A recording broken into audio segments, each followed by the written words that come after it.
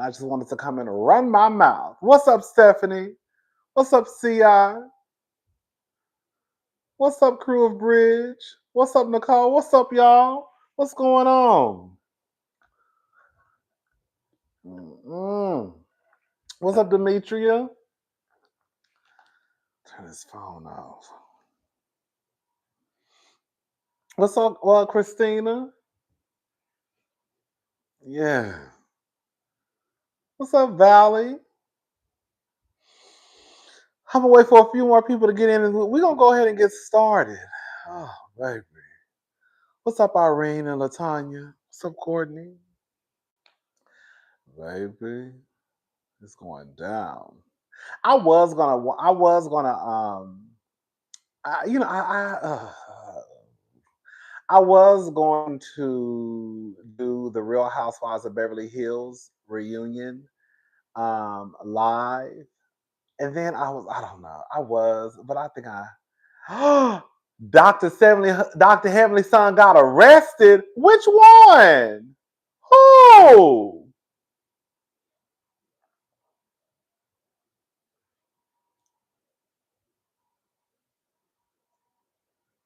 For what? Baby. They said it was a hoax. Oh, child. She said that's fake news. Okay. Girl.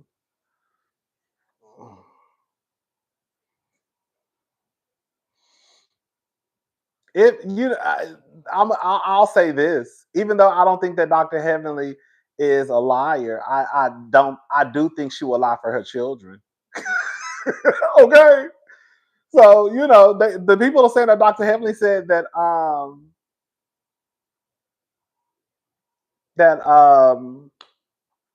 that is not true. So I guess we'll see. What do you mean, Doctor? What do you mean, Simone gonna be on Dr. Heavenly? You mean her channel? Right? Because girl, because if I told my mama a lie, because my mama will lie for me and say that girl Rodney is not in jail. Okay, and I'm probably in girl, and I'm probably inmate 973-0056. Baby, baby. Right. That's what I'm saying. If it's true, girl, we'll find out eventually.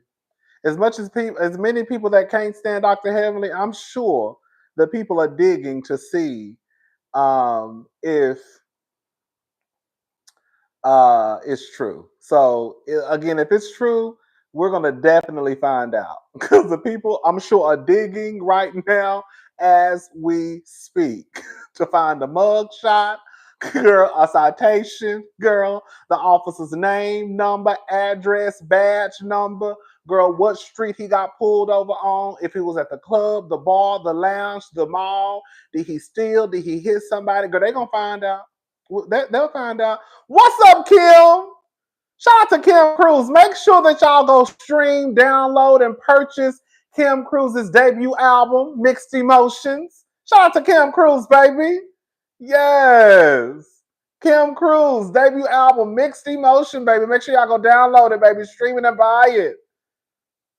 Support, baby. Support, support, support. What's up, Natasha?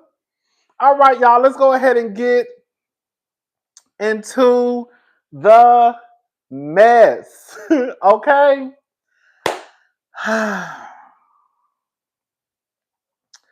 So we'll start out with Shamia and Porsha.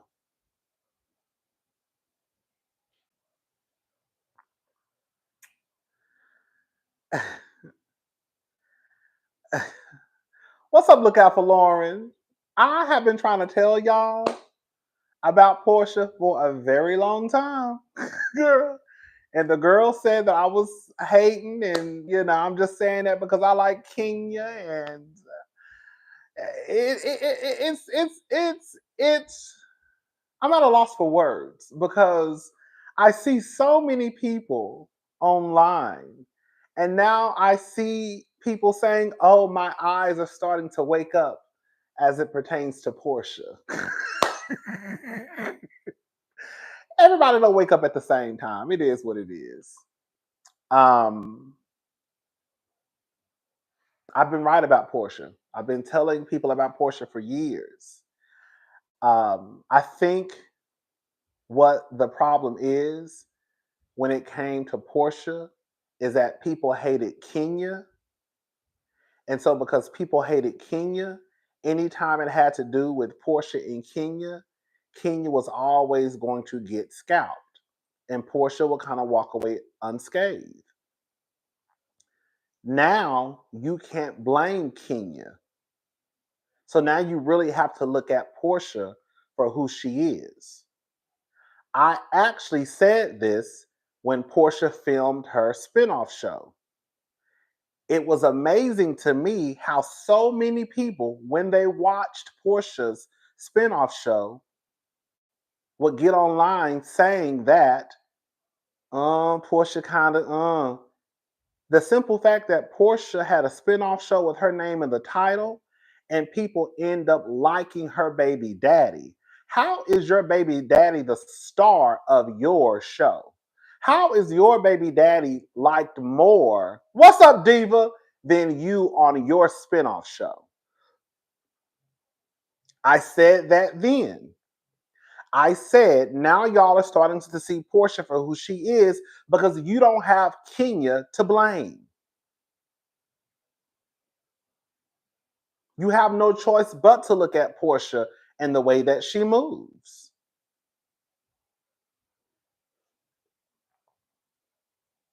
Fast forward to this season. Now you can't blame Kenya. So now you have to look at Porsha in the way that she moves. Before then, it was always Kenya, it's Kenya, it's Kenya, it's Kenya, it's Kenya, it's Kenya, it's Kenya's fault. You can't blame Kenya on her spinoff show because Kenya ain't around. You can't blame Kenya this season because Kenya ain't bothering nobody. So Shamea went down to the internet, and this is what she had to say about Sunday's night episode. So for those who don't watch, just a quick one too. Shamea played her song at the table, even though I think Shamea should have made that a big part of her storyline. She should have had like a listening party. Maybe she still will. I don't know. The season is not over. But maybe she'll have like a listening party. Anyways, so at the table, Shamea played her song. And as Shamea is playing her song, Porsha, who's her best friend, girl, is like, that's not you. That's Drew. That doesn't sound like you. Are you even on it? Hey! Now, this is Shamea's best friend saying this about her song.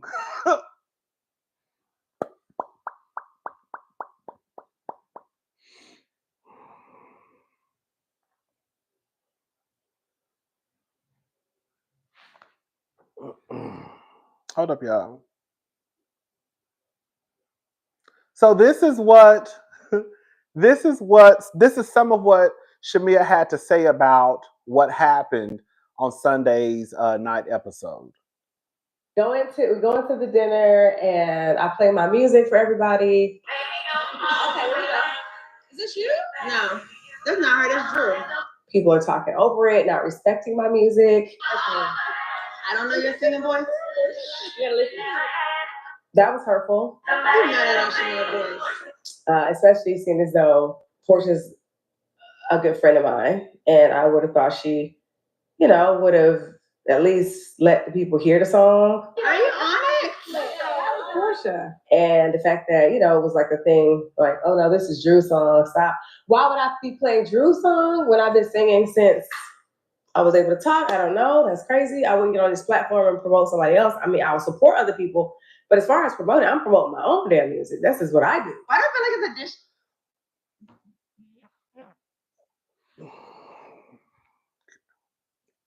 Dirty Diana better watch out because Shamea mama was hot about that dog comment. Come on. Thank you, Sheree Banks. Sheree Banks.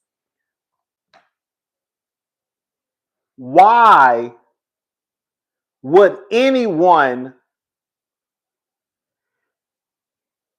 get on a TV show and they're a singer and play somebody else's song. Unless it's like your best friend and you like, oh girl, let me play you my best friend's song. Why would Shamea be playing Drew's song? And Porsha, how would you know how Drew's song sounds like?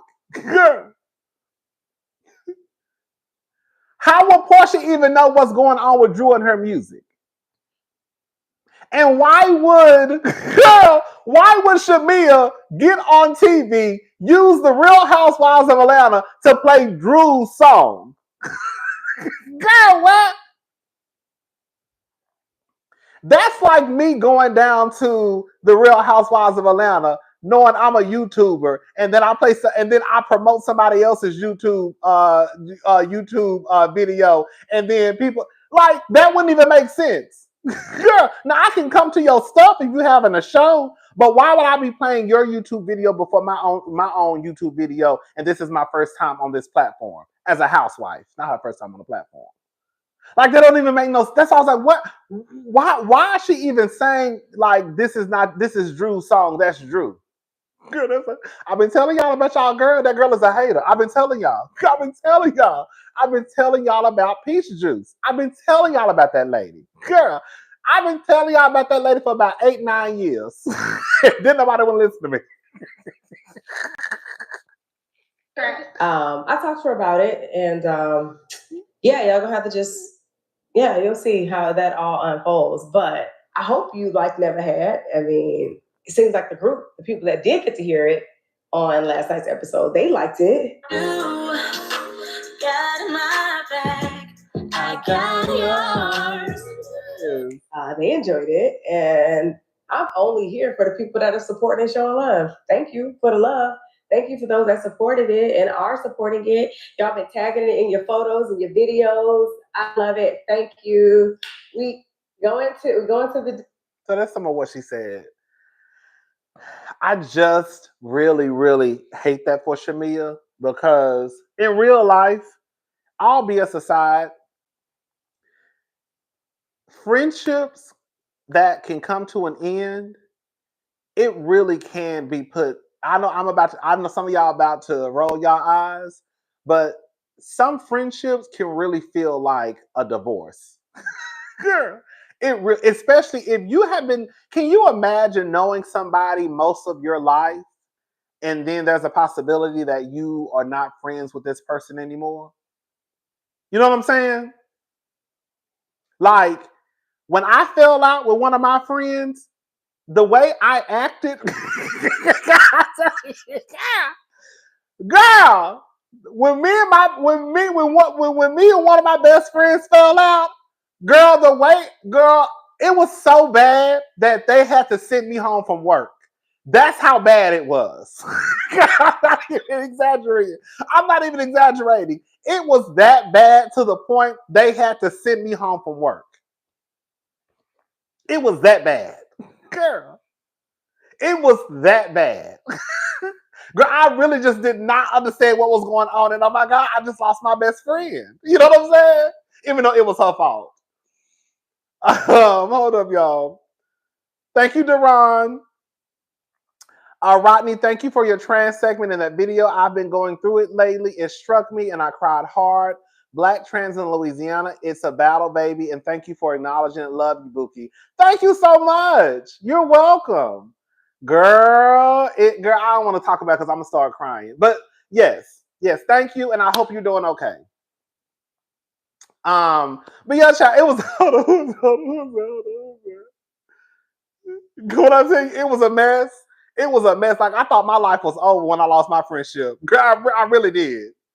Anyways, so I just feel bad for Shamea because I don't know what's gonna happen with her and Porsha's friendship. Maybe they can work through it. I don't know.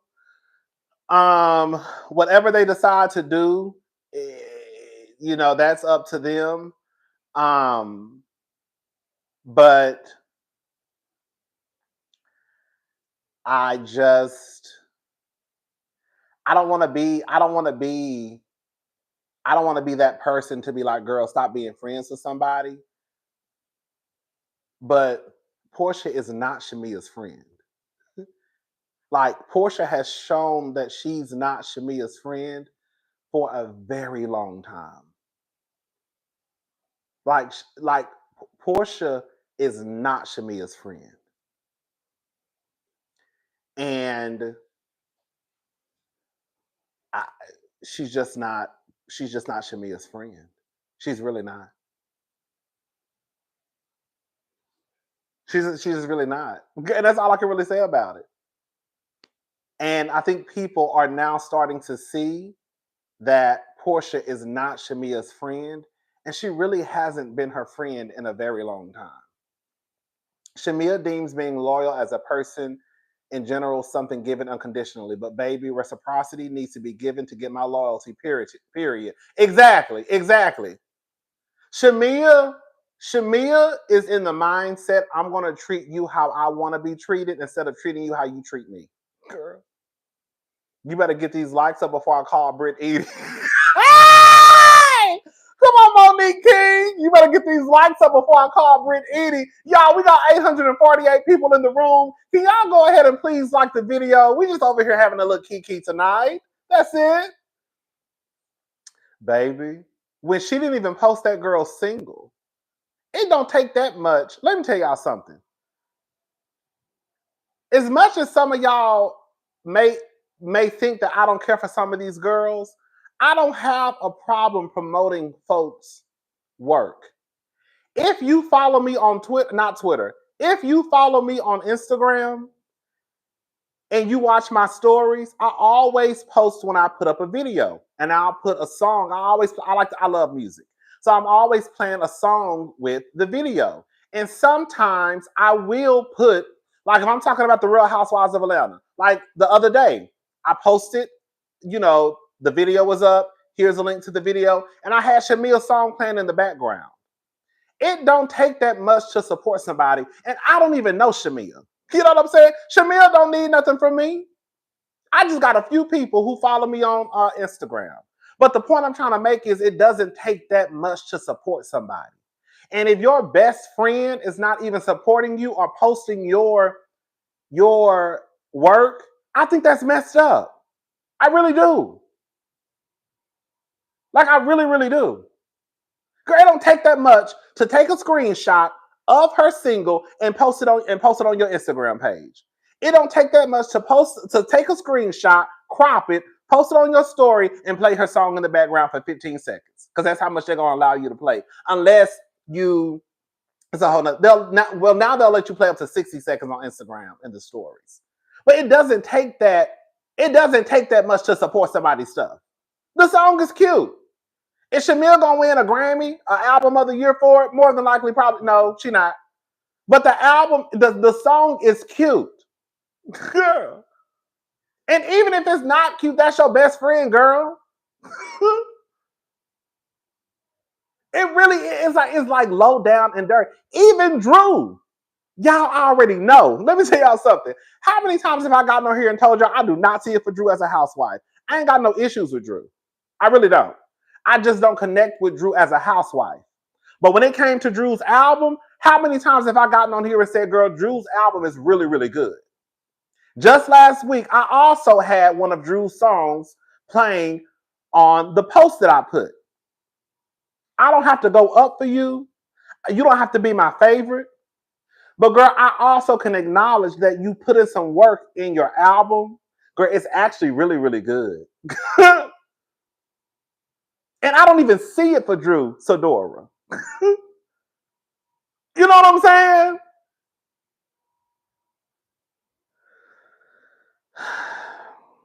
That's y'all girl.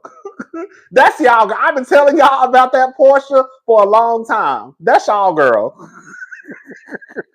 That's y'all girl. Hey, hold up. Okay, this is a little bit. We're not gonna listen to all of Shamea's mother talk, but we're gonna listen to a little because it's like 5 minutes long, and I don't want to listen to 5 minutes. All right, so let's also listen to Shamea. Also discuss Dirty Diana. No, Dirty Diana. Girl, she's talking about Porsha and Diane.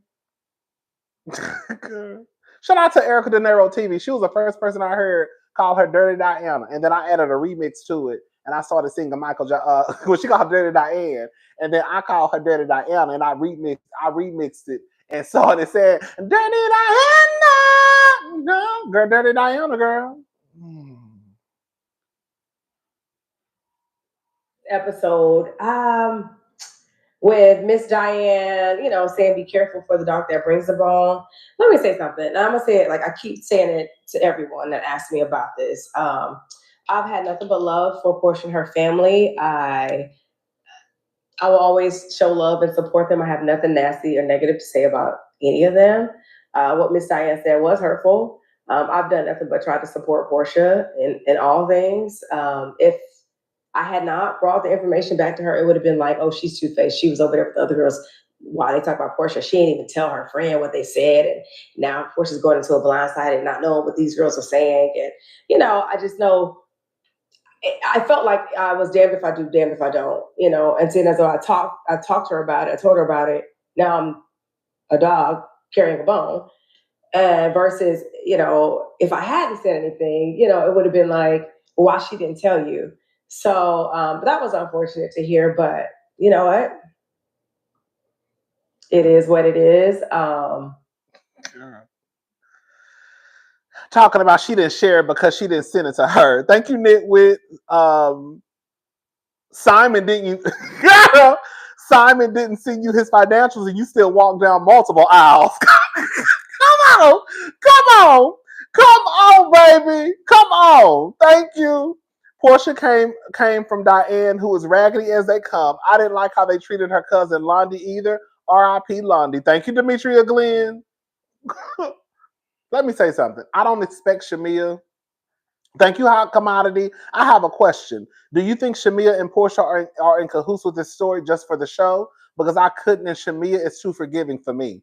I think that Shamea is starting to wake up now. I think Shamea is starting to wake up now. I do. Thank you, Ace E. Porsha mad at Shamea for the divorce discussion with Kelly and Whips, and mad at Drew for working with Baby Daddy. Meanwhile, S9, season 9, we found out she was with Candy Baby Daddy, and we remember the combo with Sheree and Phaedra. Come on, baby. We about to get into it.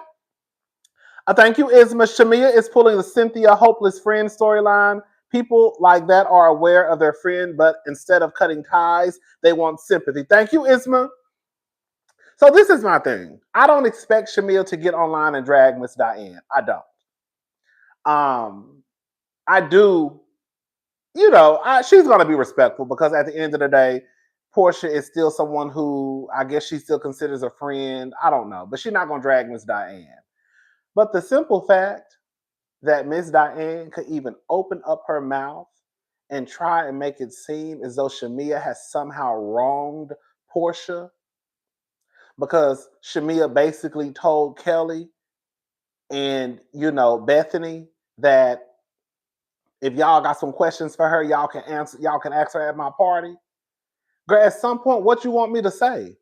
Because you walked into that lady's house and you walked out with her husband and her Hennessy. Girl. Did Miss Diane see the season when Porsha sat at the table with Phaedra and Sheree while Shamea was engaged to be married? And she allowed Phaedra to put, yes, I said allowed, because she didn't shut it down. And she allowed Phaedra to put out in the universe that Shamea was over there opening her legs up for Candy and Todd.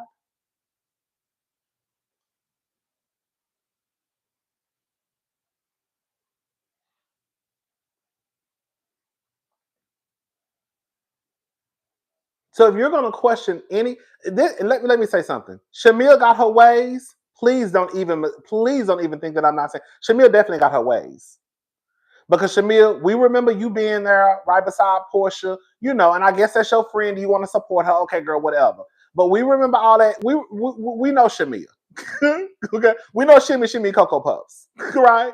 But in all honesty, I really don't, correct me if I'm wrong, I don't recall a time where Shamea has shown to us that she's not a loyal friend to Porsha. Even if it came to her looking stupid, even if it came to Shamea looking stupid in the name of Porsha, she always was loyal to Porsha. Y'all see? Y'all does that make sense? What I'm saying? I don't recall a time that Shamea ever made me question her loyalty to Porsha. Now she made me question whether or not she was smart, because girl, you look dumb. You look dumb. You looking stupid. Shout out to Giselle. You looking stupid. Now she made me question her intellect, okay? But she never, not as many times as I've seen Porsha, okay, it's giving look away. Girl, as many times as I've seen Porsha and Shamea, I've never ever questioned Shamea's friendship to Porsha. Never. I really haven't. I really haven't. She was willing to make herself look like a fool in the name of Porsha. Remember when Shamea posted that picture of her sitting in Porsha's lap? After it was, you remember it was a joke saying that she was a lap dog, and then she posted a picture, I think, at the end of the season with her sitting in Porsha's lap. I said, girl, with her tongue out like this. I said, oh, girl. Cousin Clock Diane's Tea in my previous super chat. Cousin, hold up, did I miss something? Thank you, Angie.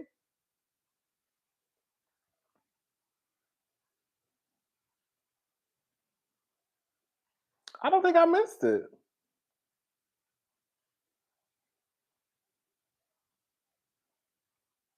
I think I've read all the super chats. Hold up. Yeah, I read them all. Shamea gets treated like the court justice. Okay. Okay. Let's finish listening to this, okay? We're gonna listen to Shamea's mama just for a little bit.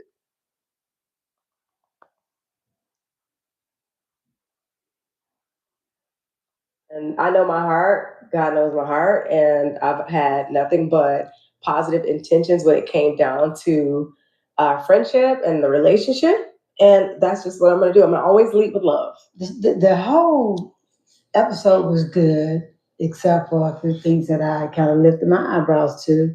And I had to kind of take it to the Lord in prayer. Because, when I get offended, I'd be offended because I don't raise y'all to do that.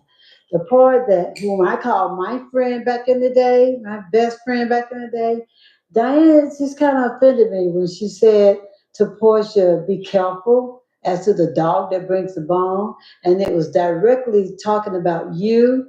And I was really upset about that. And the reason being is because, first of all, I would never, if I know that there's a direct conversation or flip the script and she was out with you and talking to you and sharing the friendship situation and what had happened with the other girls, and I came and I told Porsha about it, and then Sarah comes on the scene and says to you, be careful as to the dog that brings the bone. So you literally just called my child a dog when I know how I've taught my children to be very loyal. I know how you and Porsha are, y'all are good friends. You're very loyal to her. And I've always hoped that she was the same way, reciprocated what was given. Really had a problem with it because I know I didn't raise a dog.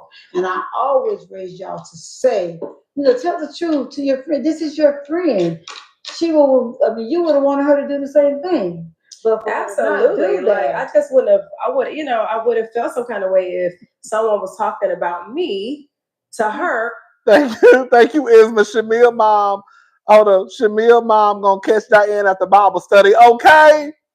Cordell already dragged Diane in her large pizza, baby. When I tell you he was upset about that, about Diane sitting in his bedroom eating a large pepperoni pizza. And she didn't tell me, you know what I mean? Yeah, so I'm like, I only operate on how I would want somebody to operate with me. Yeah. And it's like, well, dang, if I hadn't told her, then they would have found a problem with that. I don't know. That was like to me, that was a lie. I just wouldn't have. I would have I've never heard you talk nasty about Porsha or any of them. So that's just not what we do. But at the end of the day, when you cuss somebody as a dog, I got a problem with that. I really do. It's nothing like yeah, like you said on the show. I thought that was Okay, girl. I love Shamia's mama, but she's a little long. I'm long-winded and she long-winded, and girl, we can't have two long-winded people. Okay, somebody got to be quiet. Shamia mama has every right to feel like that. Thank you, 60 baby 79. But listen, this is the thing. Shamia's mama, thank you, has every right to feel a certain way because, girl, we might not be as close as we were back when we was probably running the streets. Because I think Shamia and Porsha became friends due to their mothers being friends when they were younger. Your commentary makes my day. Thank you, Destiny.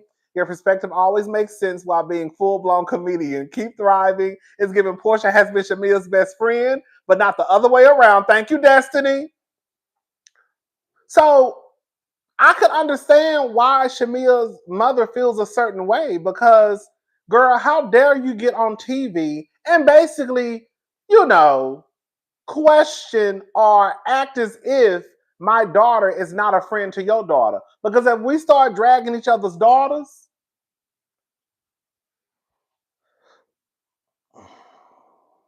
word on the street is Diane was jealous of Shamia mom owning multiple daycares and her marriage because Porsha dad left her and married Lauren's mom. Thank you, Angie Winston. Let me tell you something. I can't believe it. Can I say something, y'all? And I don't mean no disrespect to nobody's mama. Miss Diane gives me that she lives vicariously through Porsha. She does. Miss Diane gives me that she's making sure that Porsha gets the life that she always wanted.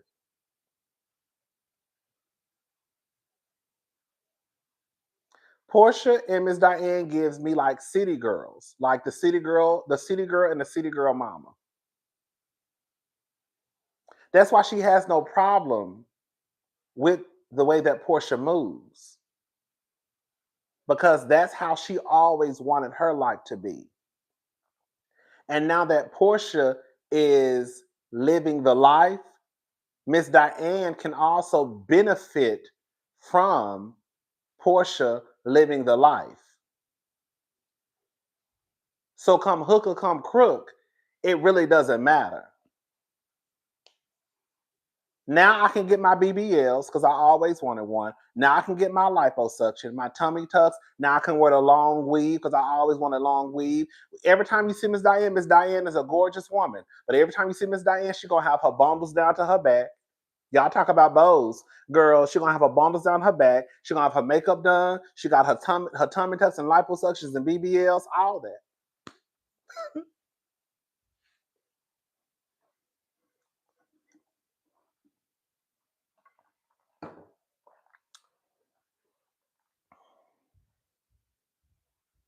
Come on.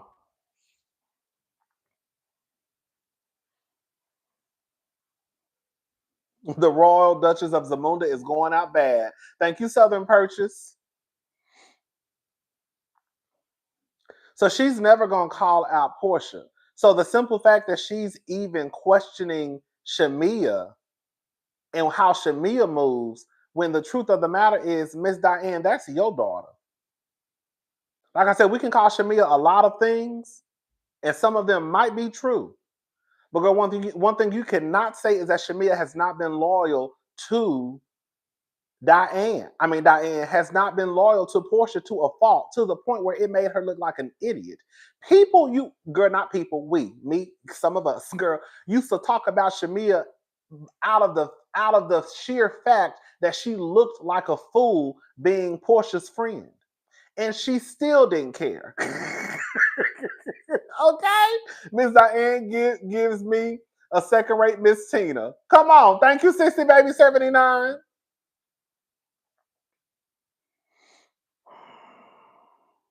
It is what it is. It's gonna be what it's gonna be.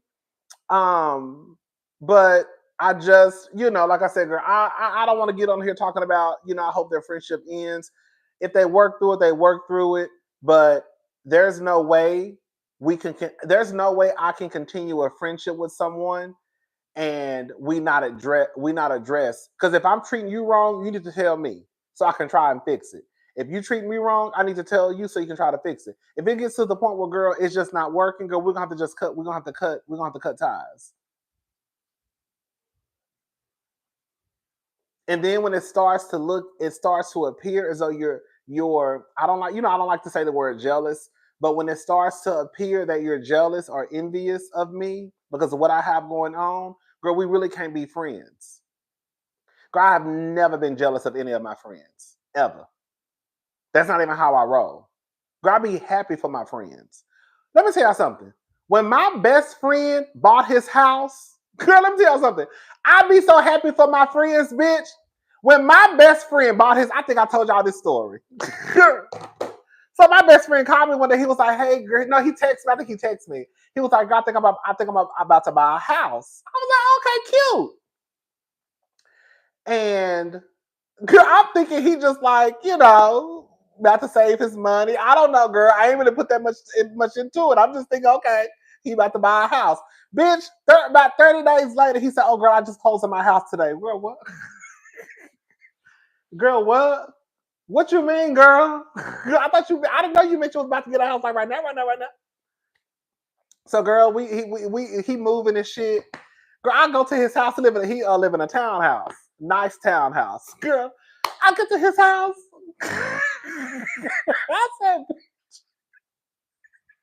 I said, "Girl, you selling pussy?" Girl, I'm thinking I'm about to just walk into a starter house like Robin. You remember Robin House on Potomac? I'm thinking I'm about to just walk up to like a cute look, a cute look. Girl, I'm like, "Sweet Tea, this nice, this nice, this nice, this." I'm like, "Sweet Tea, girl." So, girl, we walking around the house. Girl, we walking around. We going upstairs and shit. Girl, he had a rooftop. I didn't know he had a rooftop. Girl, while we got to the rooftop, girl, why I bust out crying? I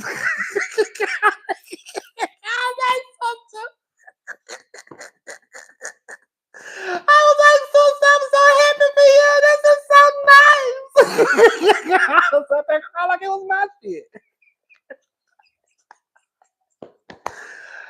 Girl, I'm a cry, baby. Girl, I always be crying. Girl. I was up there crying, bitch. Bitch, I was up on the rooftop crying like it was my shit.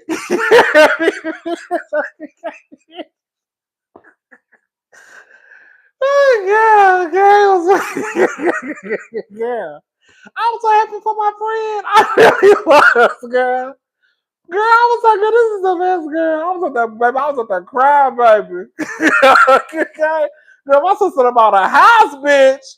I was like, "Bitch, you need to be on the motherfucking Real Housewives of Potomac." Because if Robin, bitch, if Robin can be on the Potomac with her townhouse, bitch, I know you damn sure could be on there with this one. Hello? Bitch. Anyways, child. But yeah, girl, just support your friends, girl. And I remember I think it was Oprah or Gail. I saw a clip. It was Oprah and what's her name? Melinda Gates. I think it was Melinda Gates. And they were basically talking about like I think Oprah was talking about how like whenever they go shopping or something like that, she realized that she couldn't be friends with this one person because the person was like, "Oh, girl, you buying another black dress." It was something like that. And Oprah was like, "Girl, like basically, girl, like why, like low key, you a hater. You cannot be friends with somebody who wants your life." Yes, and they were basically saying like, "Girl, like, like, girl, you a hater. Like, I would never." Girl, let me tell you something. If my friends text me tomorrow and be like, "Bitch, I'm buying so and so and so," so I'll be like, "Girl, that's cute, girl. Cause they got a 2-for-1. They got a 2-for-1 special, girl." Okay. But anyways. So yeah, okay, y'all, let's move on. Let's move on. Because we're not gonna be here all night. Baby, let's get into it. So Married to Medicine. I'm like you, Rodney. I'm not a jealous friend, but I will cut ties. But I will cut ties with a girl off of $80. I know that's right. Thank you, Southern Purchase. You can't be friends with somebody if you're competing with them. You really can't. You really can't. You really can't. You just can't. It's not. It's not gonna work. It's not gonna work. Anyway, that water is so good. Thank you, Hirut. Hirut, I did not get your message until I got off live. I want to wish a happy belated to Hiru. So y'all say happy birthday to Hiru, okay? Okay, so y'all, Dr. Heavenly. Can I say something? And let me say, I'm not about to argue with y'all. I'm not about to argue. I'm not about to argue. I'm not about to argue. I'm not about to argue. I'm not about to argue. I'm not about to argue. I'm not about to argue. I'm not about to argue. I'm not about to argue. I'm not about to argue. I'm not about to argue.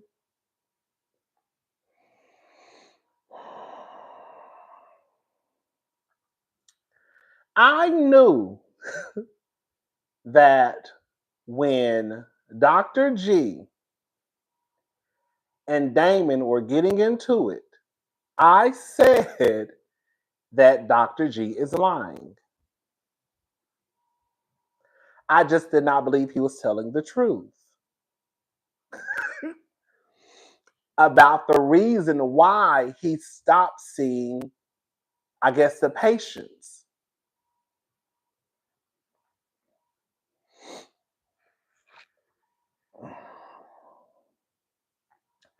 So, girl, I guess Dr. G forgot that he sent Damon a text message on the real reason why. Dr. G tried to make it seem, Rodney about to argue, thank you, Isma. Dr. G tried to make it seem as though he stopped seeing the patients because it was just, it was overwhelming. He was overbooked, and basically, he already had too much on his plate. Girl, Dr. Heavenly, girl, patience, okay? Dr. Heavenly uploaded the text message from Dr. G, and this is what he told Dr. Damon. I just saw your wife's post. It was very bizarre and malicious at the same time. I am not going to be seeing any more of your patients. Patients. He put patients like as in have patience going forward. And then Dr. Damon responded and said, I don't know about any post. That's your decision.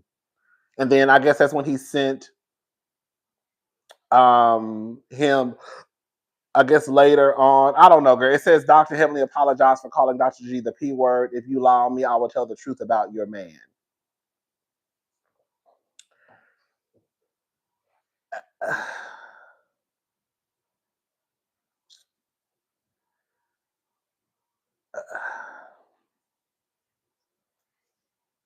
I'm sorry. I think that's problematic. I do think it's a problem. And this is just me. For the doctors out there, y'all let me know how this works.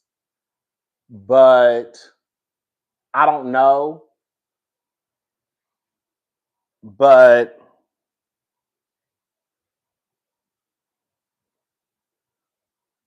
are you able to stop? I mean, I guess you can do what you want to do. But are you able to stop seeing patients based off of? I don't know. I guess it reminds me. I guess and maybe I don't. I mean, I don't know. Not maybe. I don't know. Come on, set me free. I want to be free. Thank you, the receptionist. Okay. It's kind of like going into a hospital and the doctor not seeing you because they're racist. Does that make sense? What I'm saying? Or you going into a hospital and the doctor not seeing you because you're gay? Oh, he's not required? Okay. Okay, thank you for telling me the truth. He's not required to see anyone that's referred to him? Okay. So we got that. Okay, so he's not required. I still think it's weird, though. But y'all know I don't like Dr. G, so everything he do, I'm probably just not going to be here for. I can be honest and say that. Not really, because I do still try to tell the truth, even when the whole peace stuff came up. Doctors can turn away patients for referrals. Okay. So he's not in the wrong. So he just basically lied about the reason. Instead of him just saying what it was, he should have just said what it was. Right? So he should have just said, I have every right to refuse referrals. But instead of saying that, he lied when he knew what the truth was. The truth was you're not seeing his referrals because, girl, you're mad at Dr. Heavenly. Why lie though? Thank you, Shay W. So I'm a therapist and I have my own private practice. We do have the discretion to choose if we want to see clients, especially considering where the referral source is coming from. Thank you. Look out for Lauren. Thank you so much. All credit goes to Dr. Damon for holding his composure while that sad little doctor laughed in his face during that discussion. Thank you, Joe Loves 510. You know what I think it is, y'all, too? Girl, the simple fact, girl, when I tell you I would have, girl, I do not like Dr. G. Girl, I think that Dr. G is a weirdo. I do. I think that Dr. G is used to people not challenging him. So I think that Dr. Damon challenging him on that stage, I think it was too much for Dr. Damon. I mean, too much for Dr. G. I think Dr. G is used to basically dealing with people and not having a challenge. I think that's why he got so uncomfortable. He started laughing and shit. Like, what's funny? I would have popped him in his motherfucking face. Girl, what's so funny? What are you laughing at? And the gag is, you know you're telling a bold-faced lie. There is a huge liability in dealing with pain management patients. There are typically drug seekers or those who have deep dependency on RX pain medication, which is why a psychiatrist is involved. Baby, thank you. Hit the like button, guys. We love Rodney, so let's support. Yes, thank you, Simple G. Can y'all please hit the thumbs up button? Yes. I like you lied. Like you lied. You should have just told the truth. Yes, I chose not to see his patients due to what his wife said about me. And that would have been the end of it. But instead of you just telling the truth, you sat on the stage and basically called Dr. Damon a lie about calling you out for lying. Girl, that's a weird ass shit. But yeah, I definitely think that's what it is. Dr. G doesn't, he's not used to people challenging him. And the fact that Dr. Damon wasn't wavering, he wasn't changing his mind, I think that really started to make Dr. G lose his shit.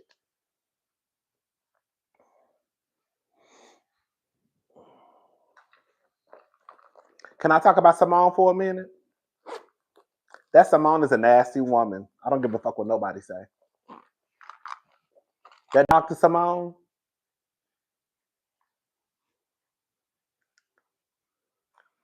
baby, that's a nasty piece of work, baby. Baby, that Dr. Simone, that's a nasty piece of work.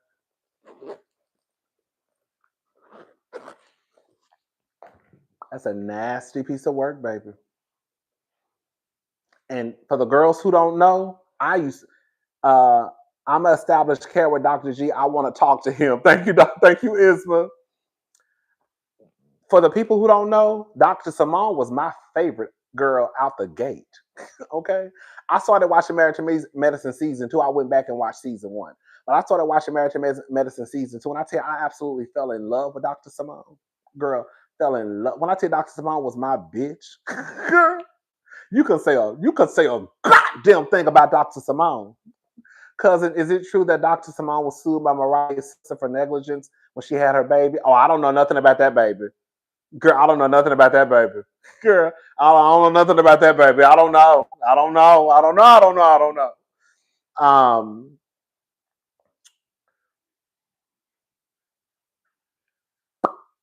He needed G, so it's not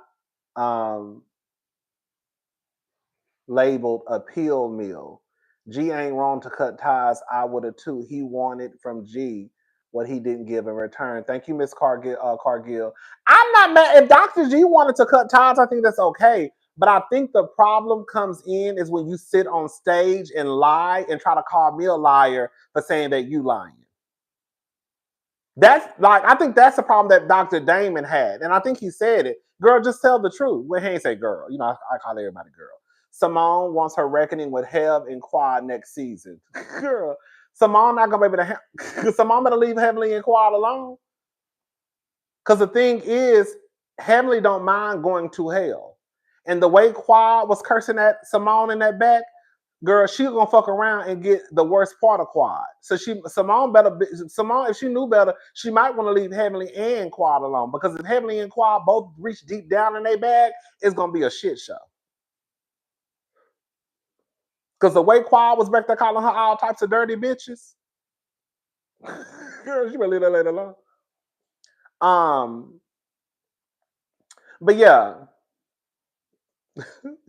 right. You think so? I don't know. I don't think so. Simone is literally Winifred from Hocus Pocus at this point. Thank you, Shy Girl's perspective. Well, I better call Tim. That's what I go. Come on. You know, we're gonna get into it next week. Since let me tell you something. Since Gregory is my karma, I'm gonna show you your motherfucking karma when I go get that, when I go get Tammy next season. Since Greg is my karma, I'm gonna make sure that Tammy, your karma, is sitting right in front of your face. And if I can't get Tammy on the show, I want you to find out that I tried to. So even if I can't get Tammy on this show, which Tammy probably won't want to come to the show, I want you to find out that I tried to get Tammy on the show, since we want to start talking about karma and all types of shit. Let's bring on the bitch who almost broke up your marriage.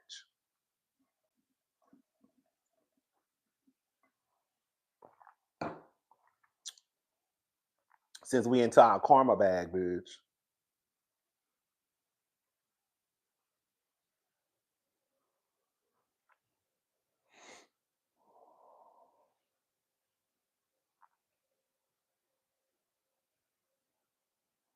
Anyways, y'all, let's move on. All right, y'all. So listen. I was gonna go live and do Simone is taking care of 3 grown men. I would be pissed too. Thank you, Erica De Niro TV. So that's why I said, girl, Simone can say nothing to me. Simone can say nothing to me. Not when you taking care of 3 grown ass men, and 2 of them sorry as hell. Now I don't know about Cecil. I'm gonna leave Cecil out of it, but I know that your other 2, them other 2 grown ass men over there who can't even pick up after themselves, don't even know how to call a cleaning service to come over. Did you watch Simone and Sweet Tea cook? Girl, be like it, girl. No. I saw a clip online of Sweet Tea talking about she almost done paying for Quad's house.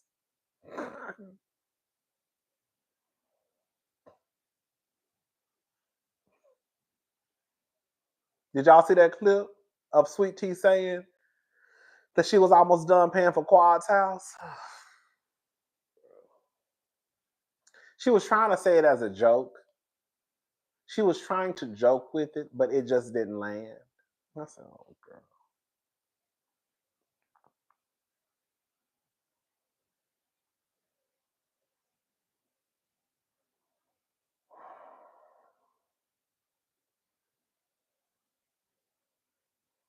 And then and then and then um and then Simone talking about what Simone say? She's with her husband and they spending time together. She said some shit like that. I said, well, girl, you ain't got no choice but to spend time with the motherfucker. You ain't got no job. Girl, you acting like Cecil getting up and going to work. How many houses Cecil done sold? Girl, you bragging about spending time with a nigga who unemployed don't even count. Girl, that's here. Girl, the way I would be on Simone ass if I was if I was Quad, girl. The way I would be on Simone ass.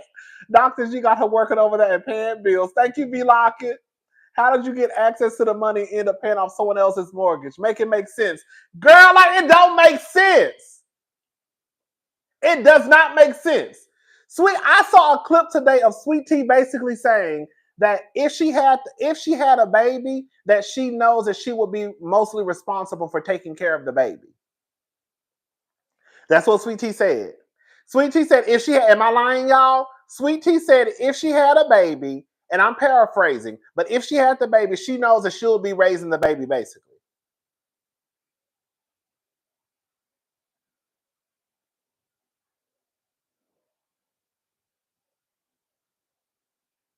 Did she not say that?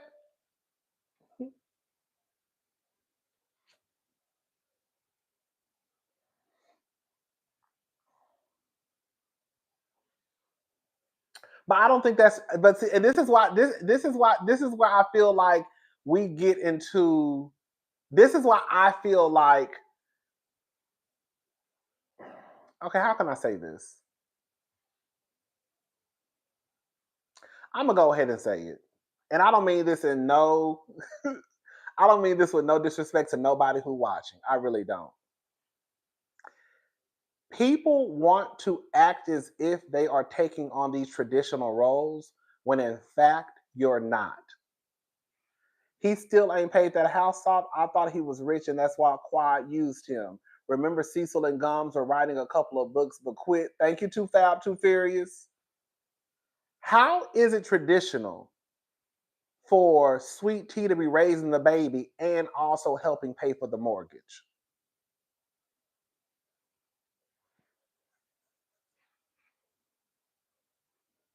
Is that traditional? Is that traditional for the Black community? Because I'm confused. Because I can't be bringing home the bacon, paying the bills, and raising the babies. Because that's not traditional, unless it is. Cecil will be getting it like Todd did with Marlo. Thank you, Isma. Like, if y'all gonna be traditional, then just be traditional. But you can't be traditional and be paying the bills, paying off somebody else's mortgage, and then raising a baby.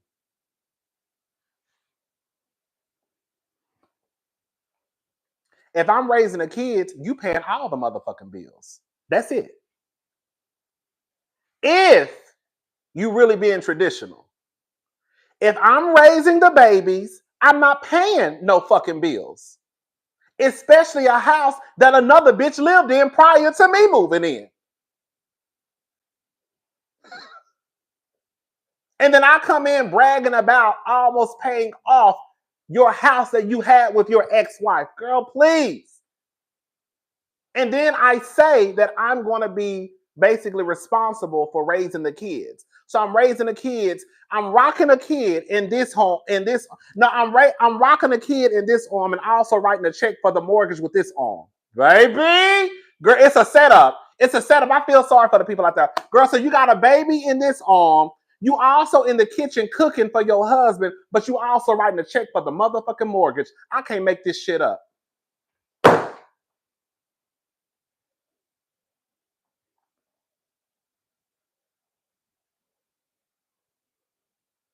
You got a baby in one arm, girl, you cooking with this arm, and also helping write a check for the motherfucking mortgage.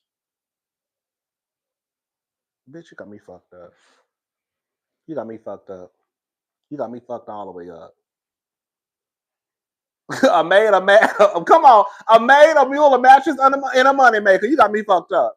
All I'm saying, I don't believe in, I don't really believe in the traditional roles. That's just not me. But what I'm saying is, if you gonna go down that road, then girl, we're gonna go down that road all the way through and through. Folks want Quad to leave the show, but ain't nobody really going up for tea like that. Let's see how fast they turn on their faves, Cicero and Sweet and Sour. Come on. So the first wife got to keep all her Bravo checks, but the second wife got to pay bills. Lord have mercy, baby, because that's what they said. Girl, he got Sweet Tea because Sweet Tea is gullible. Because Quad kept all her checks. She told it all on live. Greg not even paying for IVF, and they, oh, baby, she told it all on live. Greg not even paying for IVF, and wait, they of the dog because he wouldn't help her. Baby, Greg doesn't care. I'm sorry, I'm gonna go ahead and say it. Dr. G is like most men. They really don't give a fuck about raising the kids or having the kids. They just want their legacy to continue. That's it. The only thing that Dr. G wants is for when he dies, he has somebody to carry on his last name. Girl, all that paying for IVF and helping you raise the little motherfuckers, that ain't got nothing to do with me. I just want you to have a baby, and then I'm going to slap my last name on their last name, and then I'm good to go. I'm telling y'all. He also isn't paying for IVF. She's trying to get insurance to pay for it, he's playing in her face. Thank you, Christina Mack. Girl, I didn't even know all of this. Girl, y'all telling me all that ladies' business. Cecil and Gum said writing the book brought them to the brink of divorce. I remember that. They did say that's why they stopped writing the book. Sweet, so slow, she don't know up from down. I don't want to I want to see the deed, baby. Too fab, too furious. I bet she's paying the mortgage and is not on the deed. She said she was. She said she was on the deed or something like that. Greg don't love her. He just can't be alone. Thank you, D. Girl, he just wants somebody to cook for him and clean up. That's it.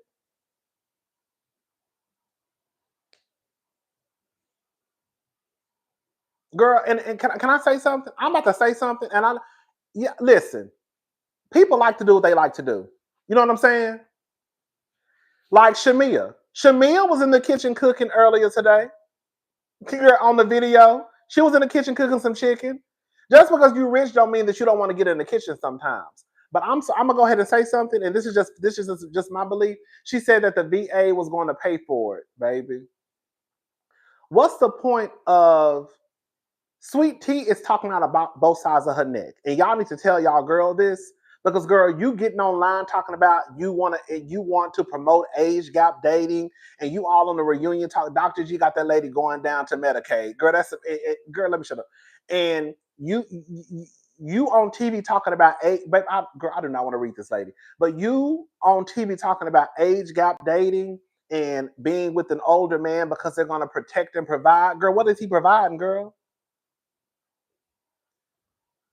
Girl, what is he providing? Because you said out of your own mouth that you almost done paying for Quad's home. And for what the people said, you got to pay for IVF. Girl, you over there, girl, I'm going to call it for what it is. Girl, you over there with that 60-year-old dick. You only probably getting fucked once or twice a week. We're going to have to just call it for what it is, girl.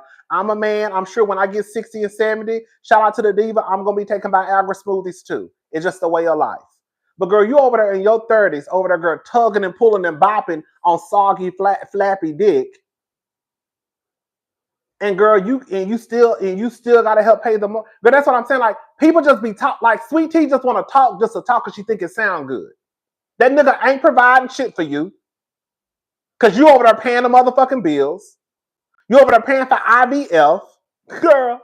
Cause you can say what you want to say about Quad, bitch. Quad money was going to herself. Quad kept all her goddamn money. Okay? He talks to you like you crazy.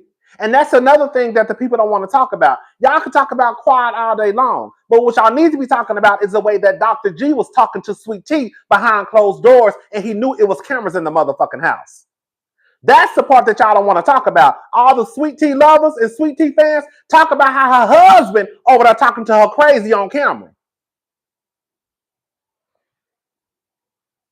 Dr. G got Sweet Tea.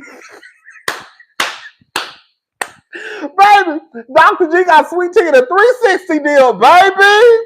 Girl, we're going to start calling Dr. G, girl, the music industry, baby. Dr. G don't want that girl no more. He thought that he was going to give him her baby so he could brag that he got what Quad refused to give him. Thank you, LaToya.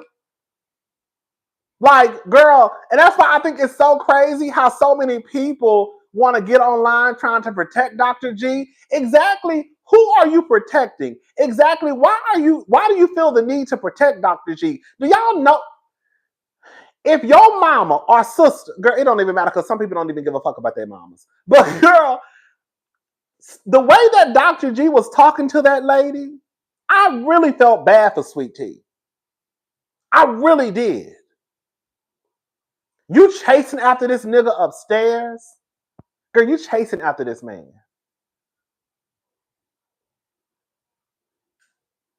If Dr. G is talking to Sweet Tea that way, and he knows that there are producers, assistants in that home, there were employees of Bravo, employees of Truly Pops Purveyor, whoever produces the show.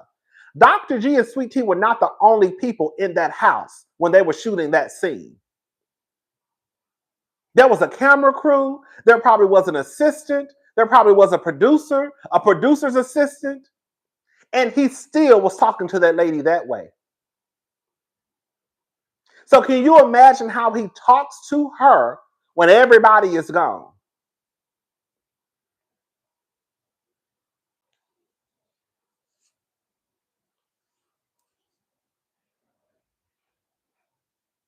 And he knew he was mic'd up.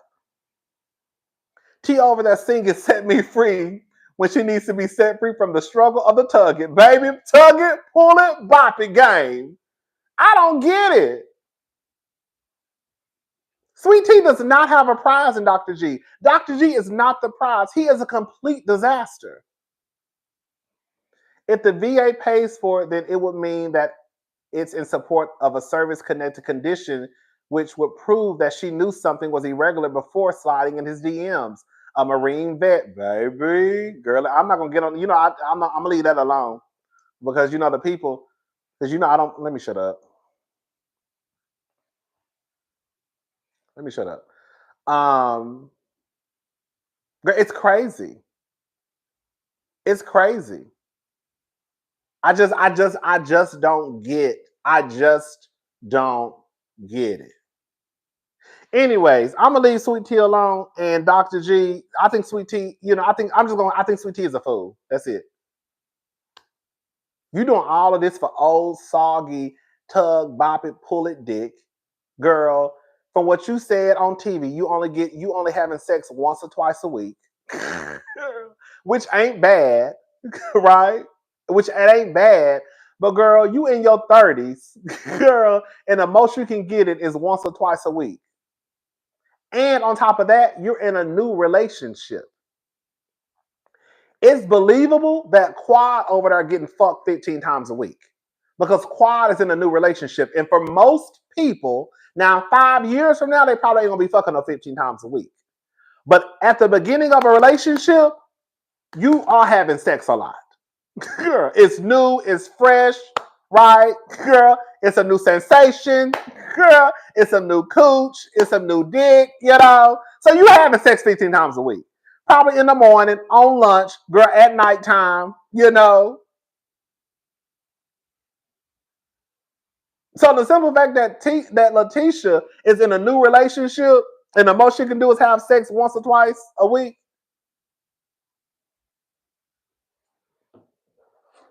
Girl, let me shut up. I'm gonna leave that lady alone. Let's talk about Real Housewives of Beverly Hills. I was gonna go live and then I changed my mind because I wanted to talk about Beverly Hills. I was gonna do a live review.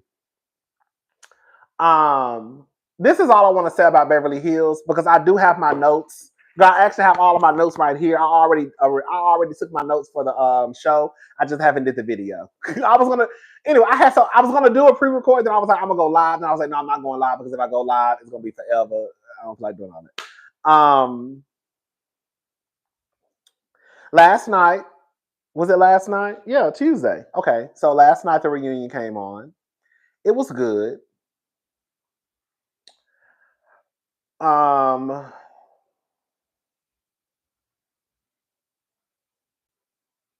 So far, so good. I wasn't mad about anything that I saw. I have questions about some of the things that I saw, but I wasn't upset about anything that I necessarily saw.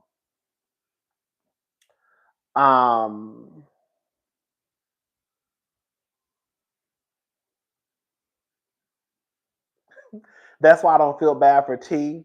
She was a part of the plot to come on the show and replace Quad. Now she don't want to be compared to Quad. Come on, Hot Commodity 77. That don't even make sense. You can't, girl. That's let me shut up.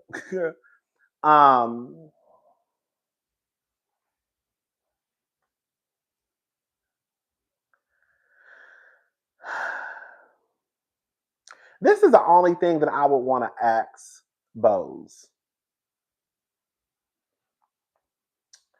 So Bose said, and I didn't think she had watched the show. I thought probably an episode or two.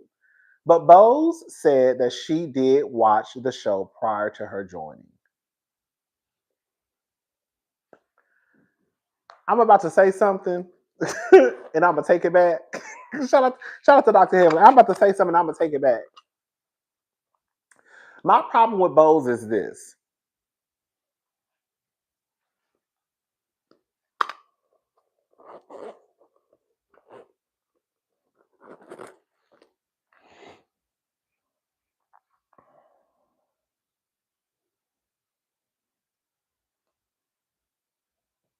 I don't know why it never really crossed my mind that Bose did her homework. Bose definitely watched probably seasons 1 through 14.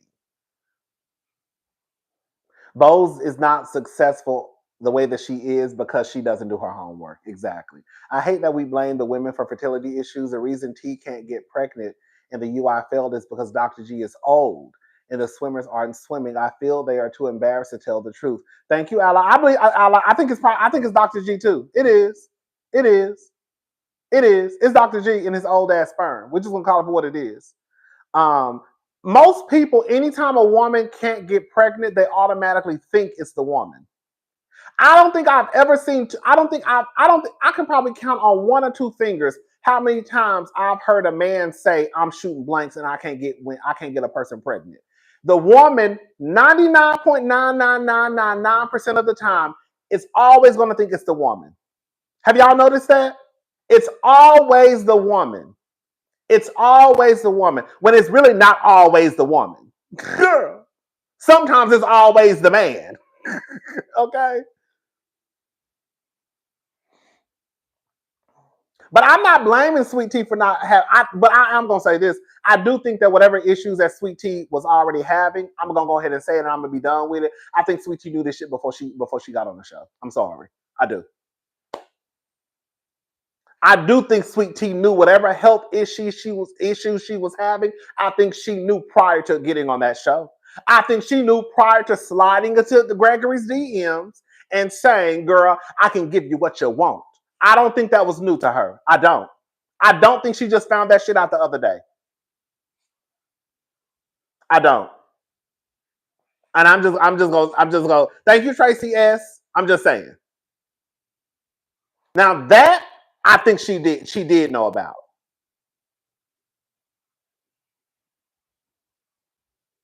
Now, whether she can't have kids due to it, I don't know because I don't know about that. It could still be Dr. G. You see what I'm saying? But what I am saying is that I think that Sweet Tea knew about her condition prior to her bringing her black ass down to medicine. I do think that. The way she's trying to act like she just found out on TV, girl.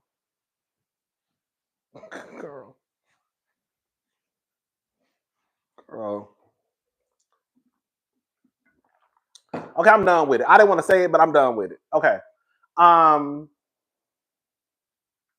This is the only issue that I have with Bose.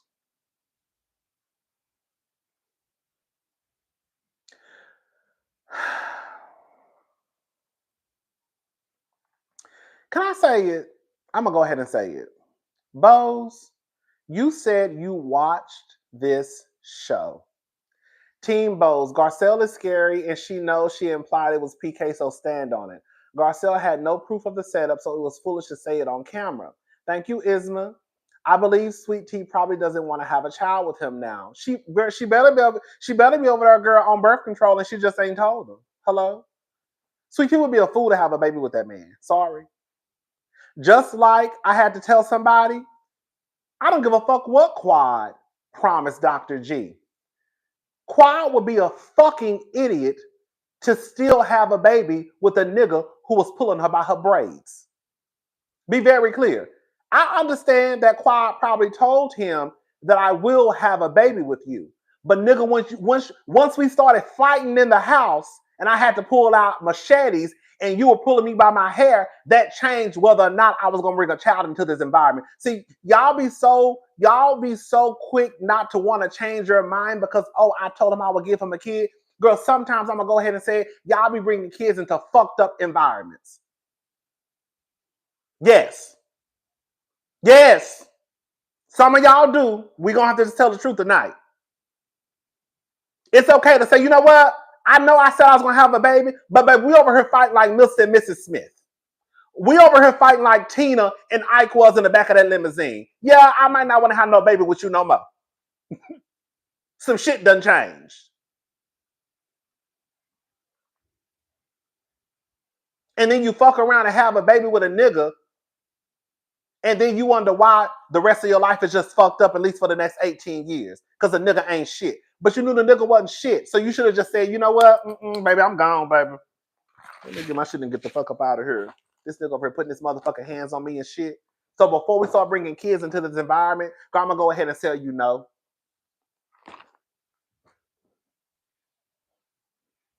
Before I fuck around and get pregnant for real. Anyways, so listen. So, okay. Okay, so listen. Back to what I was saying. Okay. So, the problem that I have with Bose is this. Bose said she watched the show, but she also met up with Garcelle to see if Garcelle would give her the 411 on all the girls. You know what I want to ask Bose? I want to ask Bose. I'm sorry, I'm gonna go ahead and say it. I want to ask. The robbers left her phone on the stoop with the light on. That does not look like a that does look like a setup. That's why she won't sue. Thank you, Lisa Mooney. Girl, even Andy said maybe it's because the robbers left the phone. Girl, nobody believe that shit. We're gonna get into it.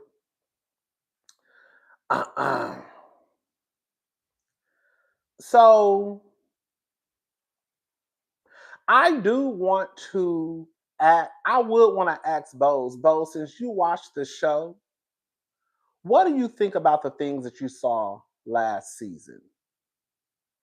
Since you decided to meet up with Garcelle and you wanted Garcelle to give you the rundown on the women, even though you saw what you saw,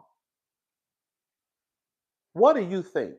Like, what do you think about them sitting around and laughing at Garcelle's son being cursed out? If y'all see where I'm going with this.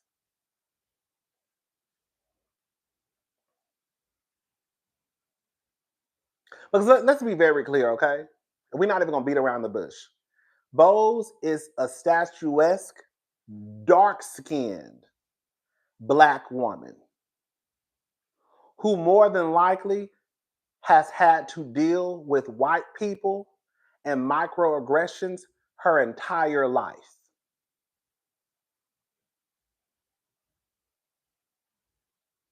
So for Bose to come into this environment and to watch this show, and for you to still gravitate towards one of the people who has thrown out some microaggressions, I think that is something that I will want to question Bose about. Because Bose presents herself to be Black people to the core.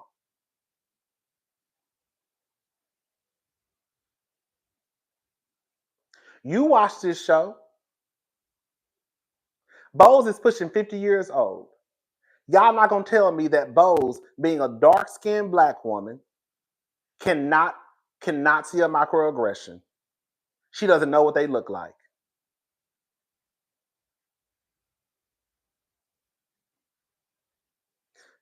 As Black as Bose appears to be, and I'm not changing my mind on this. Yes, the women do use the word attack all the time. And I hate to go backwards. But yes, the women do use the word attack all the time. But you don't think it was questionable, Bose, that in that scenario with Dorit, Sutton, and Garcelle, the person who actually was attacking Dorit, she didn't use that word towards her, but she used it towards Garcelle? You don't think that's crazy? Miss, I'm Black like this. You don't think it's crazy? Now, let me be very clear. Y'all know I don't. This is just for me. I don't believe in a one drop rule. That's just me. I don't. Thank you for saying it. Very disappointed in Bose and can't stand beside her. I still like Bose, but I'm just saying. I don't believe in the one drop rule. I just don't. But we're not gonna sit here and act like, girl, once the people find out that you got a little bit of Black in you, you a nigga to people. That's just it. I would want to know what Bose has to think about Erica Jane cursing out Garcelle's son, who people would deem as Black. Because be very clear, if my Black ass had cursed out Porsha, bitch, they would have had me in jail.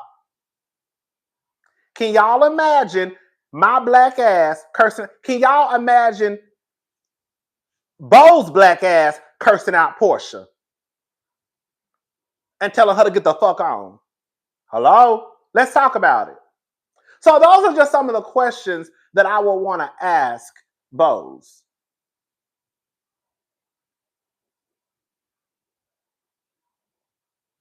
I do think it's a tad bit inconsistent. Because you watched the show. You saw how these girls move. Garcelle really ain't got to tell you shit now. I'm just gonna put it out there.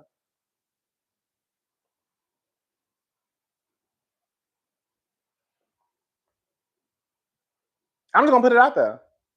If I watched the show and I saw how you were treating the only black person on the cast, I'm sorry. I don't know how Bose can then come into this environment and go straight towards the white woman. Y'all want me to believe that Bose being 50 years old, darker than me, Bo's skin probably darker than mine. I think Bose went to Garcelle because she probably felt the way we did about the women. Garcelle is the one who told her to learn about the women on her own. If you say that to me, you're telling me the beef is for TV. Thank you, Allie.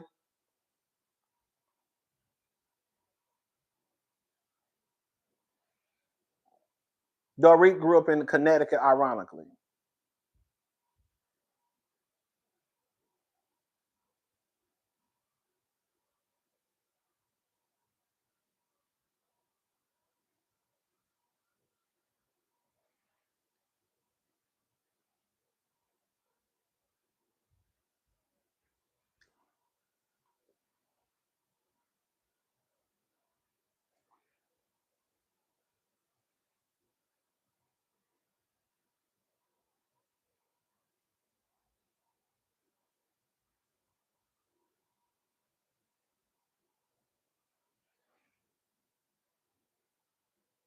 I think she would have too.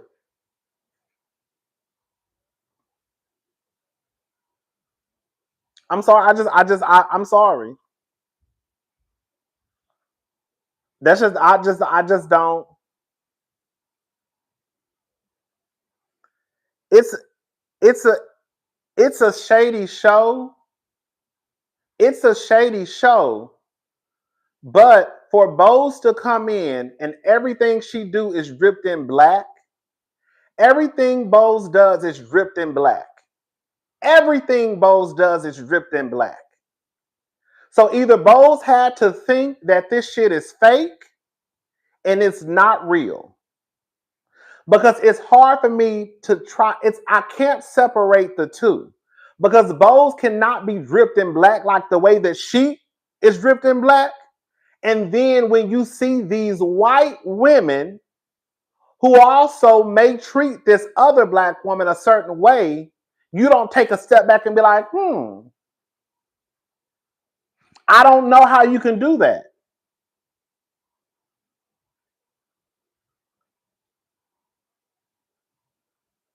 Especially, more than likely, Bose has probably been the only black woman, the only black person in a room full of white people.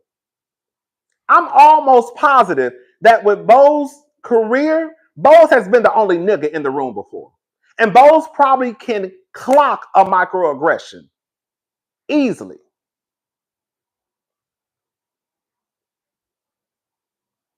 And as much as Bose always talks about, well, in the corporate world, how many times have we heard Bose bring the corporate world into conversations on this show? You know, in the corporate setting, you know, like work we would do. You know, well, in corporate we would say, no, that's not what that means. That's not what that means. Your experience with somebody may be completely different. But I would just want to ask Bose, what do you think about what you saw in season 14 and season 13? That's it. What do you think about the stuff you saw since you wanted to know Garcelle's opinion and you say you watched the show? Then what do you think about what happened in season 13? What do you think about when they laughed at Garcelle's son getting cursed out? What do you think about those white girl? Let's just call it for what it is. What do you think about those white people sitting around laughing at the little nigga getting cursed out? What do you think about that? What do you think about Erica throwing Garcelle's book in the trash can? What do you think about that? What do you think about Erica cursing out Jax or Jay, whichever one it was? What do you think about that? That's all I'm saying. That's all I'm saying.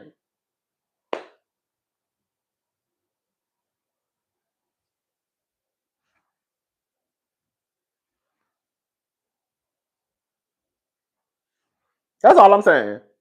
When Erica Jane said, won't he do it? I knew Bowles was celebrating Garcelle leaving the show privately to not lose her black card. Girl, that won't he do it right? Girl. I don't care what nobody say, girl. White people do not say, won't he do it? Girl, white people do not go around here talking about, won't he do it?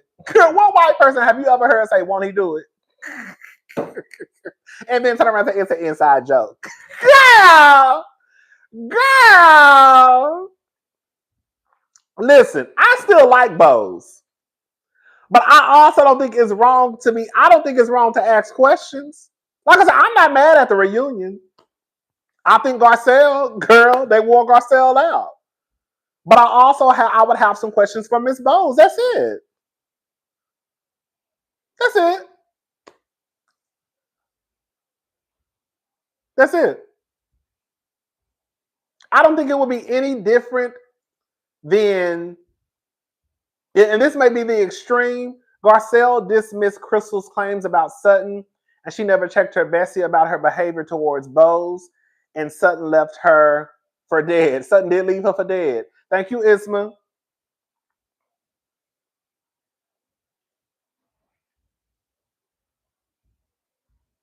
I don't think everything is a race issue. I don't think everything is a race issue. This is, I'll be honest with you. I think this is what happens when we watch, for example, these shows. I'm just gonna be. This is what I think. Me personally, if you have watched my channel or if you've watched me start reviewing Beverly Hills, I have said numerous times that Garcelle is not off limits.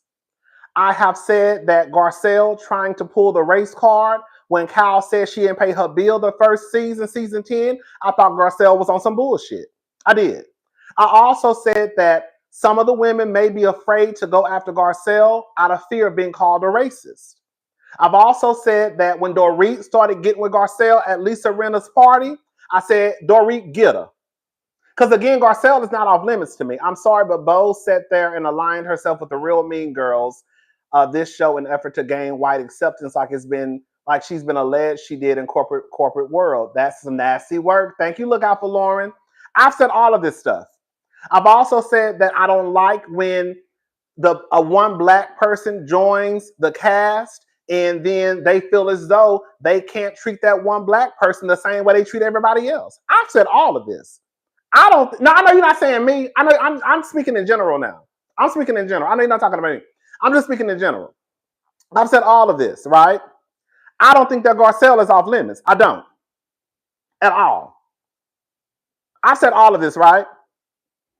I think the problem starts to become a problem when, oh, she been talking like that? Okay, Diva. Okay. Diva said Erica been talking like that. Okay. I still started watching season 10. Okay. I think where the problem starts to come in, and for me, I don't want, when I watch these shows, I try not to act like the shit ain't just, it's kind of like when people watch the show and people are shocked or they get pissed off when they find out one of the housewives is a Trump supporter, or Garcelle sent fans after Bowles with a kinfolk post. Thank you, Isma. I don't think Garcelle has that big of a fan base to send them after Bowles, but it's kind of like when people are shocked that the White Housewives are Republican or Trump supporters. For me, I'm not So I know many black women who like the white adjacent, have white friends, date white men, push to be in white spaces to avoid the black stereotype. Thank you, Scarlett J. I'm not so detached from reality where I look at these shows.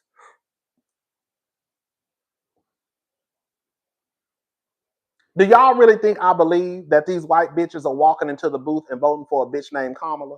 Girl. I'm just going to go ahead and say it. Do y'all really think I watch these shows and really think that these women are more than likely not Republican? Girl.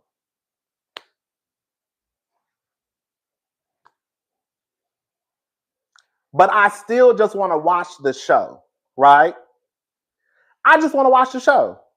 So whenever I watch Real Housewives of Salt Lake City, you really think I think that Lisa Barlow, girl, and Meredith Marks, girl, are walking to the motherfucking booth and voting for Kamala Harris?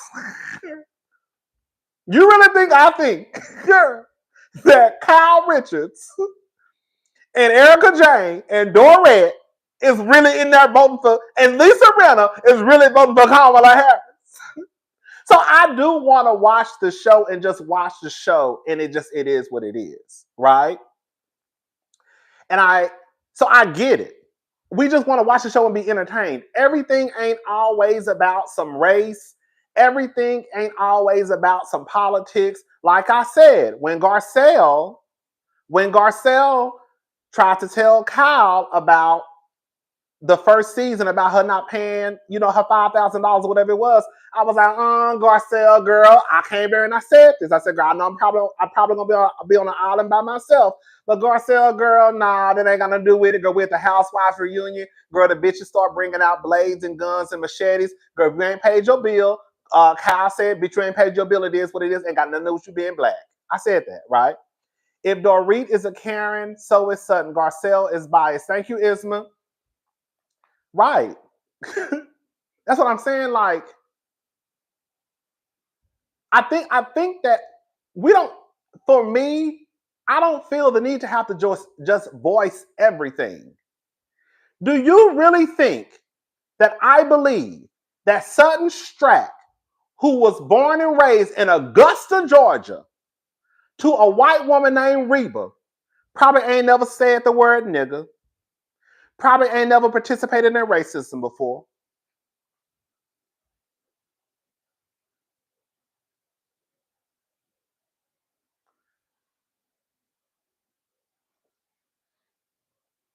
Like Reba, for example. People got mad at Reba because they felt like Reba was disrespecting Garcelle. And my whole thing is, even if she is disrespecting the Garcelle, Reba don't even fuck with her own goddamn daughter. So y'all think she give a fuck about Garcelle? You see what I'm saying? It's stuff like that. If Reba don't even give a damn about her white ass daughter, then why the fuck she gonna give a fuck about Garcelle? Sometimes it is what it is. It really could be that Reba might just not see it for Garcelle. It really could be she thinks that Garcelle run her goddamn mouth too much. And the fact of the matter is, Garcelle did overstep. Because whatever's happened between Reba and Sutton ain't got nothing to do with Garcelle. You just met that lady. Sit your ass down, eat your shrimp and grits and biscuits, and then get your shit and go home like Cal did. Cal ain't said nothing to Reba.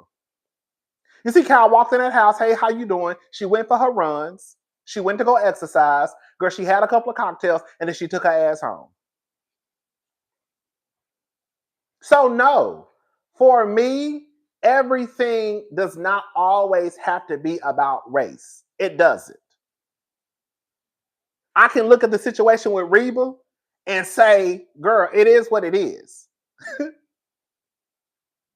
Reba probably don't fuck with a lot of people. Do y'all think that I think that Reba, being an old white ass woman who lived in Augusta, Georgia, can't have some racist tendencies? Absolutely, I don't think that. I would be a fool to think that Reba being an 80-something-year-old woman born and raised in Augusta, Georgia, look like, if we just gonna call it for what it is, look like she lived on a slave plantation, look like she lived in a house that the slaves built. Okay? Come on, Julian. Sit down, eat your food, and get back over the Mason-Dixon line. Right. So for me, no, everything is not always about race. I don't feel the need to call it. Like, it's just like, so sometimes I do just want to watch the show.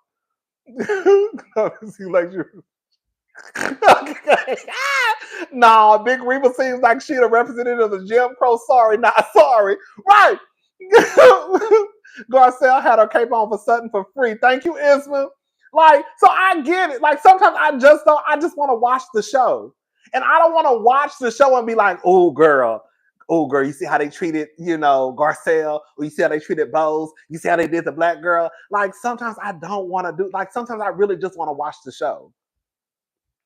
And I don't want to come down here and be talking about, oh girl, you see how Big Reba was treating Garcelle. No, girl, I saw how Big Reba treated her own motherfucking daughter, the bitch who she pushed out. And so as far as I'm concerned, if she'll treat her own daughter like that, bitch, everybody can get it. I'm just saying.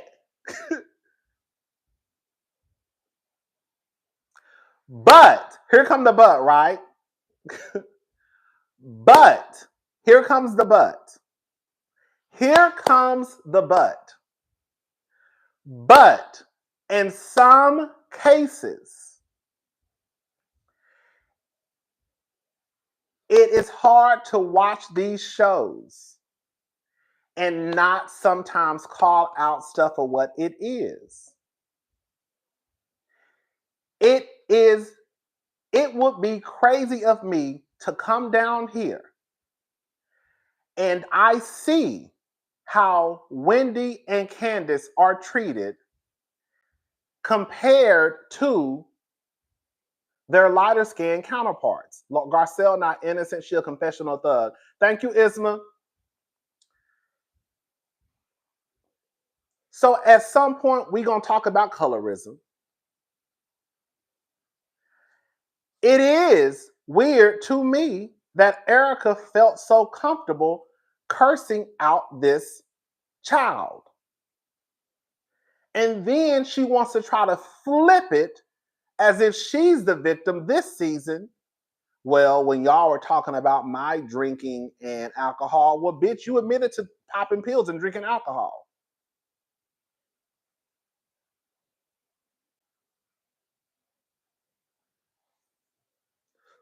I think I remember Erica trying to basically say that girl, the way she was acting was due to her popping pills and drinking alcohol. But it still does not land on deaf ears or, girl, no eyesight, that there have been some things that didn't Erica hook up with Garcelle's oldest son? No. Thank you, NJH. Didn't Erica's son hook up with Garcelle's oldest son? No. Thank you, NJH. But it would be crazy for me to just watch this show and just look at some things and be like, that's interesting. Because in my honest opinion, I really do believe that if I were on a show and I had cursed out Porsha, the big black man cursing out this little white girl, do y'all think that they would have sat around and laughed about it?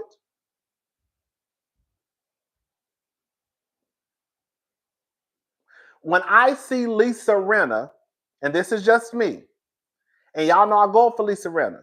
When I see Lisa Rinna do like this with her neck to Garcelle, bitch, when have you, now maybe you did before season 10. But bitch, when did you start popping your neck like this? Girl. When the fuck did you start popping your neck like this? Girl.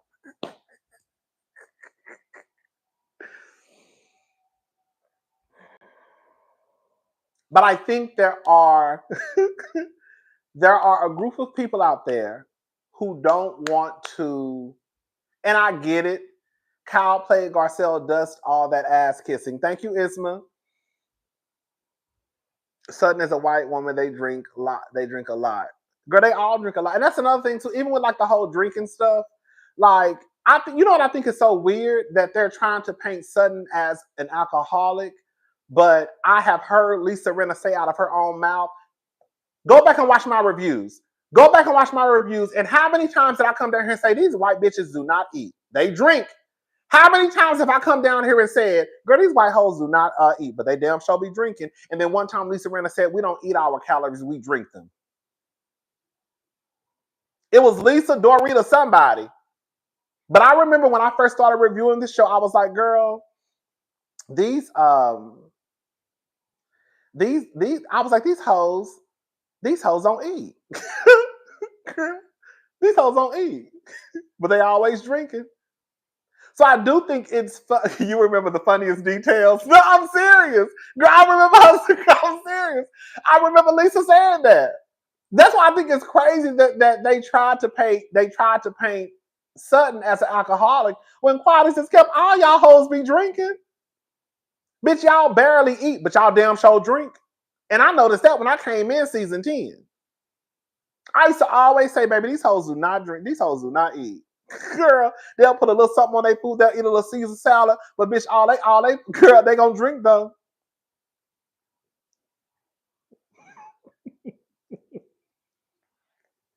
Anyways, so again, I get it. Everything is not about race to me. I really do want to just watch these shows and just enjoy the shows. I don't want to be down here like, oh girl, did you see when Dorit said this to Garcelle? Did you see when Kyle said this to Garcelle? Did you see when Erica said this? Girl, sometimes I just want to watch the show. I just want to watch the show. I do. I don't give white folks the benefit of the doubt for safety reasons. Check who you have to, but everything needs to be addressed. I know that's right, Turtle 212.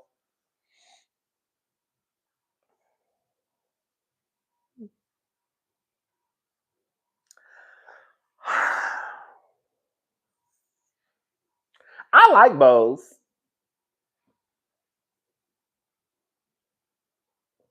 I like bows. I still like bows. And you know what's so crazy?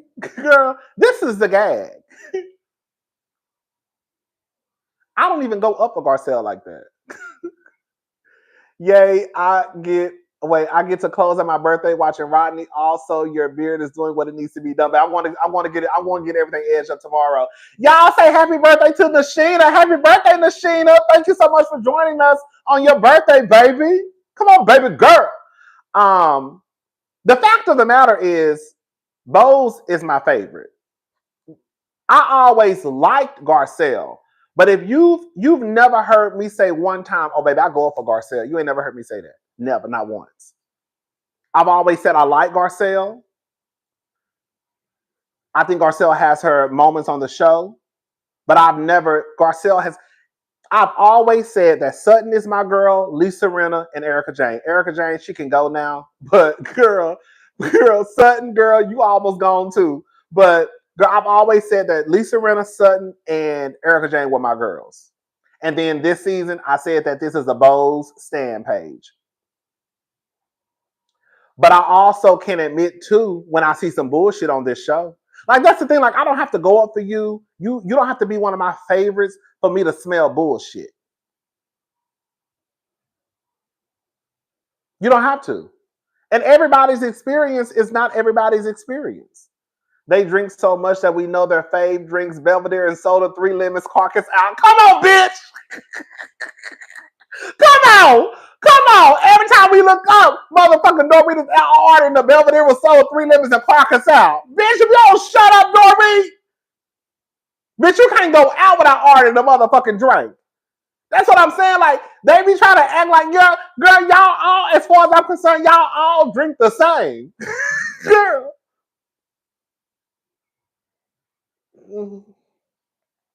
But no, I still go up for Bose. I love Bose.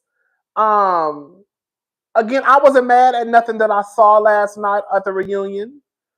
I like Garcelle. I do.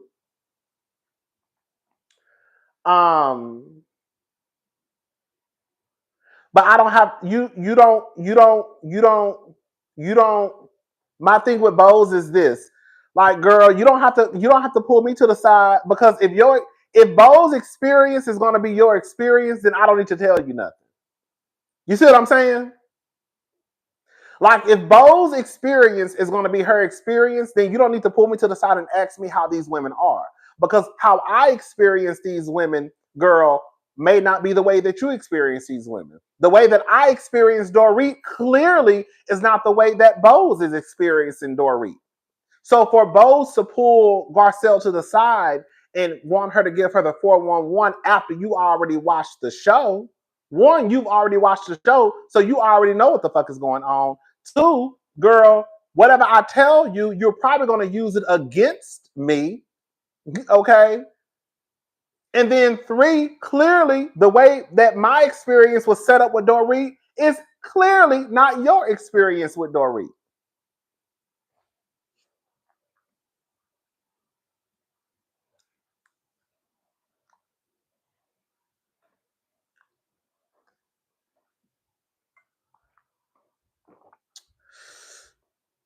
But yeah, I'm gonna do the review. Should I do the review? No, I ain't doing a review live.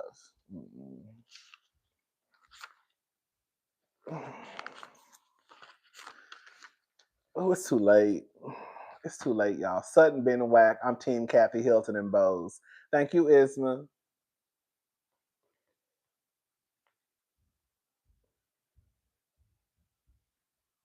If they cursed that Layelle, it would have been a wrap, girl.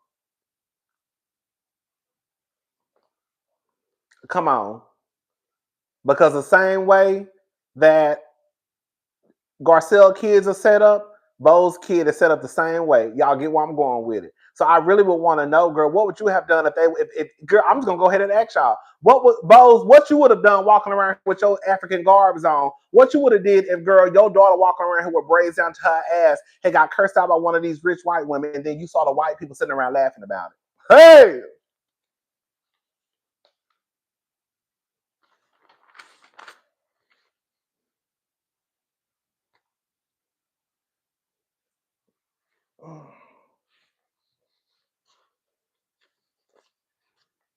I feel like that's a good question to ask.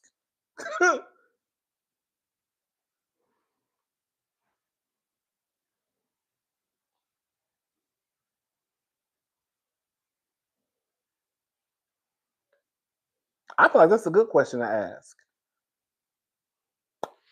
I don't think Bose would have used what Garcelle said against her. I think she would have. She has never said anything negative about Garcelle to this day. That's true. I don't think either one of them has said anything negative about each other. Yeah, I don't think they've either. But I think Bose. I think that I could see Bose using against her.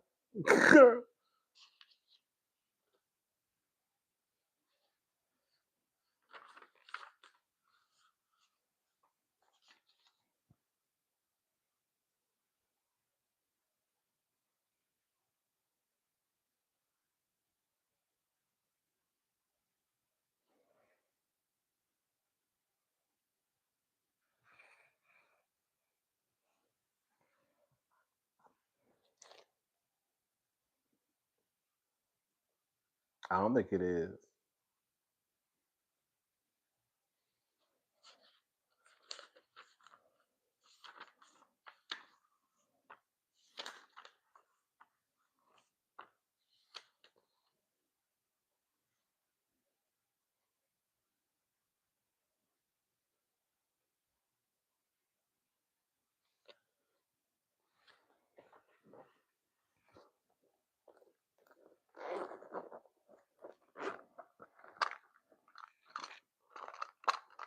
Garcelle put all her eggs in one sorry basket. I don't think she did.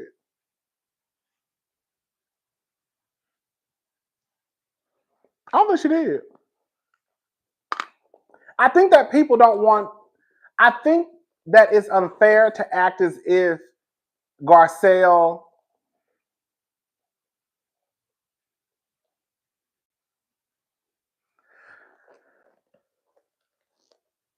I think that some people don't want to admit that there are some things that have happened on this show that even with Garcelle basically being friends with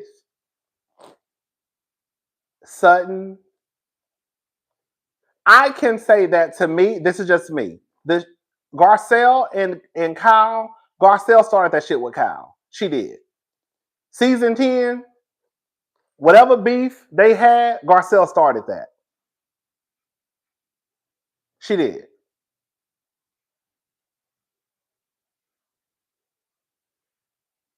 She did.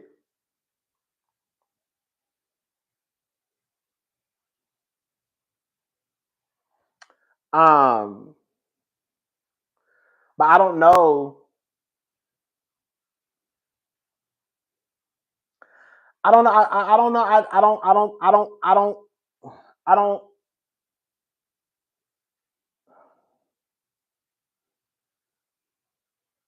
It's like either the show is fake or either it's not, right? Like Bose thought that it was an exaggeration. So if it's not exaggerated, then I don't know. We're forced to kind of move on. So now I'm in this position where I have to kind of be, well, I don't have to be, but I'm choosing to be cordial with you guys, right? Even though, like, the fact of the matter is, you did curse my son out. You did. And y'all asses sat around and laughed about it. Y'all did. And on top of that, you also threw my book in the trash can. You did.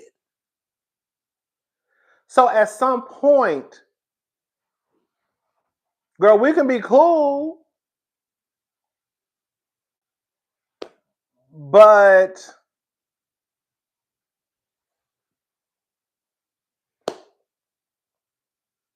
like,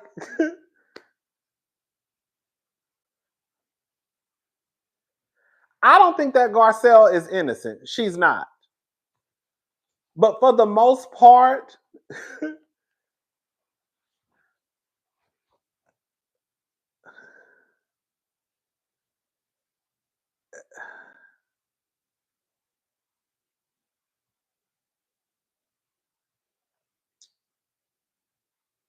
I don't know. I don't know how you come back from that.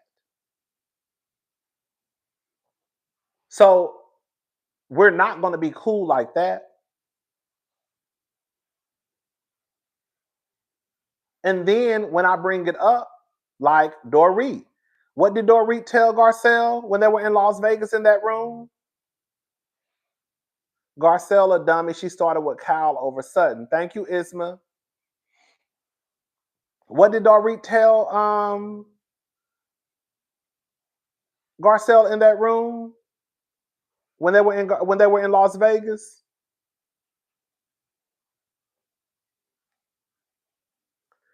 I don't know. I don't know. I don't know. I don't know. I don't know.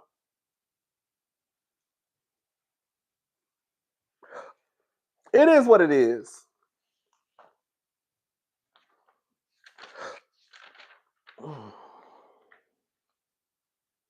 Oh, that was a year ago, Garcelle.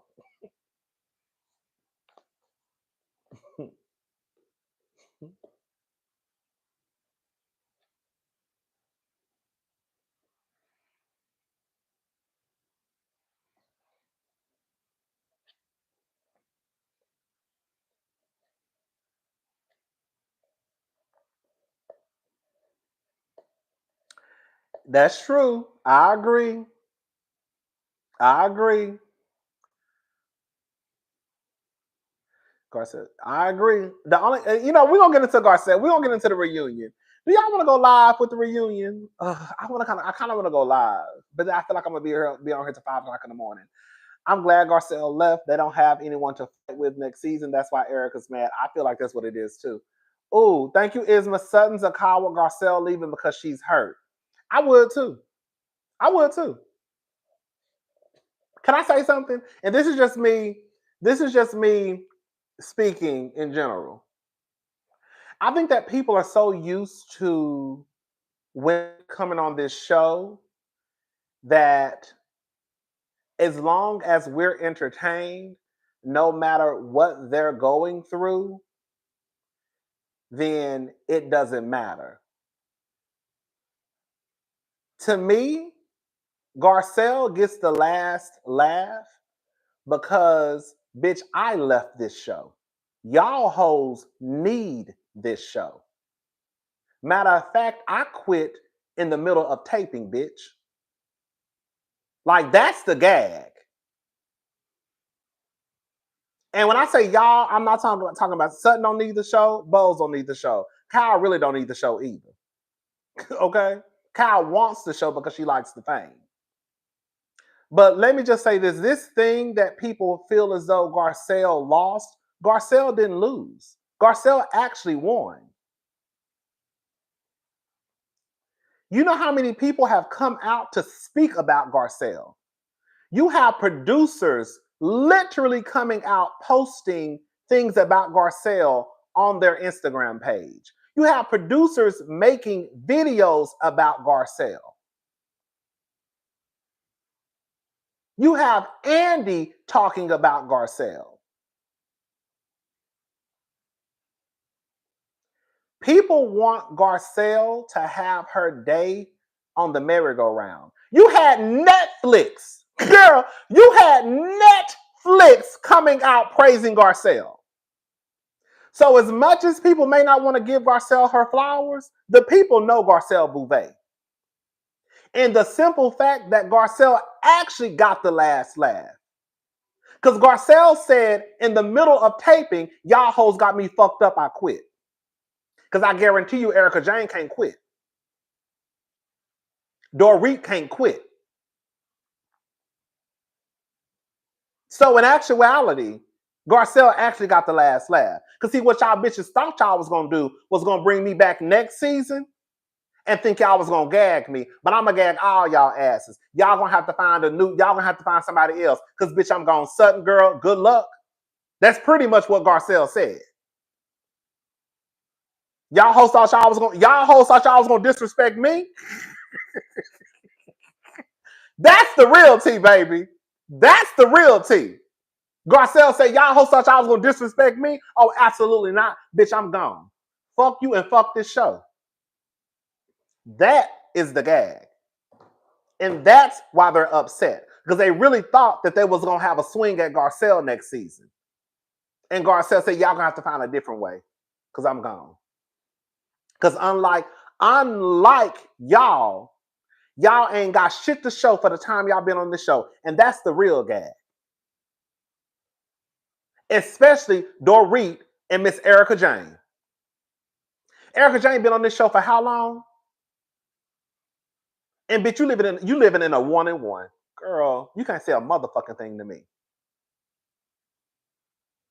Garcelle been on this show for 5 seasons. And done built 2 multi-million-dollar homes, revamped her career, bitch, producing Lifetime movies and all types of shit.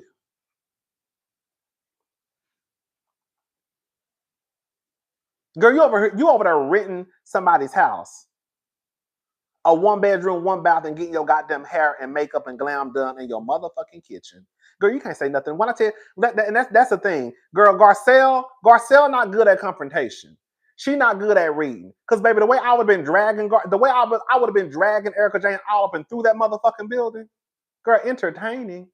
The real gag is Erica ain't never been entertaining.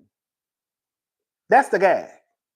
Erica was entertaining when she was cursing their asses out when she was crashing out. Please don't get it twisted. When Erica was crashing out, baby, I went up for Erica because Erica didn't give a damn. Everybody was getting cursed out. You know I love an ignorant ass diva. Hello? But the gag is, while Erica's sitting on stage trying to talk about, I wish you were just more interesting. Erica, since I've been watching since season 10, Erica ain't never been interesting. Be very clear. Bitch, the only reason why we was even talking about you because we found out your husband was stealing money. The only reason why Erica became a topic of conversation is because we found out your scamming ass husband was stealing from burn victims, orphans, and widows. Other than that, Erica ain't never had shit going on.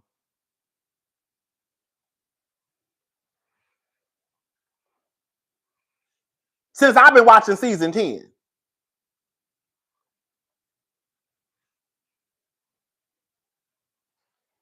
And Garcelle has a production deal with NBC. Come on, look out for Lauren.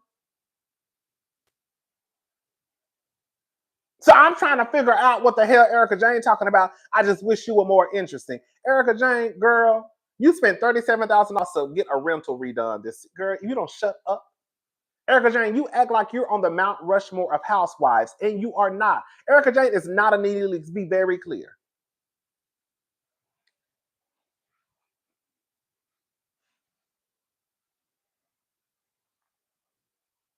Erica has been on this show for how long, and she don't have a pot to piss in or a winner to throw it out of.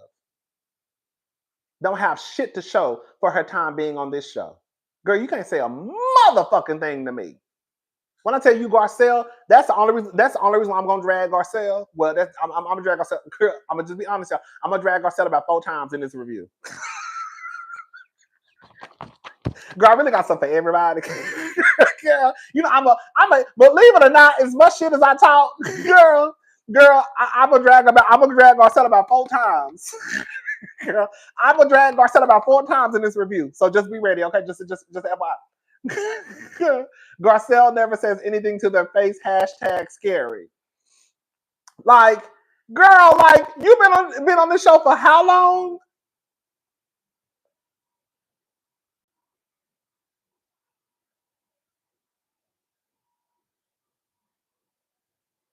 That's what I'm like. In real life, Erica and Dorit are the easiest reads on the stage. In real life, Erica Jane and Dorit are the easiest reads on the stage. Just like Miss Dorit gonna tell Sutton next week, girl, you act like you the Queen of Sheba. You live on a main road. Bitch, your house is in foreclosure.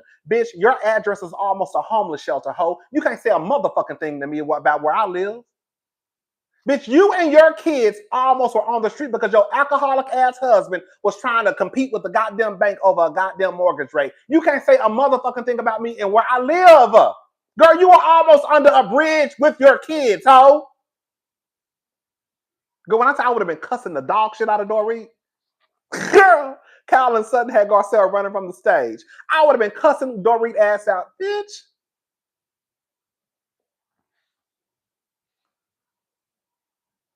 You can't live where I live, Dorit. Bitch, you're married to a broke alcoholic. You can't say nothing to me. Shut up. You can't say nothing to me. Shut up. Shut up. Don't say nothing to me. Don't say nothing to me.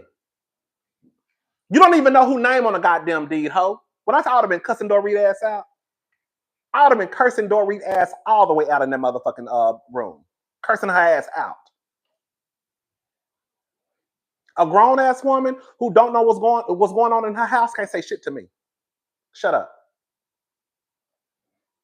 A grown ass woman who almost was knocking on a homeless shelter's door with her kids because your house is in pre-foreclosure because your sorry ass husband hadn't paid the mortgage in 4 months. You can't say nothing to me. Shut up. Shut up. Nothing. Nothing. Girl, nothing. Dorit and Erica are the easiest reads on the goddamn stage. Girl, the easiest ones.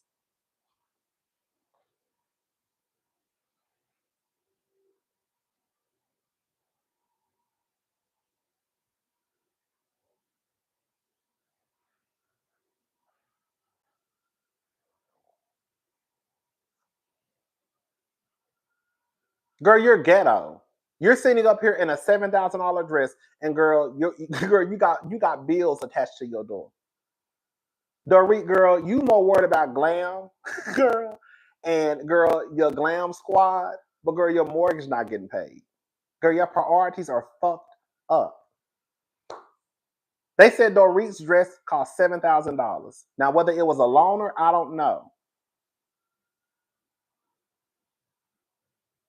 Girl, shut the fuck up. No, but for real, girl, I'd have been cursing Dorit out. Dorit would have got it, and what's her name would have got it too. They would have. Girl, do y'all want to go ahead and do the Girl, I'm gonna have to come back. Do y'all want to do the review tonight? Do y'all want to do the review tonight, or do y'all want me to do a pre-record?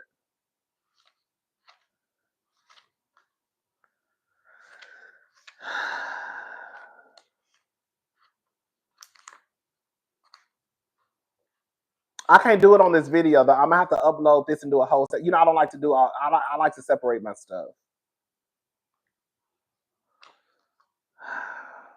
Alive tomorrow. It's kind of getting late, y'all.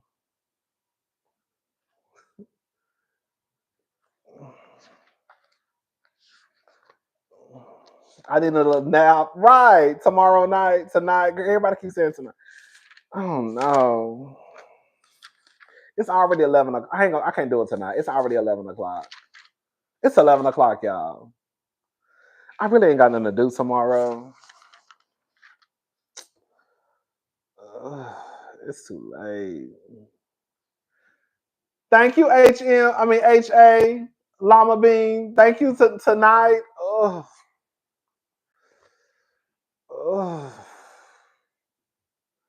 Because I need my extra energy to windmill. That's what I'm saying. I'm with you, Aaliyah, girl. I need my energy to windmill, baby. Because, girl, it's about to go down. It's about to go down in Beverly Hills, baby. Hey, Rodney, did you see how Garcelle got ate alive at the reunion? She was so stunned and ended up pulling the race card on another sister. Thank you, hashtag Powder. Thank you, Andrew Gabor. I don't think she pulled the race card on another sister. I think that she did. I think that Garcelle did get ate up. I think she was stunned, but I don't think she pulled the race card. I think she pulled the race card that Crystal used to always pull. You know how y'all always say Garcelle is a race baiter? That's how I feel about Crystal. Girl, Crystal definitely was a race baiter. Do y'all remember when Crystal was down there talking about girls? Sutton said something very dark. Y'all don't remember Crystal always bringing up race on the show? That would be gagging me. Girl, y'all be trying to act like it's Garcelle, but girl, Crystal did the same thing. Girl, Crystal came in. Girl, as many times as Crystal talked about race. Girl, as many times as Crystal talked about race on the show. Girl.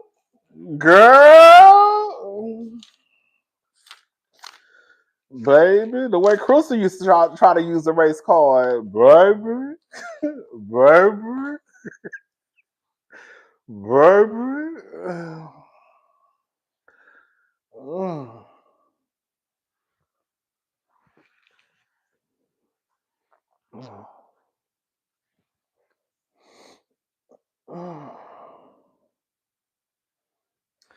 Okay, y'all want to go live? Okay, y'all, let me upload this video. Thank you, Andrew Gabor. Skin folk ain't kin folk, baby. They ain't, baby. That's what I be saying about Anne Marie. Anne Marie, Candace Owens. I feel the same way, baby. All skin folk ain't kin folk, baby. Girl, I feel the same way. Thank you, Andrew Gabor. Do y'all want to go live tonight? Oh, girl. Okay, y'all, let me upload this video. Okay, so listen. This is what I'm about to do. I'm about to upload this video. And then I'm gonna charge up this phone. It shouldn't take that long because my charger actually charges fast. And I will be back in 15 minutes tomorrow. Okay. Do y'all want me to do it? Okay. Do y'all want me to do it tonight or tomorrow? Because it is kind of late, y'all. Tomorrow.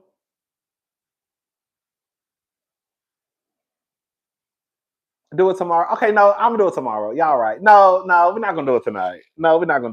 Y'all right. After I get off this, no, we're not doing it tonight. I might do a pre-record. Because I want to talk about the fashions. And I want to put up pictures. Y'all trying to catch me with my y'all trying to catch me with my defenses. Okay, baby. Okay. Right.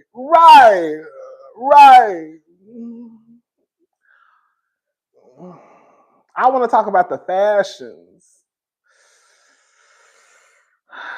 Girl, y'all gonna get mad at who my faves were though. After I watched it at the reunion, y'all, my faves, I had my faves and I had the people who I thought looked a complete fool. Tonight or nothing. Thank you. Thank you, D. Tonight. Okay.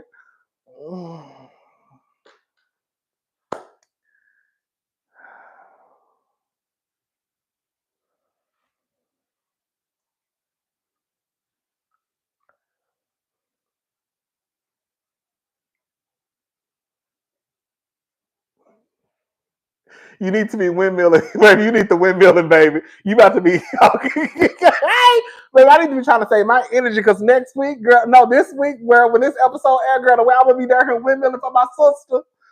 Oh, I'm really not tired. Y'all know I'm a night owl, honestly. So it's not that big of a deal to me. I can do it tonight, but I kind of want to do a pre-record too. And I kind of want to do it tomorrow night. Kyle looked the best. Kyle looked the worst. Kyle looked a mess to me.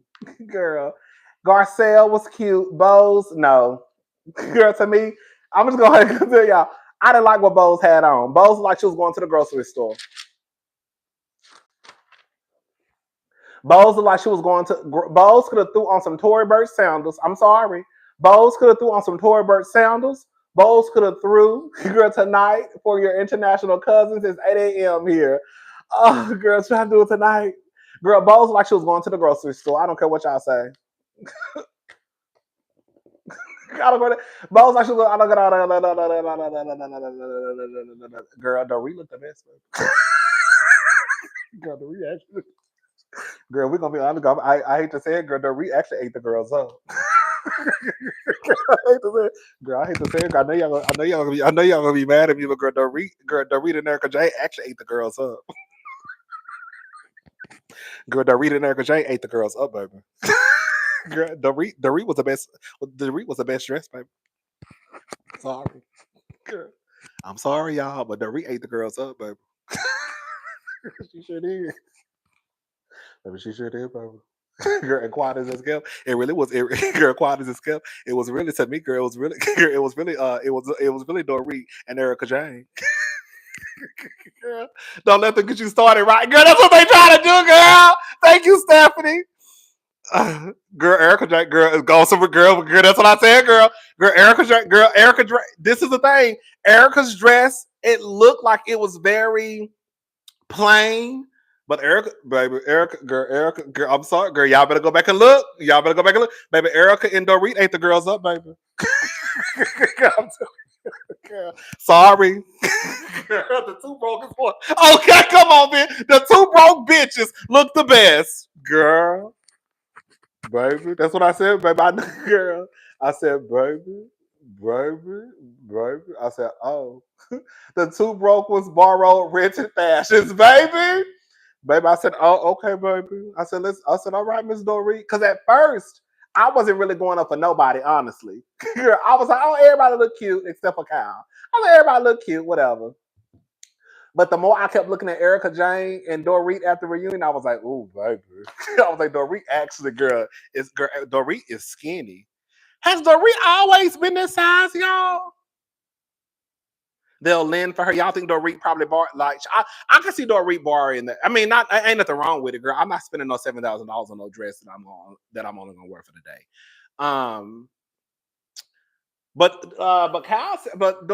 Erica Jane said she had hers made by some designer she don't know. I said, I thought that was so disrespectful. Now I gotta get into Erica Jane. Girl, see, I'm already doing a review. I gotta go. Girl, see, y'all about to get me started. Y'all know what y'all be doing, girl. All it takes is one. It take one bitch to say one thing, and then I'll be on here all night. Dorit has been small, but I think she's stressed, losing weight. Okay. Thank you, Aaliyah. I thought it was me, girls. I was like, damn, Dorit, she don't look bad. But I was just like, damn, Dorit is kind of like small a little bit. I knew she was small, but I was like, ooh. I said, oh. Dorit doesn't look healthy. I'm not gonna lie, y'all. If we're gonna be at one point, I was looking at Dorit like, girl, you need to no shade. I was looking at Dorit like, girl, I need you to gain like 5 pounds. When I tell you Dorit arms are this big,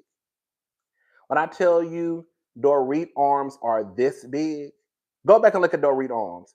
She don't look horrible. But Dorit arms are this big, y'all. I said, ooh, girl.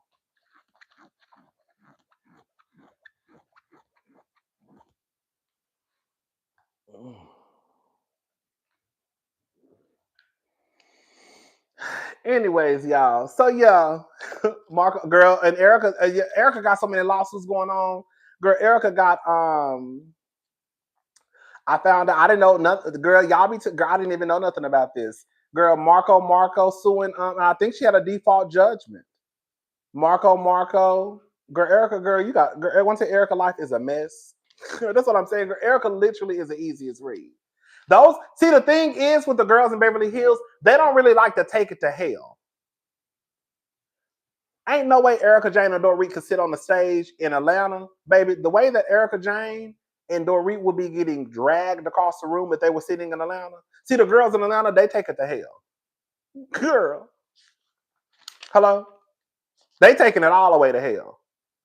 Beverly Hills, they don't really do all that carrying on like that. You know what I'm saying? They be trying to be cute and shit. That's my issue with Garcelle. Listen, girl, I know, listen, this is just, girl, let me shut up. Garcelle be wanting to be too cute for me. Now, I'm not saying you gotta, girl.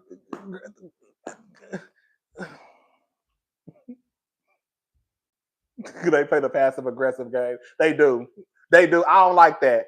Because even Garcelle, girl, why you in the back talking all this shit? Girl, at this point, you already cussing the bitch out. You should have said it out on the stage. That's the only thing I don't, not the only. Girl, I'm already doing a review. Okay, I gotta go. I gotta go. Girl, we gotta tap on everybody. We gotta tap on Garcelle, Sutton. When I tell you Sutton, bitch, your ass is. When I tell you Sutton, girl, I feel for you, girl, because they don't love you. Girl, come on, Shaka. I feel for you. I feel for Sutton, girl. When I tell you Erica Jane and Dorit about to wrap Sutton ass up and drag her all up and through, girl, West Hollywood, Calabasas, girl, the Valley, girl, back to the airport, girl, Inglewood, girl, Compton. When I tell you Dorit and Erica Jane are about to wear Sutton lower. Girl, they about to wear Sutton low next. Ooh, girl, they about to wear Sutton out next season. When I tell you, Erica Jane has been waiting on the moment that she could scalp Sutton,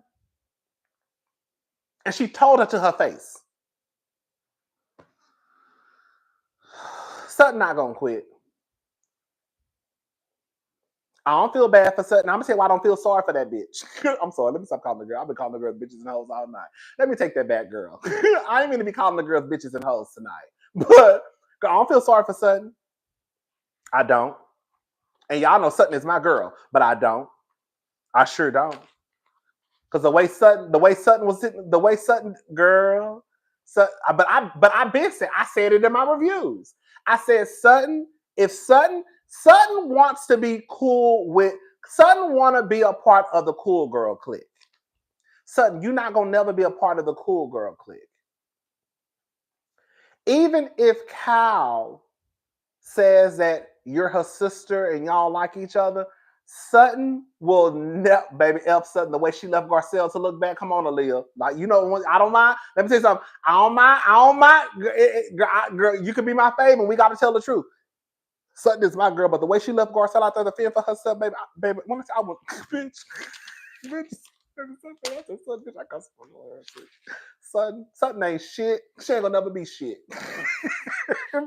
You ain't shit. You ain't gonna never be shit, Sutton. But they're gonna be on Sutton ass next season.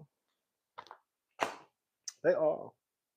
If I was Sutton, if Sutton really wanted to make a power move, Sutton will quit. Sutton is trash. Money can't buy you class. If Sutton really wanted to make a power move, bitch, I'll quit.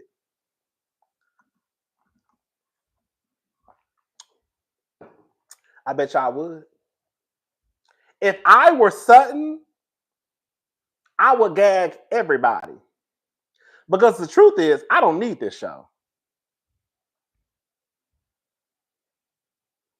And I'm going to still be a rich white woman after this show. See, the gag is, Erica Jane and Dorit, y'all can't be rich white women like I can be a rich white woman. I actually am a rich white woman. Okay.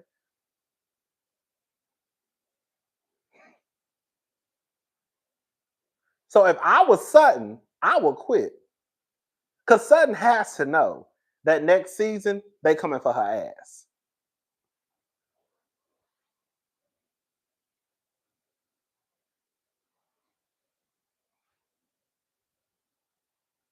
I would quit. would quit. I would.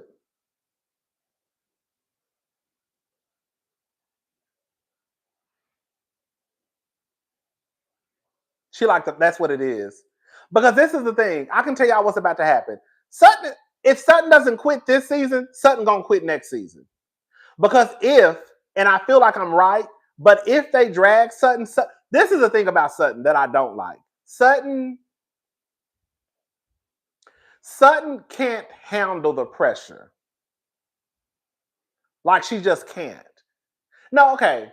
Not that I don't like that because some people just can't, but Sutton can't handle that. Y'all see how Sutton was losing it in St. Lucia? Girl, Sutton was having a whole breakdown.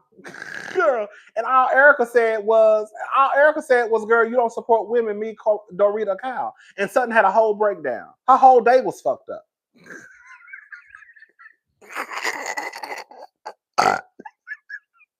Girl, Sutton whole day was fucked up. Because, girl, Erica just said those few words, and the rest of the day she was done. Bitch, when I giggled when she was, girl, I said, Sutton, you don't stand your ass up. Girl, that's what I'm saying. Everybody hates me. I'm gonna cry. That's why I was like, what the fuck is you? Girl, what the fuck you about to cry for, Sutton? Girl, like, ain't nobody even said shit to you, bitch. Girl, anybody should be pissed off. It should be Garcelle.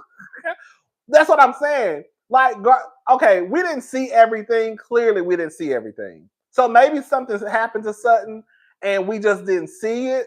But from what I saw, nothing had happened to Sutton where she should already be about to cry and oh my God, everybody hates me. Sutton, they've been hating you, girl. What are you talking about? You really think Erica J ain't fuck with you like that, Sutton? Do you really think that Dorit really fucks with you like that, Sutton? And Bose don't give a damn about you like that. And Kyle really don't fuck with you like that over Dorit and Erica Jane. And Garcelle pissed off at you, and now she done quit the show. And that's what I'm saying. Like, Sutton lives in the rich white woman Delulu world, because when have these women really low-key ever liked you? If we're going to be honest. When have they ever really just liked Sutton? When have they ever just not hated Sutton?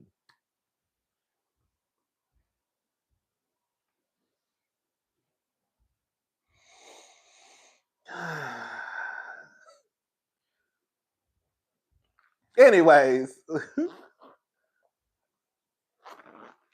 Sutton is a mess.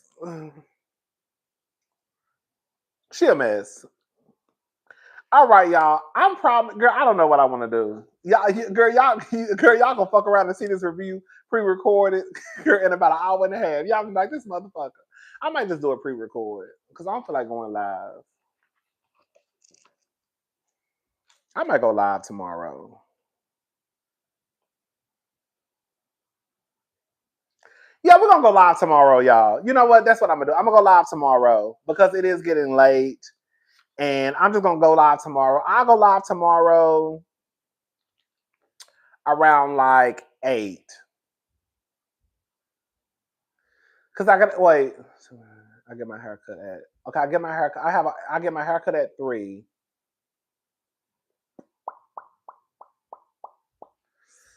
I get my haircut at 3. Maybe we can do it at 5.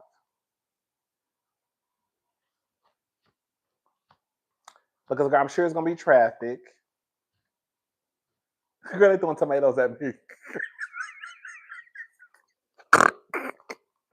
Girl, they throwing tomatoes at me.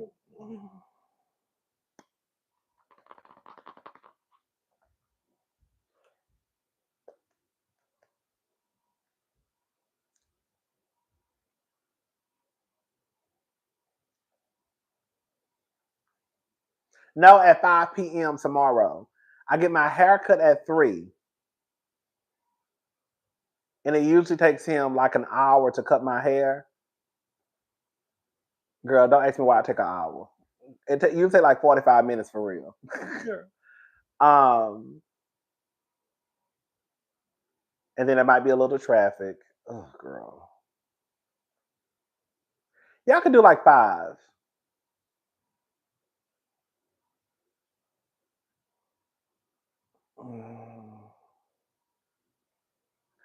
Let's do it tomorrow at 5.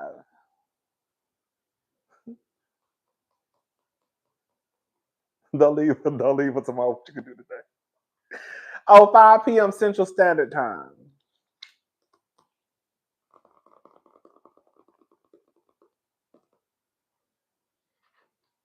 Somebody.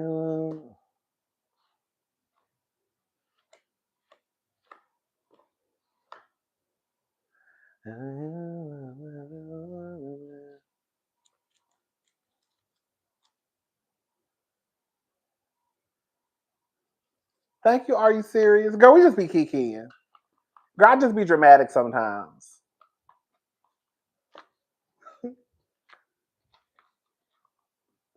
Some people really think I be getting worked up over the house. Girl, I really don't. I mean, I get worked up, but girl, I'm just like, I think what it is my delivery is sometimes over the top. And I can be loud, but girl, I really don't be like my blood pressure really don't be raised. But the only time I was really fucked up over reality TV, I'm gonna tell y'all the time I really was fucked up over reality TV was season 5, Real Housewives of Potomac. Oh, bitch, that right there. Now that I was like, bitch, I didn't know what was going on. Now that's when my nerves was bad. If we're gonna be honest, but for the most part, I get worked up, but I don't be worked up. I'm just like, I'm just like dramatic. So I'd be like, fuck that hoe. That bitch don't know what the fuck she talking about. And people be like, oh girl, he mad at that girl. That's why I can go, girl. Now this gonna sound psychotic. Like I was saying that the other day, that's why I can go up and literally come back down. Right? I'd be like, fuck that bitch. Girl, fuck that sorry ass nigga. Girl, did y'all see what happened the other day?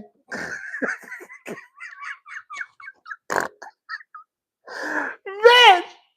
And people would be like, girl, he was just up here cursing the girls out, and all of a sudden he dropped all the way back down here.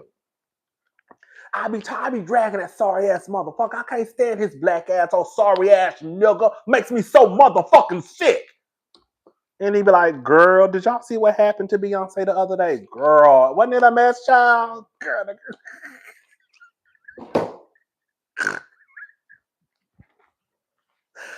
Oh, God. It'd be funny to me, girl. And then some of the girls be like, you be getting so worked up.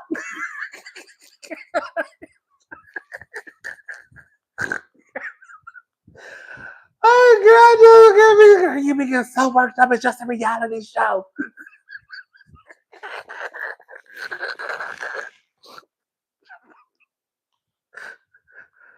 Oh, man. I mean what I say. Okay? I mean what I say, but I just like to be dramatic in my delivery. You know what I'm saying? I mean everything I say, but I just want to be dramatic in the way that I deliver it. You know what I'm saying? Right. Whole time they raising their blood pressure in the comments. Exactly. Because girl, I really don't be caring. I really don't be caring, girl. I really don't be caring. Girl, I really don't be caring. I remember one night, shout out to Scotty by Nature. So one night Scotty was in Houston and we were out.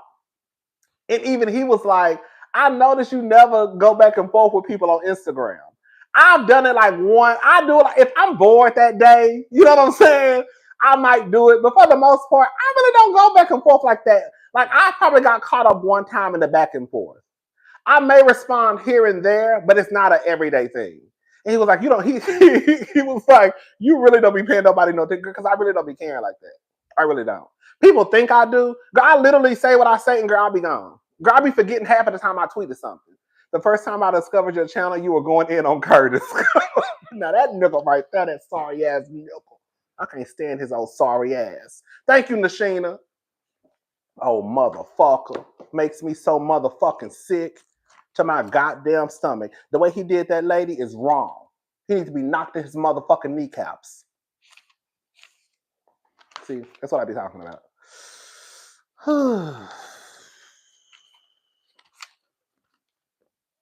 Mm-hmm. And then I'm back to normal. I bet y'all like this motherfucker is crazy. This motherfucker is crazy. he just said this motherfucker should be knocked in the kneecaps. It was like back to normal. Girl, I am going back to normal. Anyways, so listen, we might go live. Okay, so this is the thing. We might go live tomorrow. I don't know, y'all. Y'all know I don't know because I was supposed to be going out of town. I got so much on my to-do list. You see, girl, y'all think I really literally jumped from conversation to conversation. It'd be a lot going on over here. So if you're new to my channel, girl, I feel like I got ADHD. I don't know. I ain't never really been diagnosed, but I feel like I do because like my conversations be all over the place. I literally just started talking about going out of town. But I got so much going on. I want to go out of town, but I'm so scared to fly. Y'all know I've never enjoyed flying. I do not like flying at all. But I want to go out of town.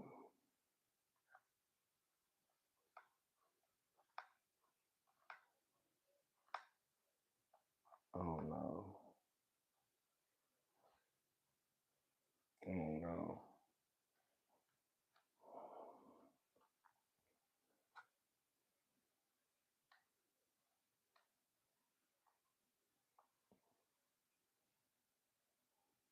You might as well go live. Who wants to edit a video? I know, right? You think so? I need to go Adderall. It'll change my life. Oof. I know it's more accidents in cars than planes, right? Girl.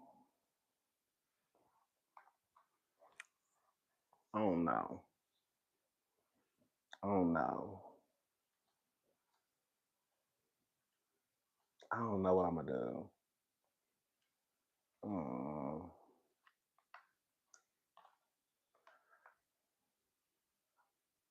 I know that's right. Oh, look out for Lauren, right?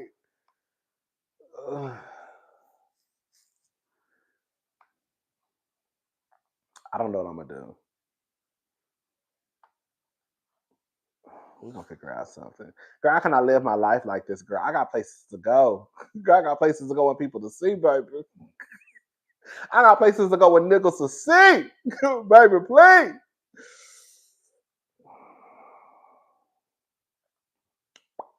We're gonna figure out something.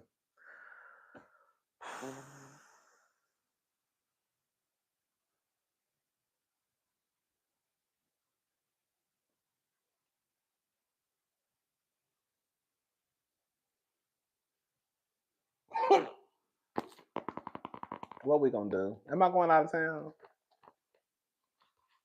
Y'all know where I wouldn't mind living? Once I get my money together, girl, yeah, I really want to live in New York. I feel like it would be so fun. I feel like I could live in New York for like 3 years. But I need to be making like $40,000 a month.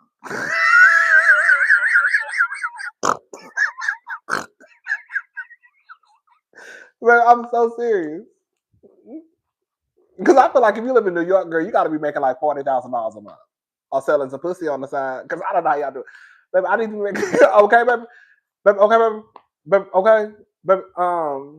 You know, I feel like everybody who live in New York and California sell pussy, sell fish plates, got a OF just for fans, girl. I don't know how y'all afford them highest prices, girl. Anytime somebody tell me they live in California or New York, I automatically think y'all selling pussy. Okay. I'm just playing. I'm just playing, girl. But I do girl, I need like 40,000 a month, girl. Okay, I need to be making that fucking I need money, girl. That's $60,000, $50,000 a month. But that's why I just girl. But I think it would be so fun to live in New York. I really do. I really think it would be fun.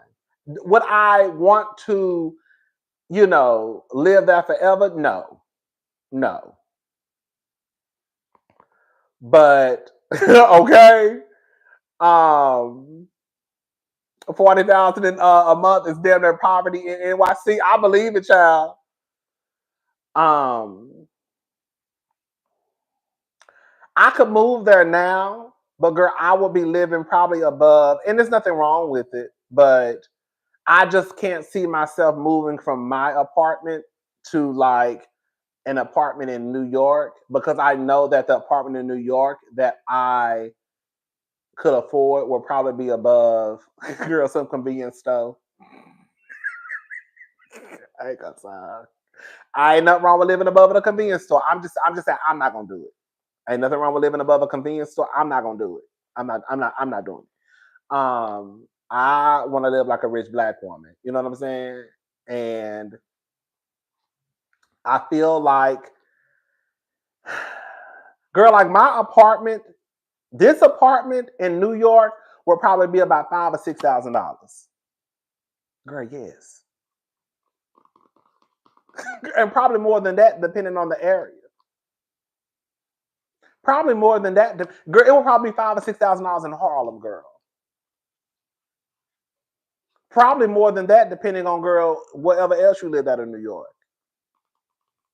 But I need my apartment to look like this or better or just a little downsized. But I can't be going all. I cannot be. I'm sorry, I just can't do it. I'm not moving into no 200 square foot apartment. I'm not moving into no 300, 400. I just can't do it. Y'all gonna have to give me at least 500 square feet. At least 500. Did y'all see Laverne Cox's apartment in New York? Laverne Cox live in a motherfucking studio. You hear me? It's nice as hell though. That's what I'm saying. New York is too expensive for me to live the way I want to live. And the thing is, I don't even want to live. I don't even need to live just like, girl, I just want to live decent. And I feel like living decent in New York is still expensive. I don't know, but that's just what I feel. When I look at the prices for apartments in New York, I remember, okay, let me tell you something. Girl, I'm not lying. I went to Street Easy, okay? I went to Laverne Cox live in a studio. Now I don't think that's her only residence.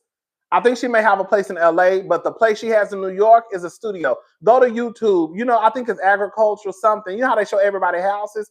Her apartment is nice as hell, but it's a studio. Girl, I said, oh, girl. Girl. Girl.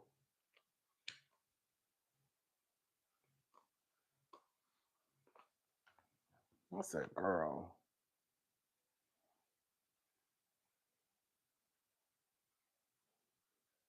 Thank you, here, Ruth. Thank you so much.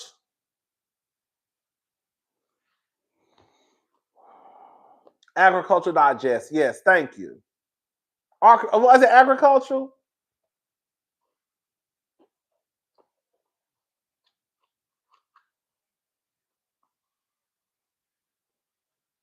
Yeah, girl, I was looking for some apartments on Street Easy, and I'm not lying to y'all. I'm not exaggerating. Girl.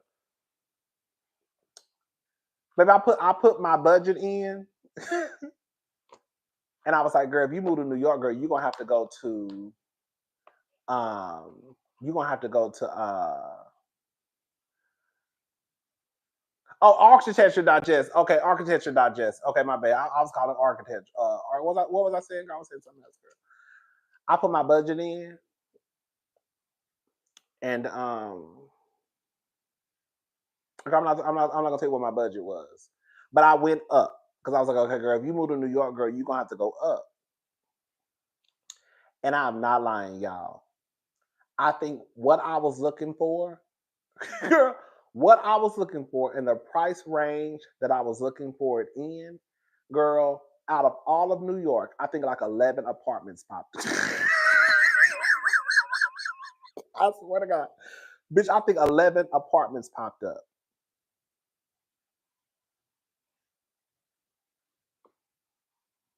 And I put in, you know, like when you go to Street Easy, you can put in Queen. I think you can put in Queens. I think you can put Brooklyn, Queens, Staten Island. I forgot. Girl. I'm from New York. I know. When I tell you, I said, girl, this is some bullshit. Girl, 11 apartments popped up. I said, girl, how is New York the biggest city in the country and the only apartment, it was like 11 apartments. I said, girl. What's wrong with Staten Island? I said, you don't want to go to Staten. What's wrong with Staten Island? Tell me. Is that the hood? What? I don't know. Is it too far? That's what I'm saying, girl. Girl, believe it or not, girl, I be thankful for my rent here. Especially when I start. That's what I'm saying. Houston is not cheap. Houston is still gonna give you a run for your money, but in comparison to, girl, it is cheap.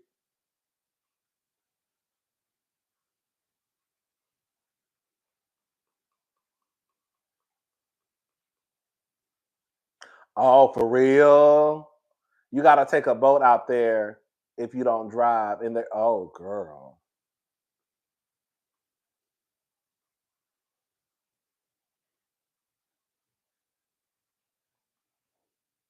Oh, it's too far out. I didn't know that. You know what's so crazy? I know that people say that don't people say Staten Island? They don't consider Staten Island, Island, New York.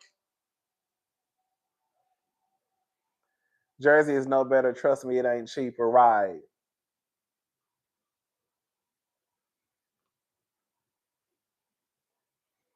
That's what I'm saying. Girl, I be thankful for my little rent here in Houston, because girl, I be looking at other places and I be like, oh, girl, I don't know how the girls do it, girl. I ain't got time. Oh, girl, I'm glad I didn't know none of this about Staten Island. Okay, I'm glad y'all told me that. But like, if I did move to New York, I would want to live like in Harlem. I want to live in Harlem, y'all. Oh, I wouldn't mind living in Brooklyn. But the thing is, if I move to New York, when I move to New York, because I'm gonna move to New York within the next 5 years. I don't know. I don't know how we're gonna do it. I don't know how we're gonna do it. What we're gonna do. But when I move to New York, I feel like if I move to New York, I want to be in New York. You know what I'm saying? You give me a Brooklyn tea, Harlem, Bed-Stuy, Flatbush, right. I can see me all being in little Brooklyn. I can be in a little Brooklyn. Oh, I heard it was. Oh, my cousin is a lawyer in New York, paying $5,300 for a studio. She literally be in her bed cooking dinner on the. The Hondio 7, my cousin is a lawyer in New York, paying $5,300 for a studio. She literally be in her bed cooking dinner on the stove at the same time. Ain't no way. That's what I'm saying, girl. New York got me fucked up. I'm about to get pissed off. Y'all hoes got me fucked up. Y'all think I'm about to be up here giving y'all $6,000-$7,000 for a motherfucking studio? That's what I'm saying, girl. The girls who born and raised in New York, y'all don't be knowing. I heard that Harlem and Brooklyn isn't the same anymore, very gentrified. That's what I heard. See, I didn't know that about Harlem until people started telling me that. I always thought Harlem was black until the people started telling me, girl, no, it's not. That's people. You know, the first time I went to Harlem, I was like, because like when my first time going to New York, I was like, I don't like staying in tourist areas. I don't like. I hate Times Square. Even though when I went with my family the last time, we stayed in Times Square, because I was like, girl, you know what I'm saying? I was with my mama. You know, I know she. You know what I'm saying? But I be wanting to be. I don't like tourist areas, girl. What are niggas at? Girl, what are people at? Man, I want to be with. I want to be a regular. I want to be a regular. I want to feel like one of the regulars, baby. I like to stay in Harlem. Should I go to New York? Because I could book my ticket to be in New York this weekend. I could. I could book my ticket and be in New York this weekend, baby. Because I checked yesterday and the flight was like $300. And I already got a $270 credit with Southwest. So all I got to add is $30 more. Come on, bitch. Told y'all, bitch. So the flight is basically not free. It's not free. But I have a credit already. So it's not like I'm like technically coming out of pocket. You know what I'm saying? And then I also have some points too. I have a credit with United. I got credits with everybody. It's sad because I be so scared to go places. Girl, I got a $260 credit with Southwest. I have a 200, I think it's $240 with United, and I got like 40,000 points on my United credit card. And I have like a almost $300 credit with American Airlines. Girl, ain't that sad? Girl, I got credits everywhere. It's a mess. Just stay in Spanish Harlem or the Heights. Dig my girl, the niggas be out. Laugh my ass off. East New York and Brownsville too. Girl, let me take a screenshot and just stay in Spanish Harlem. Okay, what's Spanish? Is Spanish Harlem by like is Spanish Harlem like, is that considered like by Melba's Red Rooster? Is that Spanish Harlem?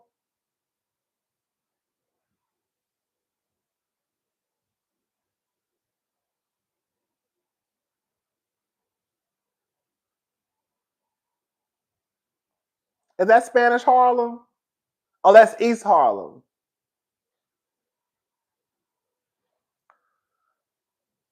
Oh no, that's just Harlem. Okay, girl, you know I don't know, child. So what's Spanish Harlem is adjacent to adjacent East Harlem? Bitch, I don't know what's East Harlem. Girl, y'all talking to me like I know. Girl, y'all gotta give me some. Y'all gotta give me. Is it by Apollo Theater? I don't fucking know what East, West, South is in Harlem, girl. Where is it at, girl? Is it by that Popeyes on the corner?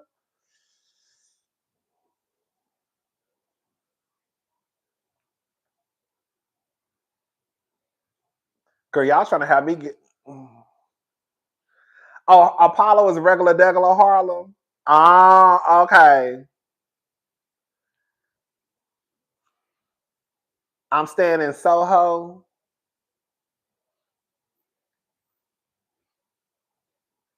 Apollo is a heart of Harlem. Okay. Right, girl. Thank you, Miss Hill. Girl, I need a visual. Is it by right? Girl, y'all gotta give me some places. Girl, is it by CBS? Is it by the Aloft? Is it by Renaissance Hotel? Is it by Melba's? Is it by Red Rooster? If you give me some places, I kind of know some places in Harlem. I don't know every place in Harlem, but you gotta give me like a restaurant or something, girl. Y'all talking about East Northwest by the train station. How the fuck I know what's east north of the train station 125th? I don't fucking know. It's on 6th Street, 125th Street. Bitch, I don't fucking know what 125th Street is, bitch. Bitch, I like I'm a New York native. Bitch, I live in Houston.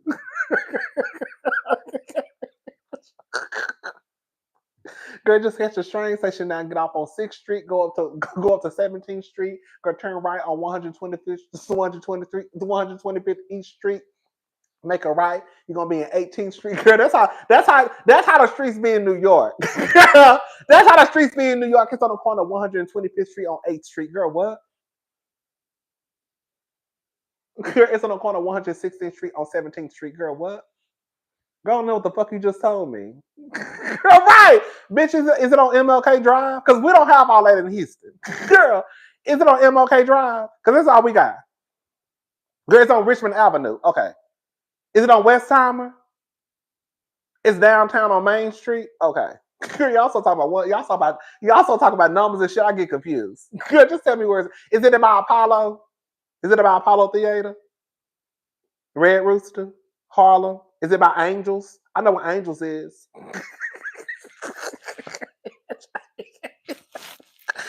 Cause I get real nervous, girl. Baby. Okay. Anyway, so yeah, I was thinking about going to New York. I don't know. Like I said, girl, I passed by Angels one time and it was packed. Ooh, it was literally that was my first time in New York. I had made it to my hotel. And I was looking for something to eat, and it said that it was a place, Angels, right by. And I stayed at the Aloft Hotel. And when I say I cannot stay in the Aloft Hotel, let me show you. I ain't gonna talk about that hotel. It's not the same that it was when I first went there, girl. I'm gonna go ahead and say it, and I'm gonna take it back. So the last time I went, I stayed at the hotel because at one point that was the only hotel in Harlem that I knew about. Because like I said, I love staying in Harlem. They just opened up the Renaissance, I think like a couple of years ago. So the first time I went to New York, I stayed at the A-Loft. It was cool. Cool hotel, ain't nothing major. You know, I didn't like the room situation, girl. I felt like the rooms were too close. But I guess that's just New York hotels. Baby,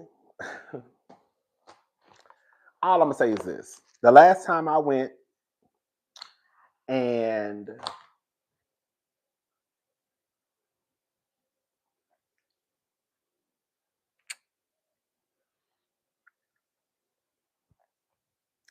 I don't know how it is now, but I just remember the last time I went, I was so disappointed and so disgusted.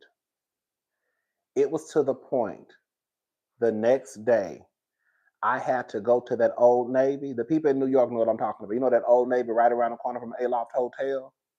I had to go to that Old Navy and buy me some goddamn shoes to stand in the shower.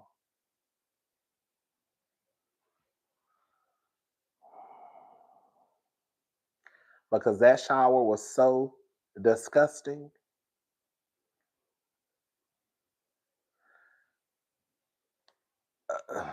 Yes, on Adam Clayton Powell, yes. That shower was so disgusting. And girl, I don't even I'm not complaining. Like, I'm not like me. I'm not like, believe it or not, girl, you know, I'm really not a big complainer. I can, okay, girl, it is what it is. Girl, I had to complain. And they told me if I came back, they was going to give me 1 night free. Girl, I'm not coming back. Girl, I'm not coming back. But I don't know what the fuck y'all be doing when y'all clean these rooms, but clearly they skipping over the shower. That shower is too mildewy. It's too nasty. Bitch, I could barely wash my ass last night. Bitch, do you hear me? Bitch. Bitch, I was literally standing in the shower on a towel. Girl, I am about to go. I feel like I need to go to CVS and buy cleaning products, gloves, bleach, girl, Clorox, girl, Comet, and scrub the tub my damn self. I'm gonna start being like that one lady. You know that black lady? Girl, she cleaned everything. Girl, I'm gonna start being like her. You know that black lady? She cleaned everything when she go out of town.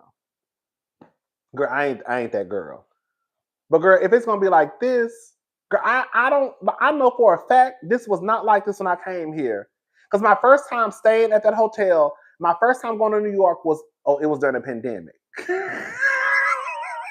It was the Operation Nikki. Yes, Operation Nikki. That's her name, baby. I said Miss Thing cleans every motherfucking thing. Girl, she be having me feel like I'm nasty. I stopped watching her channel. Well, her videos, like, she be having me feel like I'm nasty. Girl, like I'm just a nasty motherfucker. I say, goddamn, God, like, she be doing all that. You know, I be ready to get in the streets, bitch. I go in, girl, wash my ass, girl, freshen up, honey, and I be ready to go back outside. Girl, give me a cocktail, girl. What a hood niggas at? Baby, Miss Thing, she spending about 3 hours cleaning up, girl. I done already changed my clothes, girl, brush my teeth, girl, apply some deodorant, honey, girl. We ready to go get in the motherfucking streets, and girl, she's still cleaning up. I said, oh, girl, do I need to do all of that?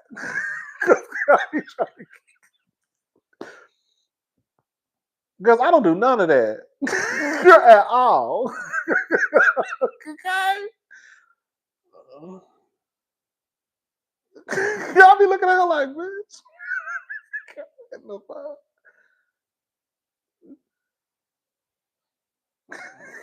Like,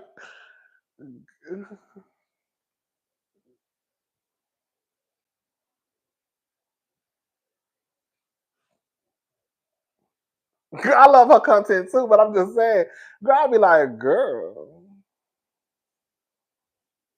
But yes, girl. So like the first time I went was during the pandemic. Not like right when it hit. You know when stuff started opening back up. This was probably like I think the pandemic hit like in March. It was the summertime. It was in the sun. It was in the summertime because my best friend was in Atlanta. So, anyways, everything was like super, super, super, super cheap. Girl, when I tell you, bitch, I was living my best life. I was living my best life, bitch. I tell you, everything was cheap. That was pretty much giving away flights and hotels for free. To the point where, girl, I flew to New York, then flew from New York to Atlanta, then from Atlanta back to Houston. Girl, that's how it was, girl. That's how cheap it was. And I stayed at the Aloft Hotel. And I remember I was like, oh, this is cute. Okay, girl, cute, clean. You know, it ain't like no Four Seasons, but I'm okay, right? Go, we do what our money can do. And so that's why I went back. Because I was like, I remember staying at the hotel. And plus, like, I like staying in Harlem. And at the time, the Renaissance, was the Renaissance open? No, the Renaissance wasn't open when I went again. Not that I remember. I don't think it was open. But anyways, I stayed at the Aloft again because I stayed there previously, baby.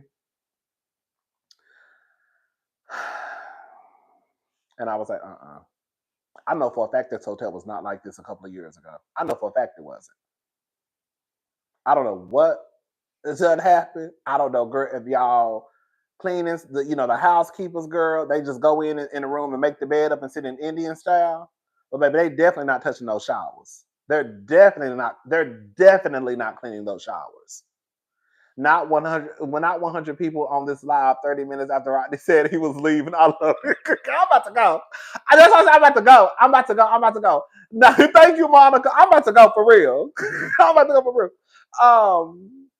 But I'll be getting caught up. That's why but yeah, and I remember the next day I had to go to I went to Old Navy and I bought me 2 pairs of those thong sandals. I think like $4 or $5. I bought 2 pair, and I was like, girl, I had to take a shower with a towel.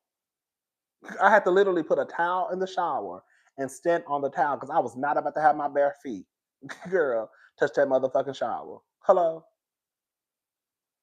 bitch, be walking in here, bitch, have to cut both of my motherfucking feet off, bitch. And then I complained. And I didn't complain until I left, though. I didn't complain until I left. And then they told me that the manager gave me a free night. Girl, I'm not coming back. Girl. Girl, I'm not coming back. Girl, I'm not coming back. Okay. Girl, I was okay. I'm not coming back. And I never, I'm sure I still got the credit, but no, that's okay, baby. Girl, right, a free night, no, bitch. I want my money back, ho. That shower was nasty. And I ain't never been back. And now they have a Renaissance. But I heard the Renaissance is cute, but I heard they don't have a refrigerator. I heard you have to pay $25 a night if you want a refrigerator. Girl, you got me fucked up. But yeah, they don't have a lot of hotels. I think they only have 2 hotels. I think. They might have 3. But I think they don't have a lot of hotels in Harlem. They have the Aloft, and then they have the Renaissance Hotel, which they just opened, I think, a couple of years ago. But other than that, and then like I said, at the Renaissance, I heard they don't even put a refrigerator in your room. And then they said if you want one, I heard they charge you $25 per night. I don't know. That's all alleged. But when I was reading the reviews, let me stop saying I heard. Girl, the reviews said they don't put a refrigerator in your room. And if you want one, somebody said they were trying to charge them $25 per night for a refrigerator. God damn, bitch, y'all can't even give a hoe a refrigerator. Bitch, I can't even cool my beverages, hoe. Like, bitch, I can't even cool my beverages. What, girl? What if I want my? So I just gotta go keep getting ice. No, I want to put my beverages in my food. What if I got some fruit that I want to put in a refrigerator? What if I went to CVS and bought me a container of fruit?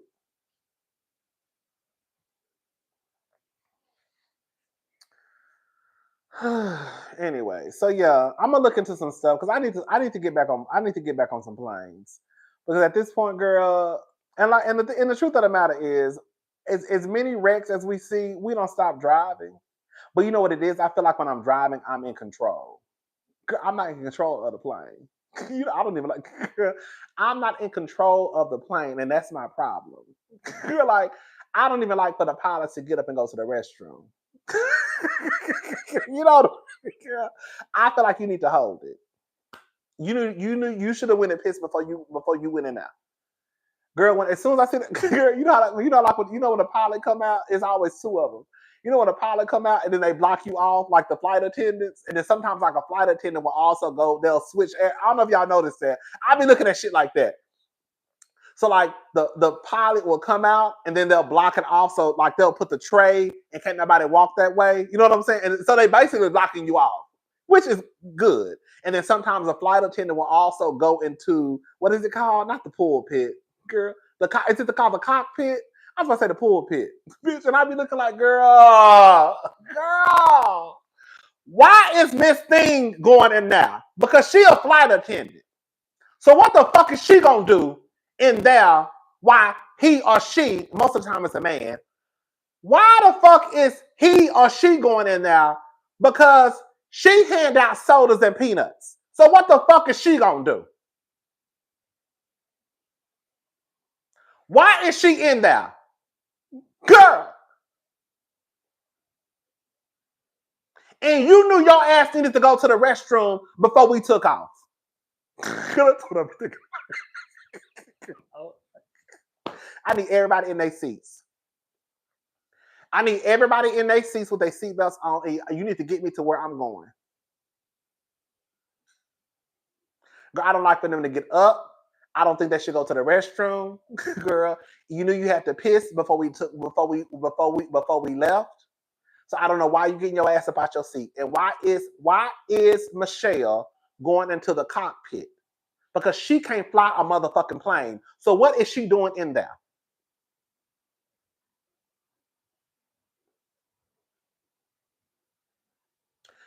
Why is the flight attendant in the cockpit while you in the restroom? What the fuck is she gonna do?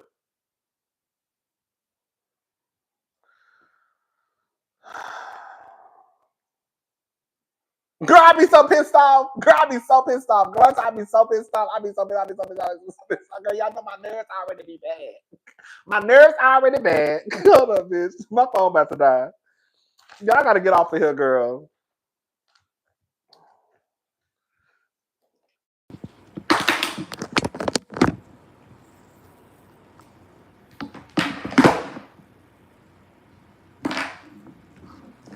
Bitch, my nerves already be bad. I think everybody needs to be in their seat. I don't get it. I don't like it. I told y'all. I'm gonna tell you how bad my nerves be. I do not like flying, y'all, but I like to go places. Bitch. I remember one time, like, I don't like flying. I just don't be trusting people. I need to know where I'm going. I need to see. So one day I was telling my sister, I was like, I don't like to fly at night. I was like, I need to see. Bitch, bitch. I was telling my sister, I was telling my Bailey, Tatum, and Sloan mama. Baby, one day I was like, I don't like to fly at nighttime because I need to see. And she was like, what the fuck you need to see for? You know, like. And she was like, what the fuck you need to see for? You not flying the plane? I was like, because I need to see what's going on, baby. I need to see what's going on outside, baby. Yeah. But you know what's so crazy? I actually do like flying at nighttime because they turn the lights off and it's dark. And I like the fact that it's dark, believe it or not. I don't like flying at night, but when the times I have flown at night, it actually is not that bad because I like that it's dark. But my sister was like, I don't understand why you need to see this. You don't even fly the fucking plane. I was like, that actually is true. So I don't know why I need to see. But baby, I'm telling you, I do not like flying. I like to go places, but I just don't. But you know what's so crazy, and I've said this before? Even though I don't like flying, and I be having like a mini heart attack on the inside, you would never know. Like, I'm not one of those people that just completely lose it. Like, if you saw me on a plane, you would never know. You would never know that I was on the inside. I'm like low-key about to die. But on the outside, you would just think I'm just like, oh, girl, ain't nothing wrong with you. You would never worry about me. But on my inside, baby, I'd be like, girl, I'm about to lose it. But on the outside, I'm just sitting there like, oh, how you doing? I'm just listening to my music, watching YouTube. Baby, I do not like flying though. Ugh, it'd be a mess, child. I remember one time I was going to New York, and I was on American Airlines. Was it New York?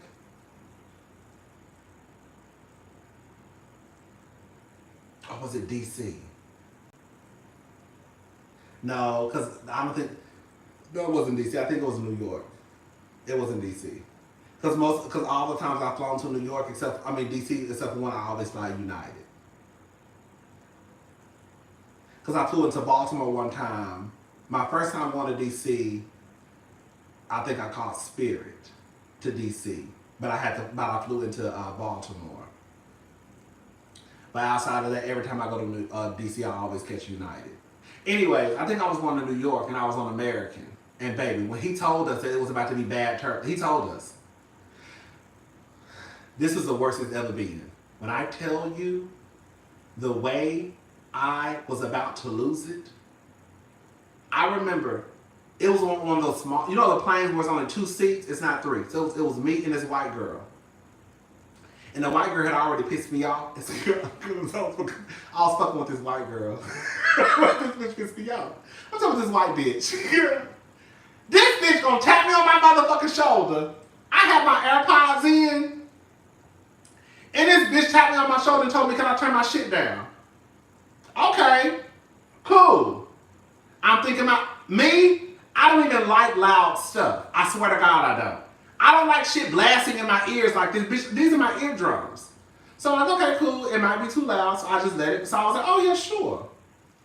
Girl, I was drunk before I got on the plane. Well, not drunk, but I had been drinking. And so I kept having to pee. Girl.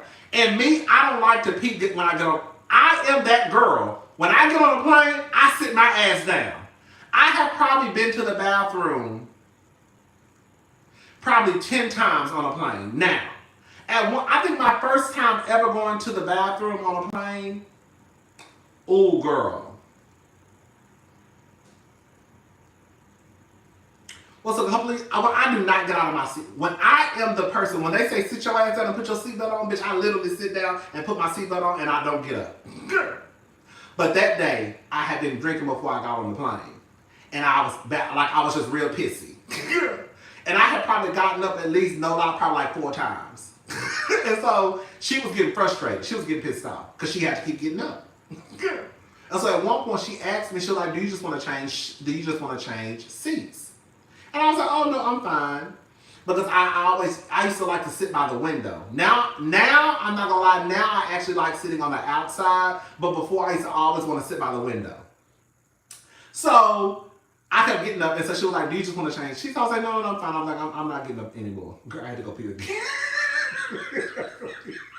When I tell you, that bitch was pissed. When I tell you, baby, because she was trying to sleep too. That's another thing. That's how she was trying to sleep. She was sitting there the whole time like this. So I literally kept waking her up.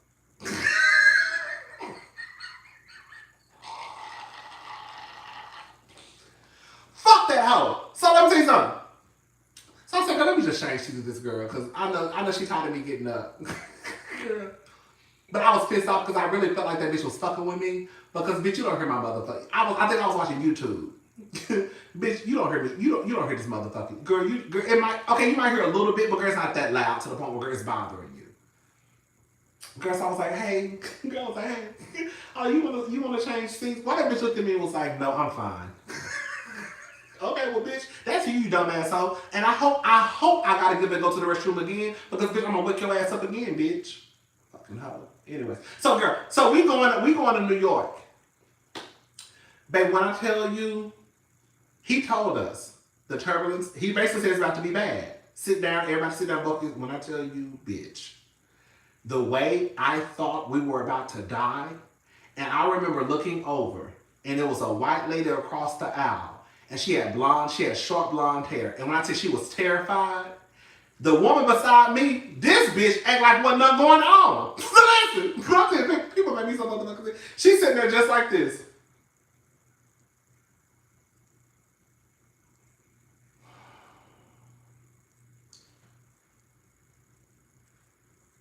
And I'm looking at this bitch like, bitch, we're about to die.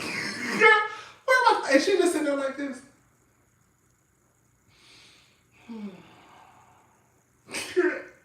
And I look over like, bitch, is it me? And then I look over and I see the other white lady like this.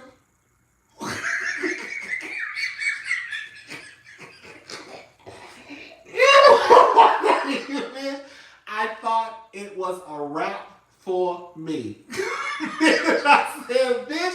I don't know what this hoe on, but bitch, I would have asked her, bitch, can you give me a couple?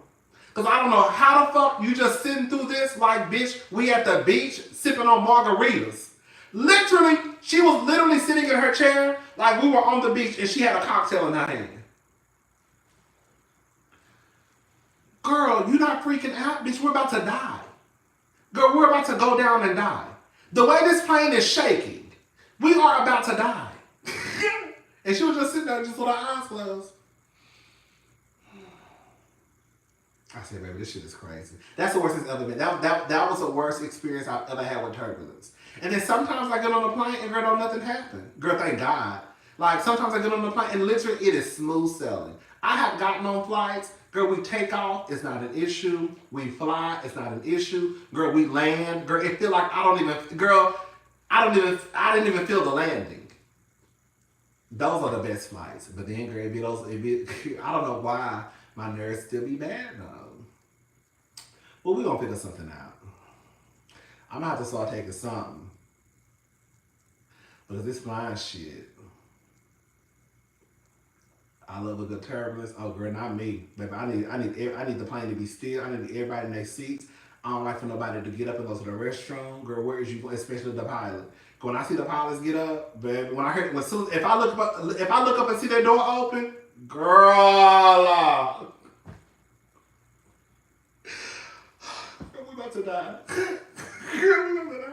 Girl, where is he going?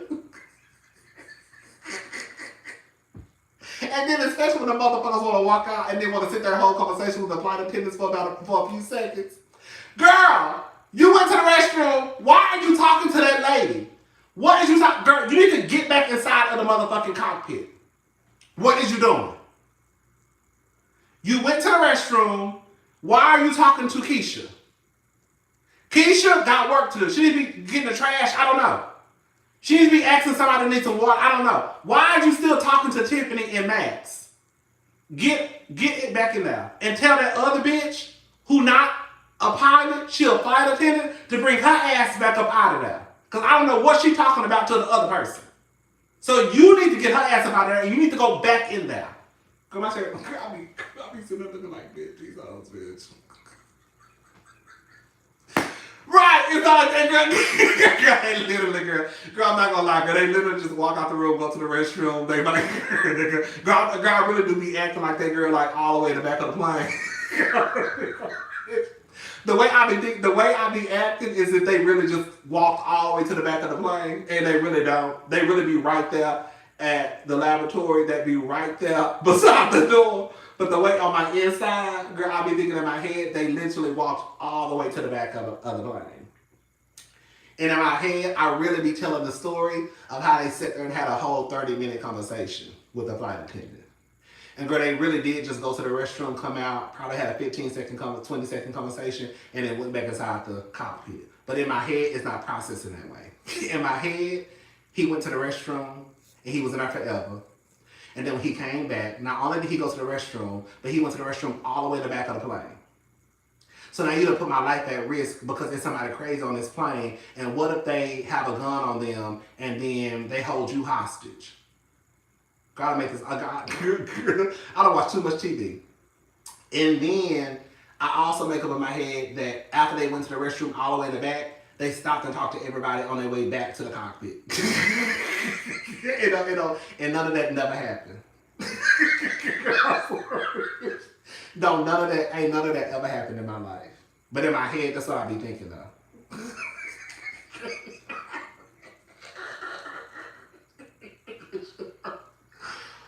Bitch, I be making shit up in my head. Bitch, I be making all types of shit up in my head.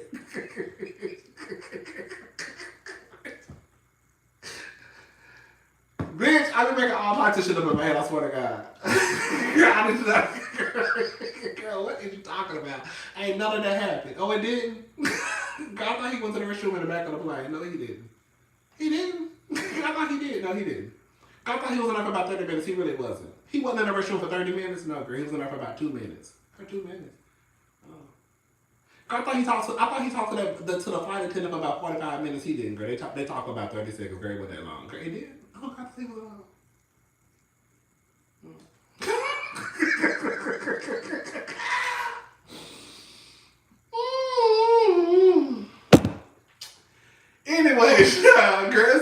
I'm gonna get my life together though.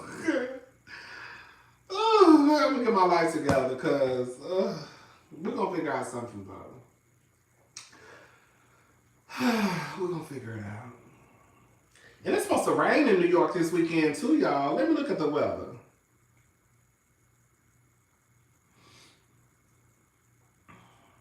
Let's see. Oh, here we go. Maybe it's supposed to rain Friday, Saturday, Sunday, and Monday. God, that's horrible. That's what I'm saying.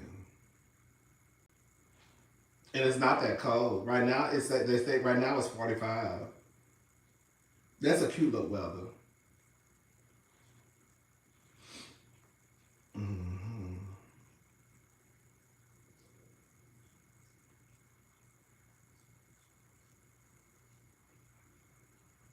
But we're gonna figure it out.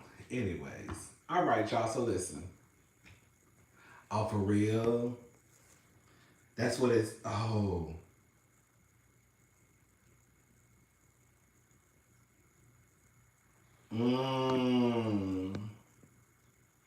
Yeah, girl, it said it's supposed to rain Friday, Saturday, Sunday, and Monday.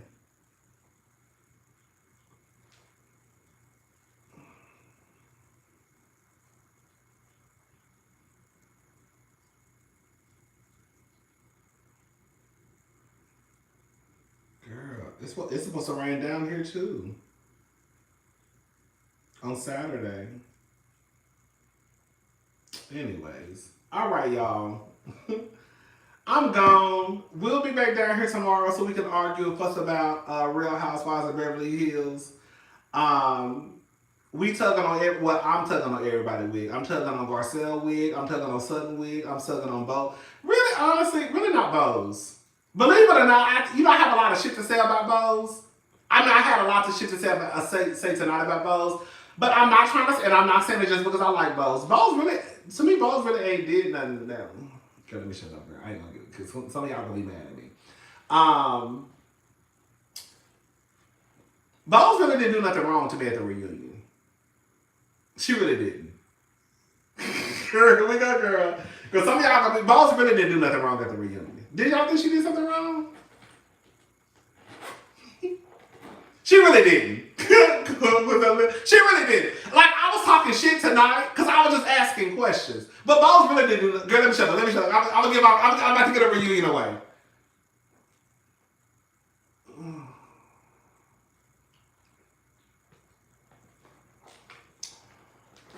Right. Can we end the live peacefully? Right.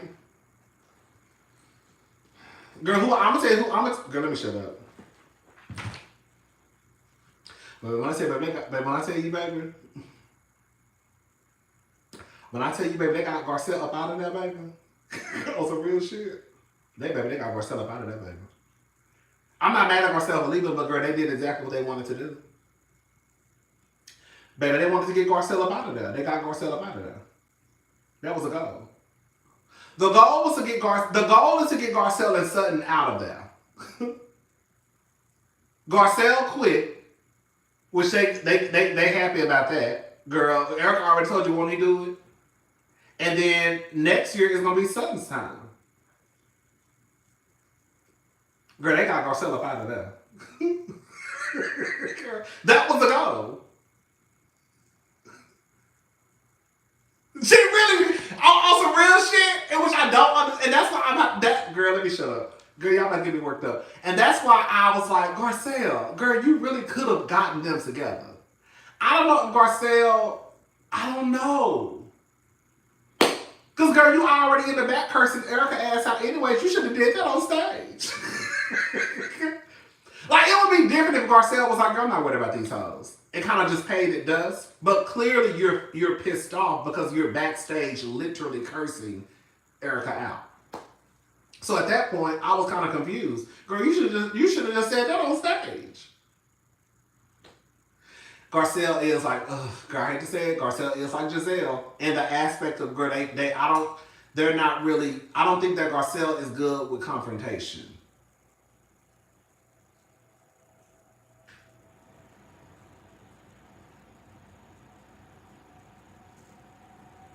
because Garcelle really should have been wrapping Erica up, especially Erica. Especially Erica. That robbery. Oh, girl. We're not gonna get into that. Girl, I'm already get. Out of everybody on the stage, Garcelle really should have been wrapping up Erica. She, out of everybody on the stage, Garcelle should have wrapped up Erica real tight.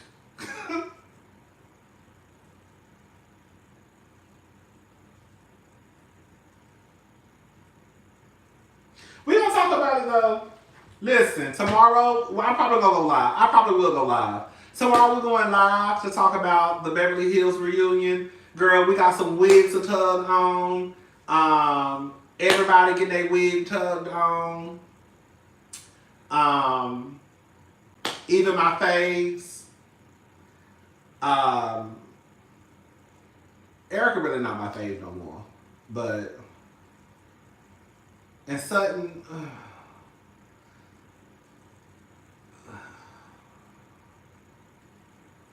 Bose is still my fave though, believe it or not. You know, I don't like the way y'all. I don't like the way y'all was doing Bose. Like y'all was really giving Bose too much online. Girl, let me shut up because I'm about to piss me off. Y'all really wasn't giving Bose too much last week, y'all. Y'all was. Y'all really were. Y'all were giving Bose too much last week. Girl, the way that y'all came out with, girl, I was scared to say something. Girl, I was scared to say. I said, "Girl, I ain't even gonna say nothing." Because the way they dragging Bose to the streets by her motherfucking lace front, girl, I ain't even gonna say nothing. Girl, I was scared. I was scared of my damn self, girl.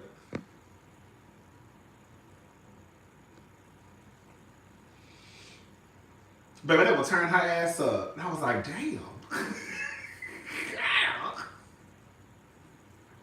You know, I was like, "Damn." I was like, "What the fuck?" I was like, no. Oh, no.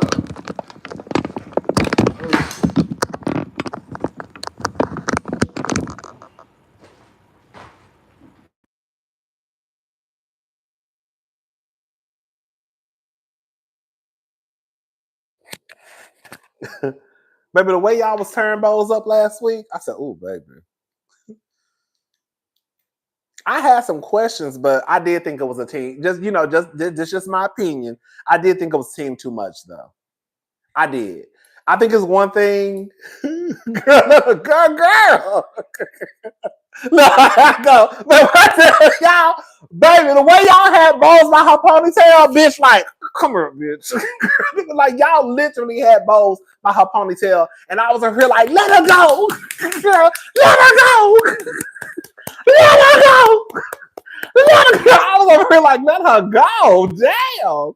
Girl, y'all would not let that girl ponytail go. I was like, damn. I was like, oh, Bose girl, that is wearing your ass out, baby. Girl, y'all had that lady by her ponytail, and y'all would not let that ponytail go. And I just not, let her go, Monique, let her go. I was just like, girl, shit. Bitch.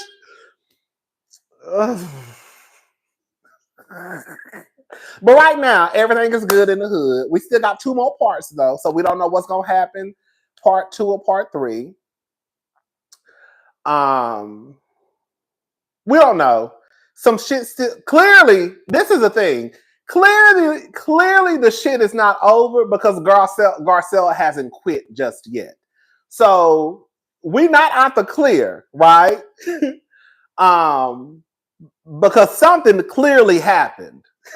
Something happened. So while Garcelle is saying that, basically, girl, it's attack Garcelle, whatever she said, it's not over because Garcelle still hasn't quit.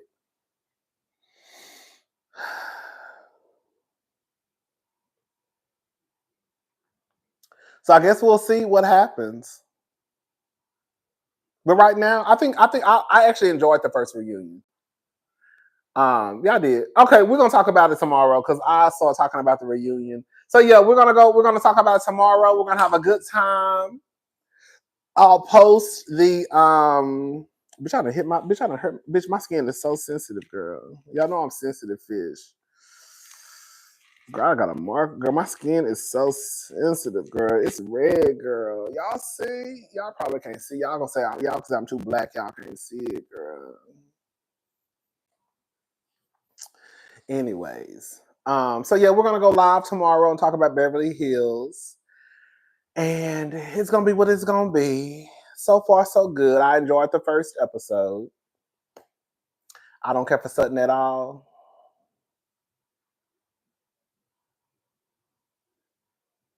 I'll say I don't know if Sutton is one of my faves anymore. I'll say that. Y'all know before I went up for Sutton, but I don't know if Sutton is one of my faves anymore. I don't think that. Baby, I don't have nobody blocked. What's up, William? Baby, I don't have nobody blocked. Baby, I don't block people.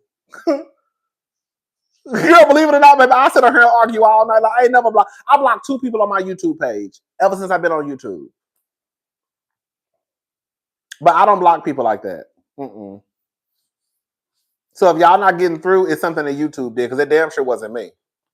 Hello. I don't block people on YouTube. I don't block people on Instagram. I don't block people on Twitter. Girl, I say what I say, y'all say what y'all say, and I'm going by my business. That's how my mind works. I really don't get caught up like that with the comment. I don't. I swear to God, I don't. Because I say what I say, y'all say what y'all say, I really be done with it. I say what I say, you say what you said, girl. That's how my mind works. Mm-hmm.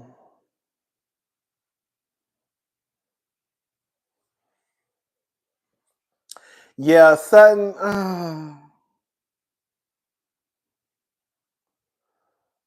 Who said that? Sutton is too desperate. Having money is not enough anymore. That's what I'm saying. It's weird to me. Like, girl, y'all won't like you won't find like I don't know. Like, it's weird to me. Sutton no longer my fave. That's what I'm saying. I don't think Sutton is my fave anymore.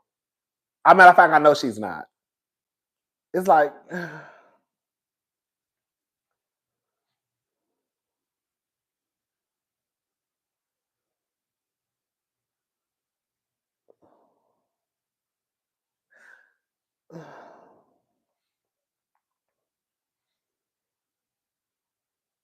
Sutton is so. What's up, Dave? I thought the Dave was gone.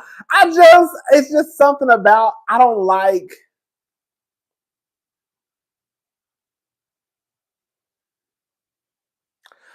I don't know how to explain it.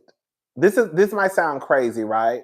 Okay, so like Sutton, girl, you know what I think it is? I think it's Sutton craving for acceptance.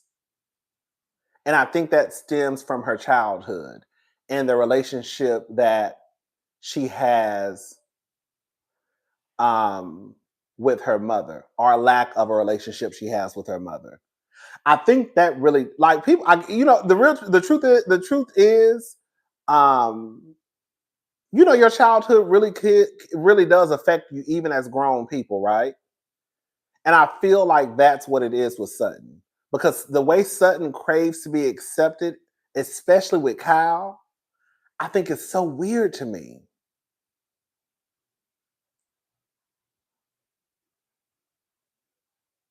Yes. Like even Sutton at the end of the reunion when she was like, "Oh, I'm about to cry. Everybody hates me." Go, what the fuck is your girl? If you don't shut your ass up, what the fuck you about to cry for? I don't have nothing against people crying, but when you just start when you are about to cry and what what what girl, what you about to cry for? I don't understand. Girl, like what?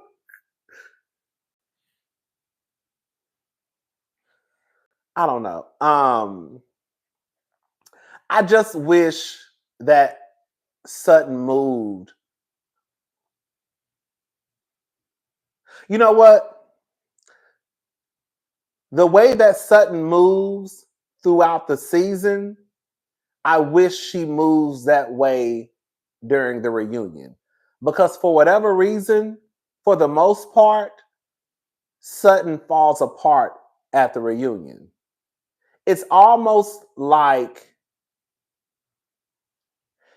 in a way, either it's like she's putting on a show and then the show has ended and now it's real life at the reunion and now she's scared to, I don't know, it's weird. Because the energy that Sutton has throughout the season, it don't be that same energy Sutton be having at the reunion. You know what I'm saying?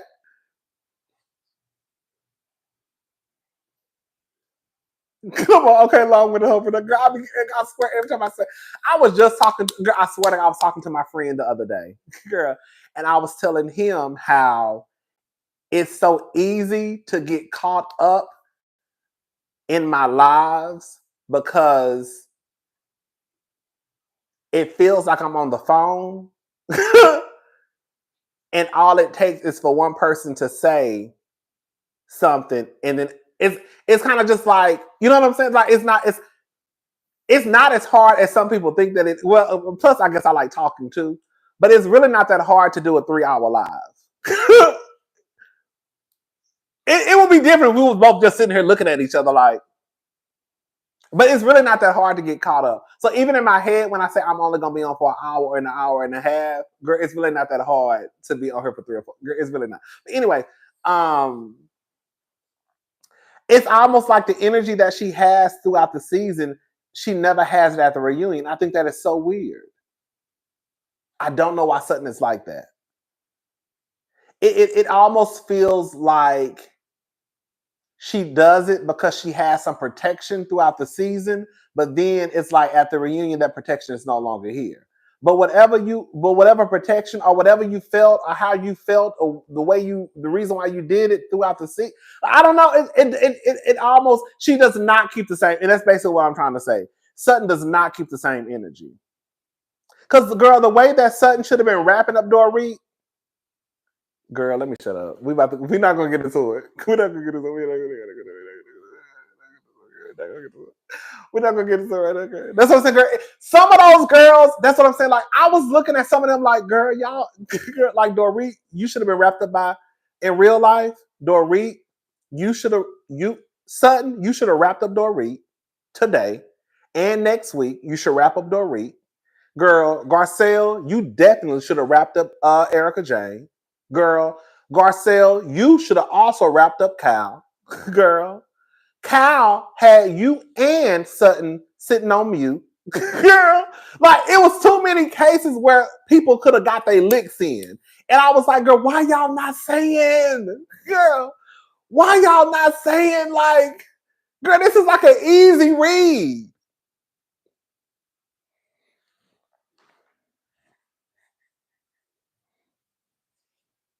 Erica, you put wallpaper on a rental home. You can't say nothing about me not being interesting, baby.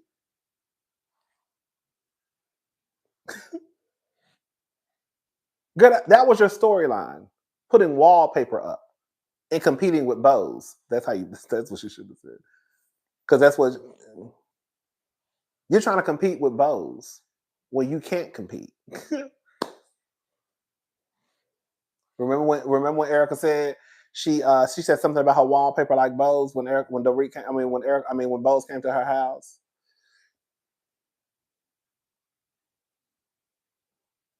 Right. No, that's true. Cal, Dorit, and Erica should have been should have been the ones running home. Not, that's how I feel too. I'm with you. What fuck you say? I'm with you when you're right. Hello. I would have quit, but them hoes wouldn't have had me running out though. I probably still would have quit, but I'm gonna tell you right now, Erica Jane and Dorit and Cal wouldn't have had me running out. I would have quit after I cussed their asses out though. Hey!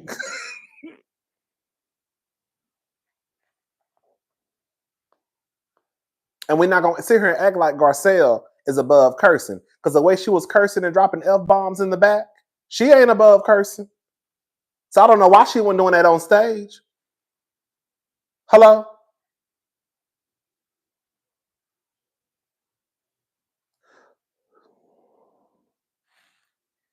Let me shut up.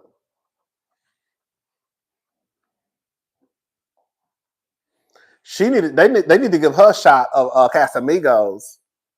Girl, I'm gonna need you to turn. I'm gonna need you to turn it just a little bit. Girl, them white girls is wearing you out. Girl, them white girls is wearing you out, Miss Garcelle Bouvet. girl, give her a shot. Girl, you need whatever Dr. Simone and Quad was taking. Hello, give her a couple of shots because I need her to wake her ass up. Whatever Dr. Simone and Quad was taking at the reunion, bitch, give it to her. Because, baby, they wearing your ass out, Miss Garcelle. They're wearing you out, Miss Garcelle. They wearing you out, so give her 2 shots. Matter of fact, give that bitch 3. I need her to wake up.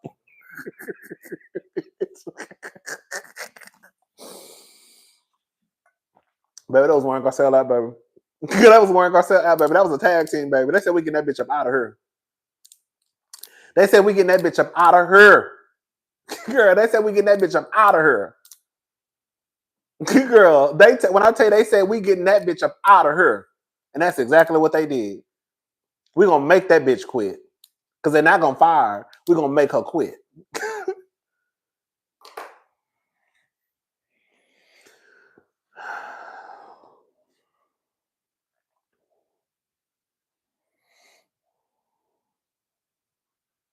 But the gag is, girl,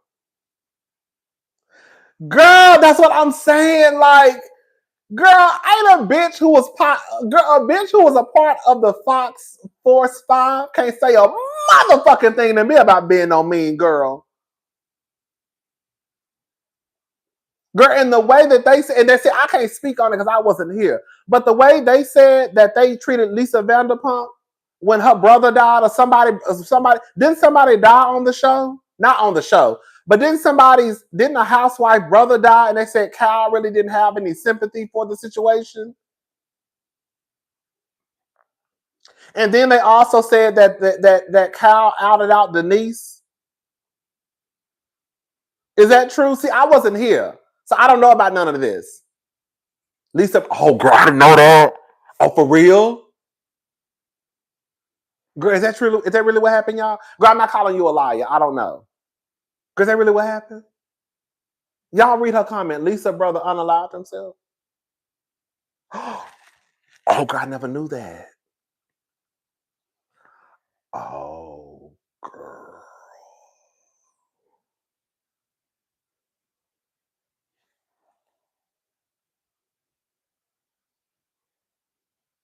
Oh, girl.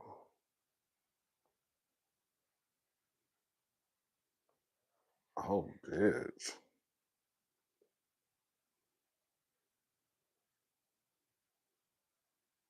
Oh, after their mama died?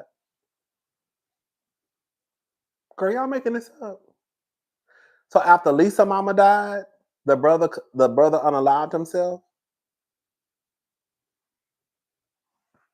Oh, girl, that's why y'all be telling me, oh, girl, now it makes sense. Because y'all know I low-key going for Cal, right? Even though Cal get on my nerves. Cal is funny. Girl, Cal actually is hilarious to me. That's why y'all be telling me if I go back and watch from season 1, I'm not going to like Cal. That's why y'all be saying that?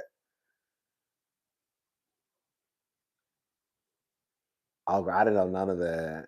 I knew Lisa brother. I knew Lisa brother had died, but I didn't know it was because he killed himself. I just that's what I'm saying. I be just reading the comments online. I just remember people saying that Cal was insensitive to when Lisa Vanderpump's brother died. Oh, girl. Oh, girl, that changed the ball game. And girl, please, bitch, ain't no motherfucking way you gonna sit here and call me a mean girl, and you didn't have sympathy for one of your homegirls who brother girl offed himself. Bitch, you can't say a motherfucking thing to me about being no mean girl. Oh, see, girl, I didn't know none of this. And so that's what I be saying. I can't even talk. I'm about to get pissed off. Girl, I'm about to drag Garcelle. I'm about to drag Garcelle, y'all, tomorrow. So just a FYI, but I'm dragging Garcelle in the name of love. I'm dragging Garcelle in the name of love because y'all just gave me some new information that I did not know. I'm going to drag Garcelle tomorrow because I love Garcelle. Okay? I love Garcelle. But I'm dragging Garcelle in the name of love. Because ain't no way, bitch. You knew all this shit. You let that bitch sit there and call you a mean girl. See, I didn't even know all of this. Y'all better not be. Are y'all telling me the truth? Because when I start dragging and saying, are y'all, girl, I can't even talk. Girl, I can't even talk. Bitch, y'all got me worse. Girl, y'all telling me the truth? Because when I say this tomorrow, I'm going to say it as factual.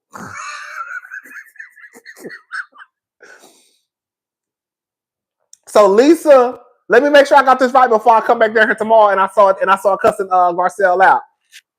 So Lisa's brother killed himself. And this was after their mother also died. Bitch, I'm gonna have to go back and watch the old seasons.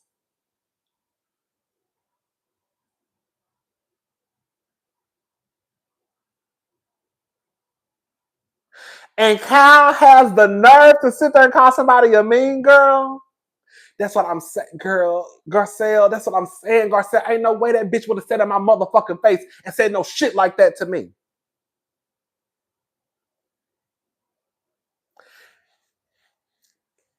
What's the name? Girl, I'm about to get, I forgot their names. What's the name?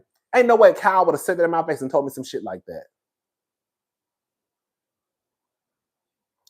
I'm sorry. I'm sorry, y'all. Y'all be wanting to take the high road too much for me. I don't like it. Bitch, I'm not. That's what I'm saying.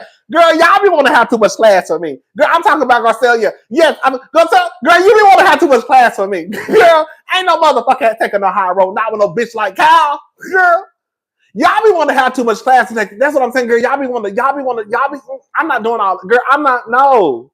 Girl, I done got pissed off. Girl, y'all be wanting to be too like. Y'all be wanting to have to like.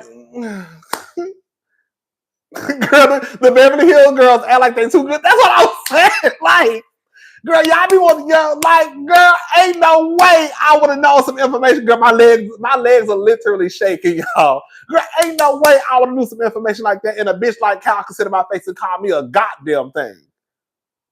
Goddamn, I would have been wearing Kyle low.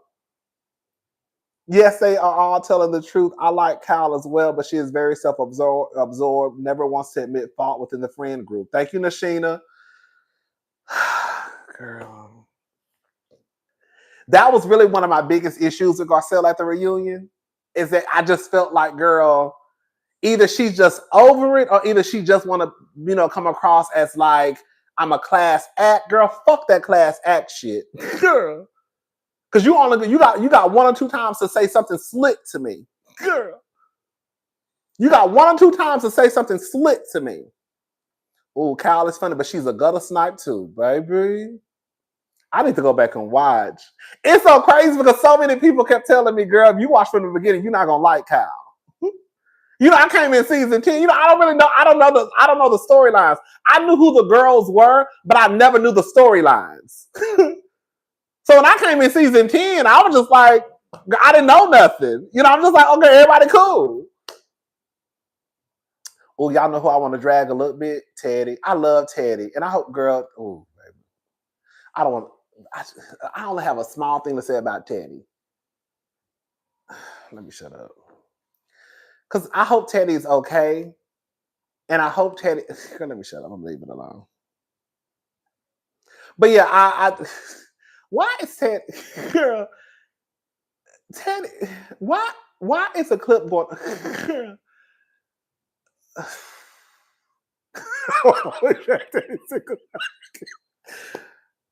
girl, can I say something? And I'm gonna be, girl, can I say something? Can I say something and take it back? Can I say something and take it back? Can I say, okay. I saw it's a clip of Teddy going around talking about dating and the dates that she's been on with men.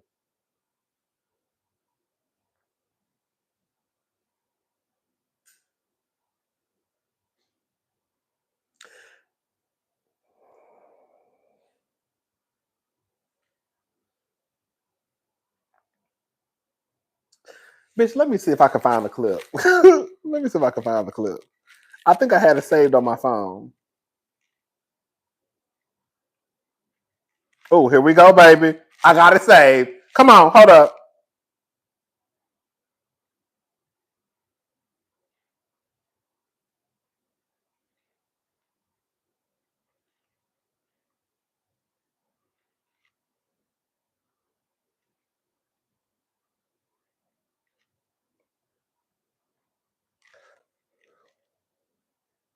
Girl, listen. So Teddy is fighting cancer. I really feel bad. I literally almost teared up today, no lie. Y'all know I'm sensitive. I don't even know Teddy, but I just felt like her story is so sad because the way that Teddy is speaking, um,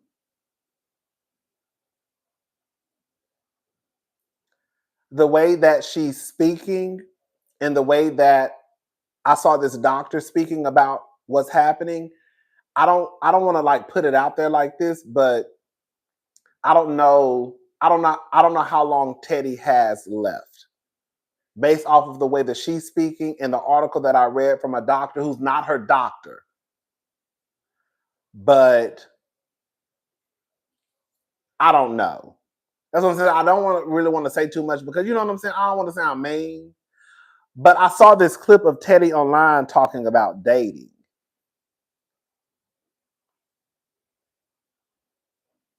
Excuse me, Raya. Why am I still on the wait list? I have 5 referrals. I realize that maybe I'm slightly controversial, but I would appreciate you letting me in. Because I've seen some of the other people you've let in, and they seem like even bigger train wrecks than me. So, hello. But most of the people I've met on Hinge, you have to do an array of photos. I'll show you. There's one glammed, one I'm with a horse. She's basically talking about this dating app that she's on, basically. One where a child is cropped out, so you know that I have a child. Like, I've been really good about that. Like, but I haven't. Oops, sorry. Looked on my Hinge in 2 weeks, and then Hinge gives you a little tongue lashing, and it's like, "Hey, we're gonna cut you off if you don't start opening it." I'm like, I've gone on a couple dates with somebody. Calm down. Okay, so there's only been 2 guys that I've actually gone on dates with. The first one, and it's not great because he asked if I wanted to have more kids, and I was like, I'm in the hospital. This isn't really the right time, bud. He said, my mom told me to ask you. Do I need to talk to your mom? I currently have a head wrap on. I just learned my own birth date, let alone have your child. But that other guy is like super nice, super sweet, kind, and like exactly what I. So I was just like, damn, Teddy. I was like, girl, you really over here, girl, 1 foot into glory. And girl, you going out on dates? Y'all said chemo brain is a thing? That's what I was like. You know, that's what I'm saying. Like, I feel bad for Teddy. I really, really do. Like today, I really almost broke down into tears. No lie.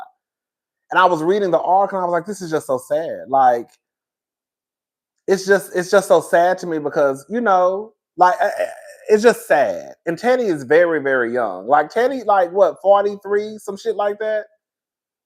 Like, girl would be different if Teddy was 90 years old. Then I was like, okay, well, Teddy lived a nice life. You know what I'm saying? But Teddy is only in her 40s, I believe. And I'm like, girl,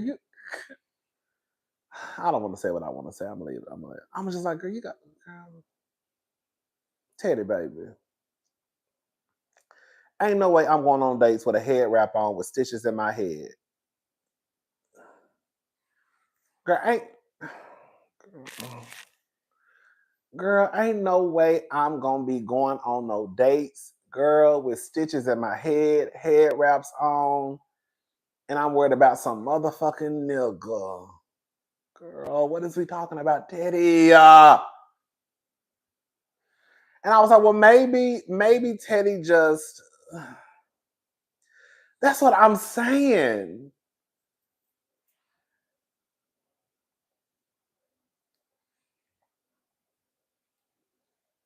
I just would not want to. The way that Teddy is talking, basically like it sounds like to me, and I'm saying that what I've read coming out of Teddy's mouth is like she's getting her things in order, basically, right? So we're all gonna die, but it sounds like she's getting her things in order. She realizes that she may not make it. And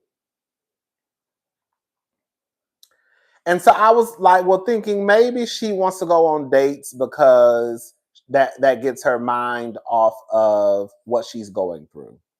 Right? Everybody deals with trauma, and life changing, altering, situations differently. Would I be out going out on a date with a nigga? 10 times out of 10, no.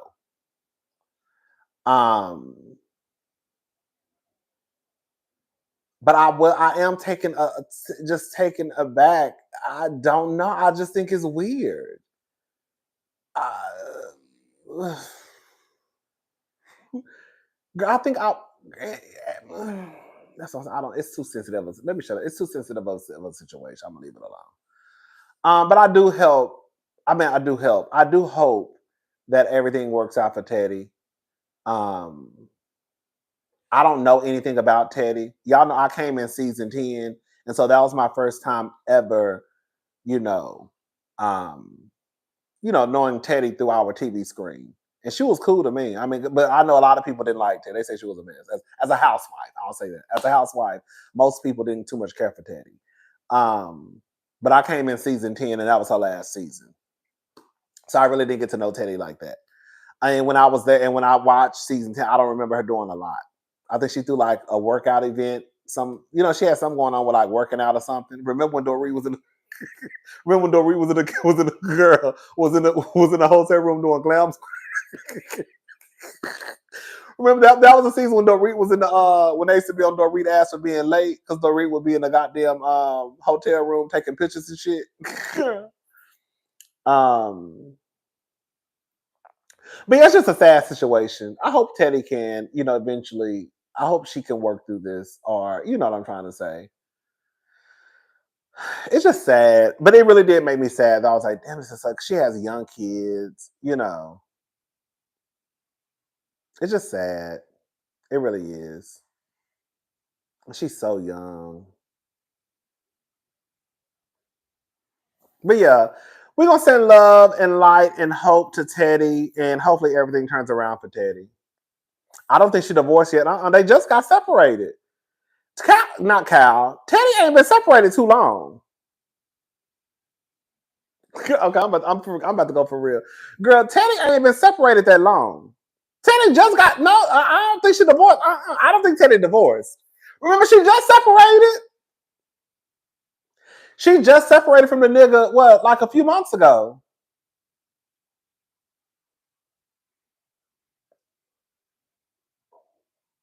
Mm.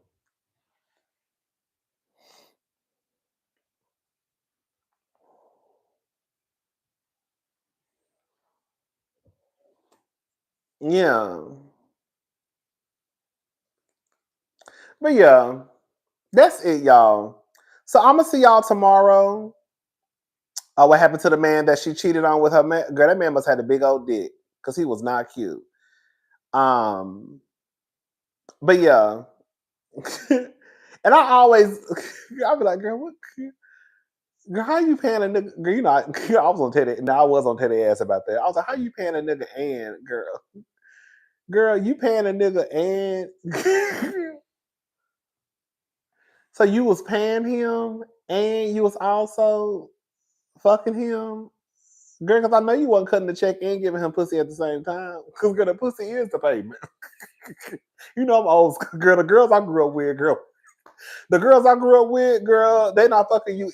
They not giving you pussy and girl, the pussy is the payment. So whatever you gonna do to train these horses, girl, I don't know, no bitch opening up her pocketbook and paying a nigga and still fucking them at the same time. You know what I'm saying? But some of these girls I mean, Sweet Tea over there. I mean, look at Sweet Tea. No shade to Sweet Tea. Sweet Tea over there, girl. She said she about to be done paying off Quad House. And she already said she gonna be taking care of the baby herself. So she over there paying bills, taking care of the babies, cooking for the nigga. Y'all got the game fucked up. I don't know who raised y'all. Girl, who raised y'all? Girl, no shade. Girl, who raised you? Girl, you know what I'm talking about? Cooking for a nigga, girl, taking care of a nigga, girl, and paying a mortgage, girl. Bitch, you paying a mortgage, cooking for the nigga, and gonna take care of the baby? Oh, baby, please. Girl, let me let it alone. Girl, I don't know who raised y'all, baby. Y'all got the game all the way fucked up. Y'all got the game fucked up. I'm not paying no mortgage, girl. I'm not paying the bills and taking care of baby and taking care of you.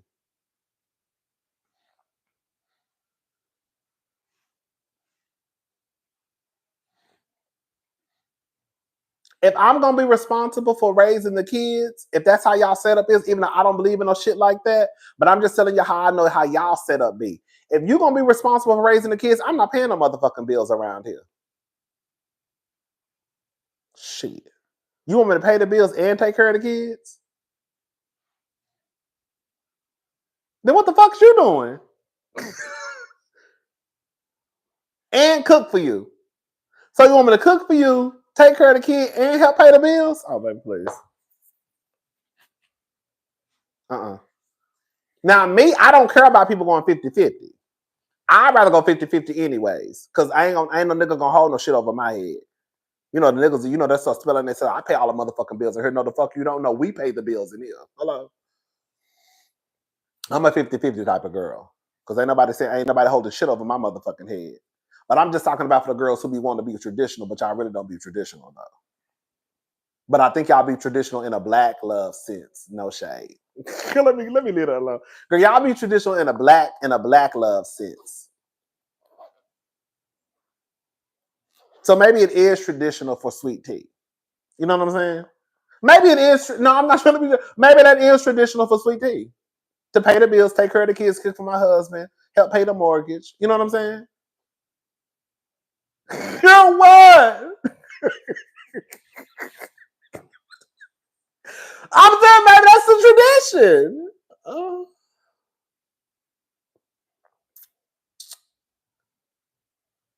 Girl, y'all be trying to act like y'all. Girl, y'all be trying to. I don't like when y'all act like that. I don't like when y'all act like that. Y'all be acting. Girl, y'all be acting funny to me. I don't like that. Girl.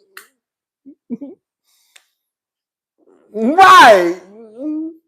Right.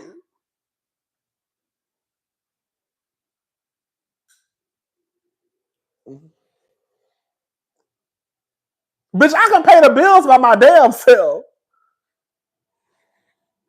Girl, at the point, I'm just going to go ahead and say it. I'm sorry. At the point, if I'm going to be raising the kids and paying the bills and cooking, what the fuck you here for, nigga? I wish I had some nails, girl. Girl, if I had some nails, it would be so. No, I don't wear nails, and nothing wrong with wearing nails. But it would be so cute if I had some nails. I could do the clicking noise. Like, what is you here for, nigga? Because at this point, I don't really need you at the house. Girl, there's no need to have you here. What is your purpose?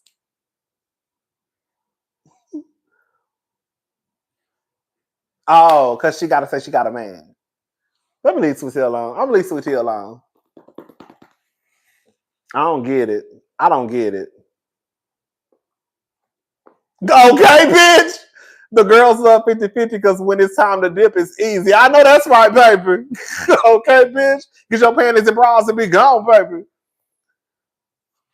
I'm a 50-50 type of girl. But I'm just talking about for the girls who be trying to talk about tradition. Not y'all. Not y'all. I'm just speaking in general. When I hear people talking about tradition, and then when I hear you talking about you open up your pocketbook, and then I'm like, okay, well.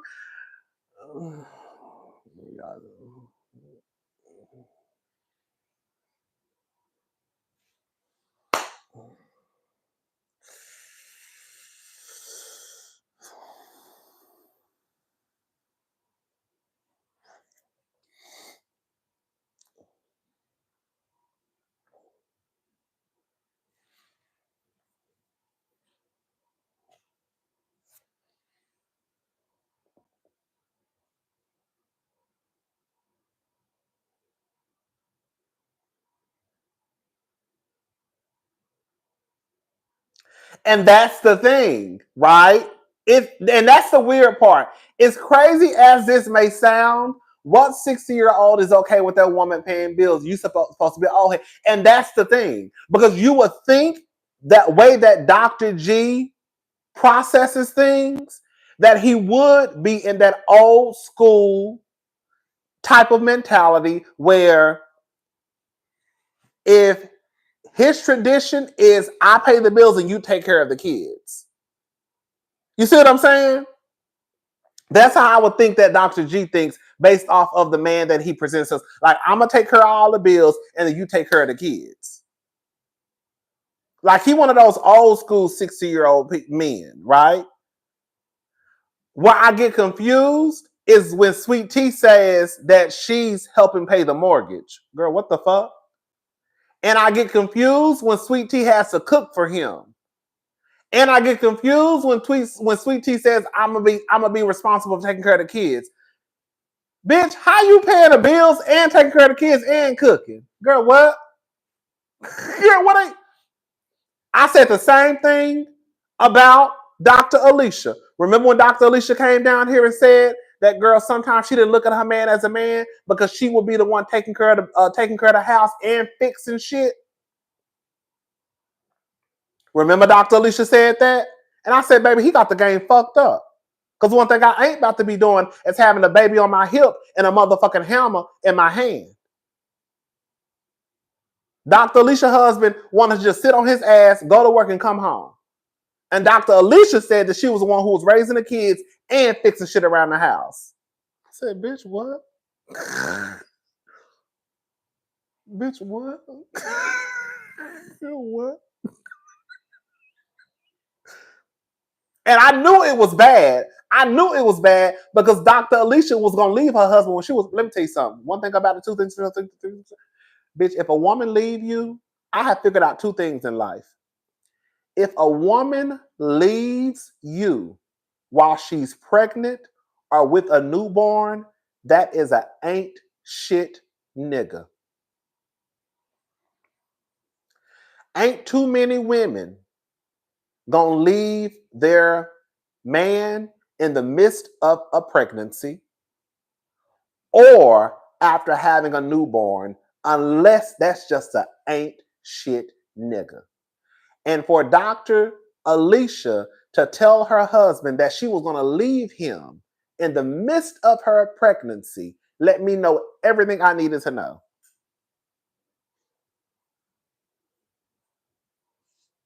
Because he was still expecting her to be a maid, mattress, and a mule, and this lady said her ankles were swollen.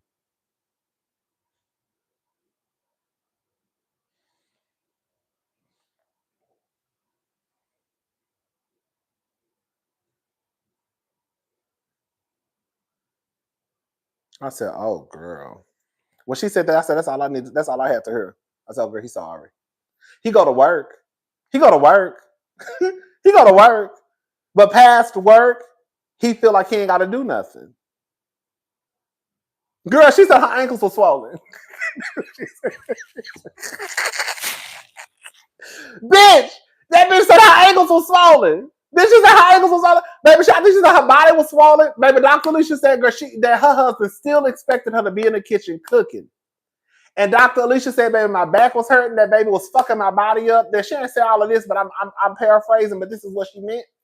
Dr. Alicia said, girl, my husband still expected me to be in the kitchen. And girl, I was pregnant. And she said he had the game fucked up.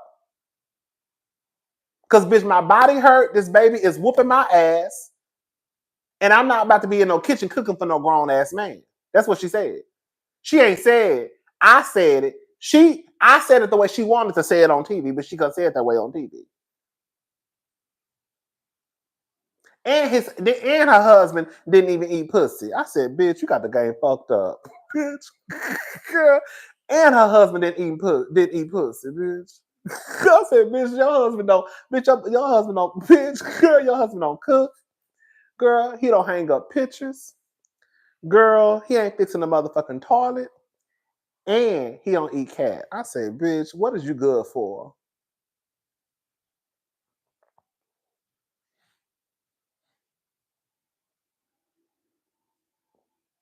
And she said she wouldn't mind if he did it from time to time. Remember she said that? Remember she said that? Remember she said that? I said, it's one thing, I guess, if you don't want it. If you don't want it, then you don't want it. Because I remember a couple of the cousins saying that they don't like to receive oral either. It was a couple of women in the comment section who said the same thing. I was like, oh, girl, not me. Girl, as soon as you tell me you not into giving head, baby, I'm pulling my panties off. Girl, I'm go. Fuck around and tell me you don't give. Fuck around and tell me you don't give head, baby. I'm pulling my panties. I'm putting my purse on. I'm no, baby. I gotta go, baby.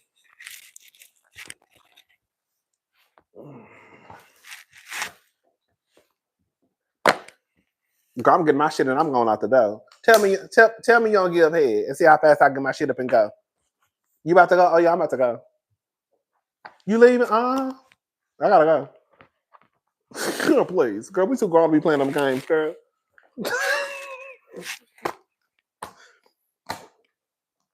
I'm not even playing no games like that. I don't play no shit like that, girl. And you think I'm about to commit myself in a relationship to somebody who say they're not into oral? That's okay, girl. This is what I'm saying. That's okay. I'm just telling you, it's not for me. You're gonna have to go find somebody who don't like receiving oral, and then you can live a life. You can live your best life. I said, baby, girl, I don't know who the fuck these niggas y'all be married. Girl, y'all married niggas. Girl, y'all married niggas who want to be traditional, but don't want to help you raise the kids, which actually is traditional. Girl, y'all want to marry the niggas who still expect you to pay the mortgage, but still raise the kids and cook for them. Y'all want to marry niggas who don't want to pick up a hammer, girl, but don't want to eat your pussy, but still expect you to cook for them. Girl, I said, I don't know who these bitches are marrying. What is going on? Girl, girl, who is y'all marrying? Girl. Baby, you got the game fucked up. Not for me, baby.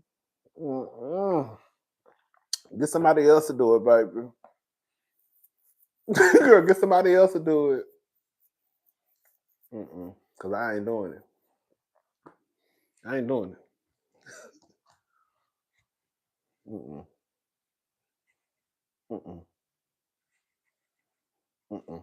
Nope.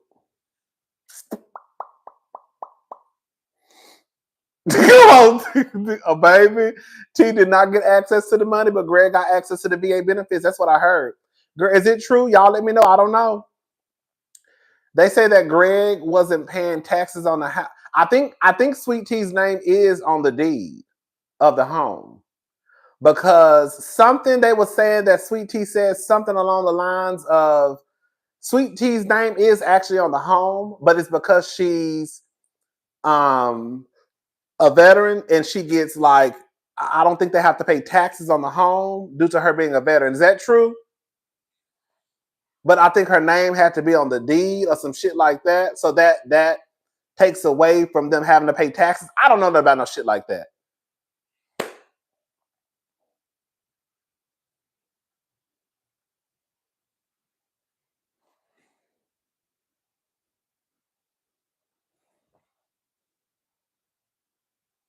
I don't know. But some people were saying that that's the reason why. I don't know, child. Either she said it or some people said it online. I don't want to say she said it. But remember at the reunion when she was like, my name actually is on the mortgage. Oh, it's on the mortgage, not the deed. Oh.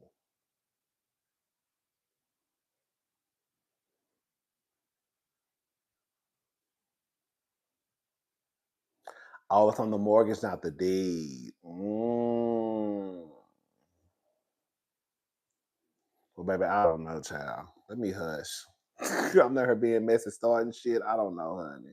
I don't know. It ain't my life. Girl. I ain't got no mortgage or no deed, so I can't even be mad at nobody. Girl, shout out to Sweet Tea. She doing better than me, baby. That's all I can say, baby. Shout out to Sweet Tea.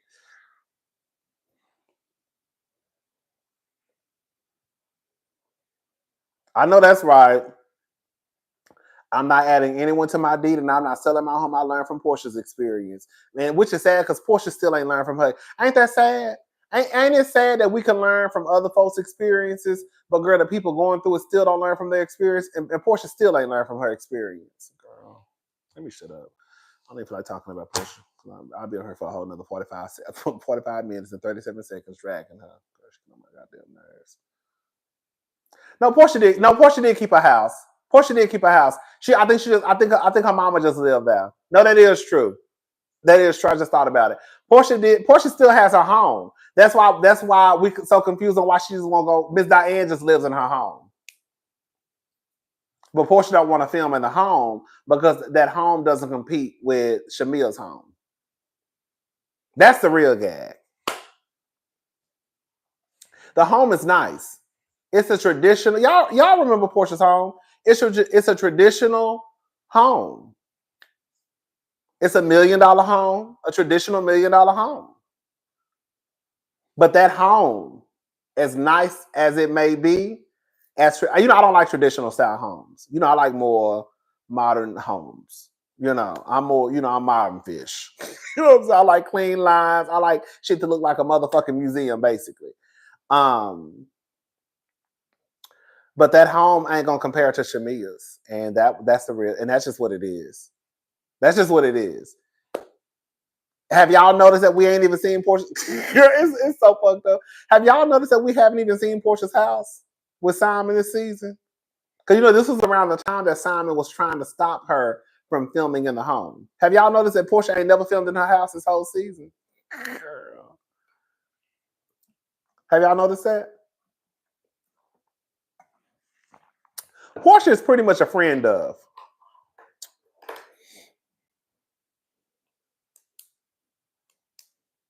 Porsha be outside. Well, I said Porsha literally be outside. You know how y'all say we outside, girl. We outside tonight, girl. Porsha literally is outside. Girl, Porsha cannot go inside her house. Porsha cannot film in that house because this was around the same time that Simon was trying to stop her from filming in the home. I think eventually, probably like midway through the season, I think that Porsha was able to start. I think the judge did say she's able to film in the home. But for the longest, Simon was trying to stop her from filming inside the home. And did y'all catch when Porsha said at the beginning of the season, he's trying to interfere with my work or something like that? I can't remember. Remember she said that like episode 1 or episode 2. Because Porsha knows that the whole goal, the whole purpose of this season was supposed to give lifestyle luxury. And how you gonna be the head bitch in charge and girl, Shamea is giving more luxury than you? Does that make sense what I'm saying?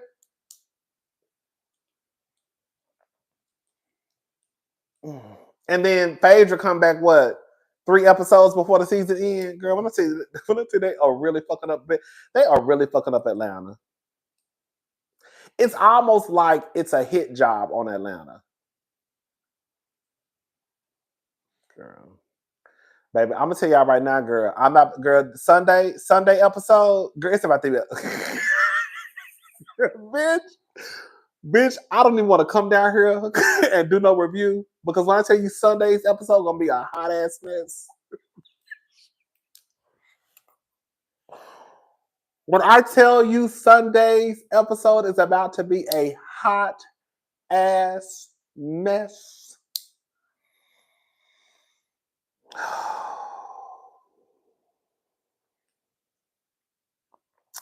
Baby, that Brit baby. Ghetto, baby. Y'all know y'all love the ghetto girls, baby.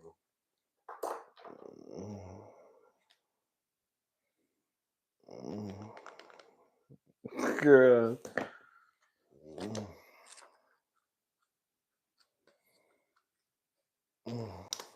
Girl.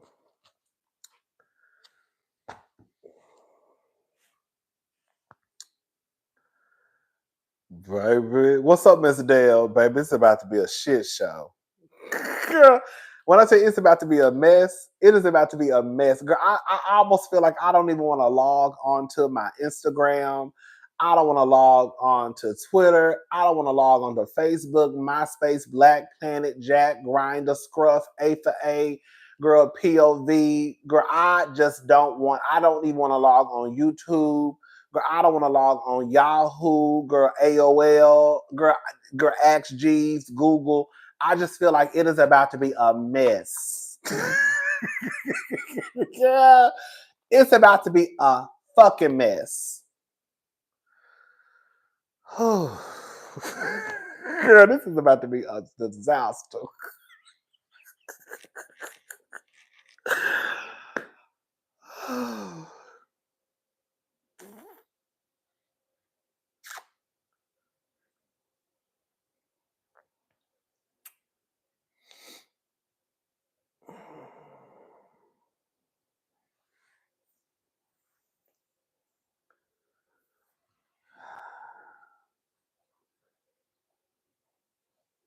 I don't have nothing to say.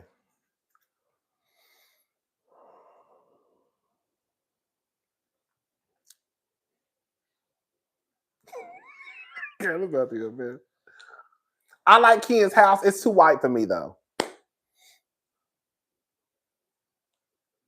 I like Kenya's home, but I just remember her home being really, really white. Y'all know who house I like?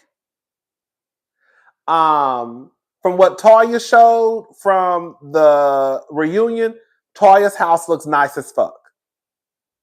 Nice as fuck.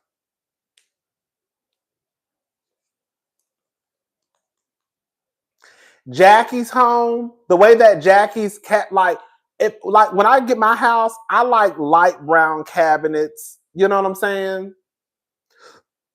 Maybe even black. I just want something sexy and masculine with a touch of femininity. Yes. I want it to be sexy and masculine with a touch of femininity. Yes, that's what I want my house to be. I want it to be sexy. Yes, it's sleek. Yes, I want all that carried out. Yes. Mm-hmm. I can't wait to get my motherfucking house. It's gonna be so motherfucking sickening. It's gonna happen one day. It ain't gonna happen. It ain't happening no time soon. But it's gonna happen one day. It's gonna be so sickening, baby. Robin did have a nice house. Robin had the best house. Robin had the best house on, well, especially her decor. Robin had the best house on Potomac. She did. She did. Girl, Robin, I didn't really get the big deal with Robin as a housewife, but when it came to her house, Robin, I said, oh, baby, Robin did her house right, baby. That's how I know when she used to go over Giselle's house. I know she used to work Giselle's house out of there. Can I say something, y'all? I'm gonna go ahead and say it. Friend or not, there's no way that you can have a house that look like Robin's and you go over to your good girlfriend's house like Giselle's and you be like, girl, what if you change this? Girl, like, what if you change this? Girl, like, oh. Like, there's no way. Robin's house was nice. The outside was very just like cookie cutter, but the inside of her house was it was decorated to the T. It was very, very nice. And then you got to go over Giselle's house. Girl. What Karen called it, the Ronald McDonald house. When I said Giselle's house is atrocious, girl, it is horrible. When I tell you I couldn't stand Giselle's house, couldn't stand it. I said, oh, girl. Y'all don't want to get on Giselle. I told you I'm trying to like Giselle again.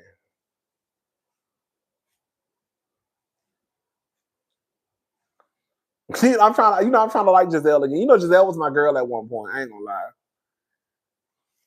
That heifer mean though. That's a mean ass heifer. That's a mean ass. I thought I was.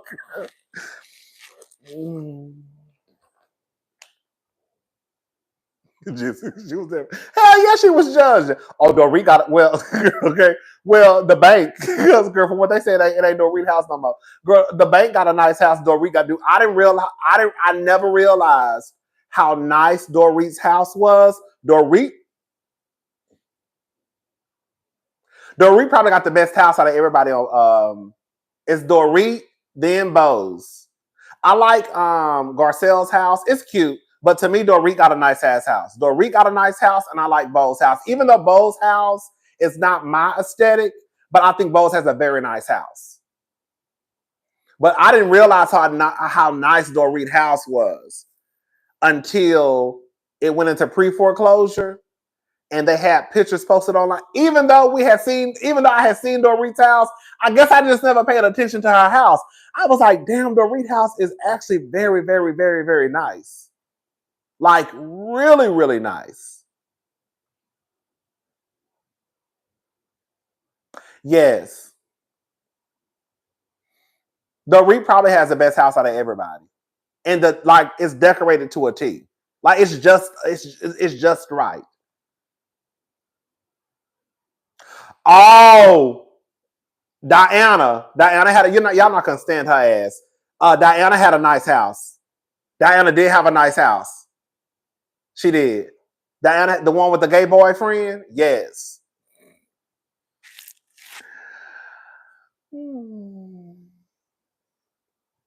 Everybody got a nice house. I haven't seen one person with a bad house on I haven't seen one person with a bad house on Beverly Hills. I think everybody has like a nice house. But I think Dorit has the best house. Like everybody on... Y'all know who house I didn't like? Believe it or not, I did not like Candy's house. I didn't. I hated Candy's kitchen. Ugh. Candy Burris. When I say I hated Candy's kitchen with all my heart and soul, when I tell you I couldn't stand Candy's kitchen.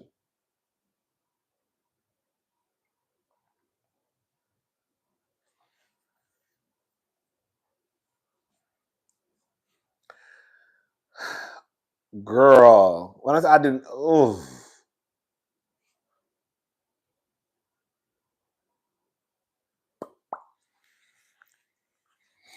I didn't like, I hated, when I say I hated Candy's kitchen, especially her kitchen.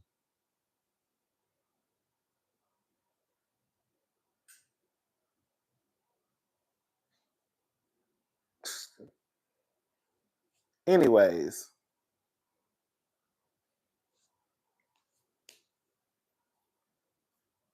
Girl, I'm about to go because it's getting late.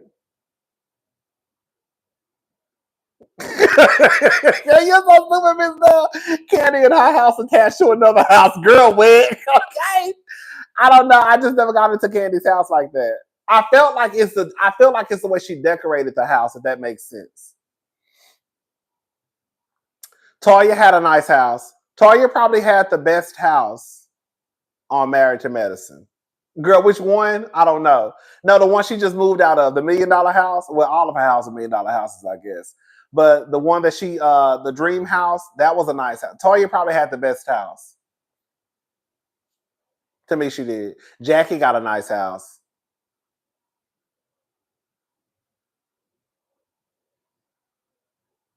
That's what the one that Toya just built. Now, the one Toya just built, I think gonna be sickening as fuck. I can't wait to see her Toya. I can't wait to see Toya's house. I know that house is everything. Based off of the small clips that I saw on the reunion, I said, "Ooh, bitch." I think Toya's house, girl. Quad has a nice. Nobody really has a bad house. I feel like Heavenly's house. She needs to get. Even I think Heavenly redid her kitchen and got some new furniture. But I feel like Heavenly don't care. I feel like Heavenly just like, girl, my house been my house before the show. I really don't care. Contessa redid her kitchen. Did y'all notice that when she came back this season? Contessa had a brand new kitchen. You know, kitchens can be expensive too, child. Is Sheree still in her house? I don't know.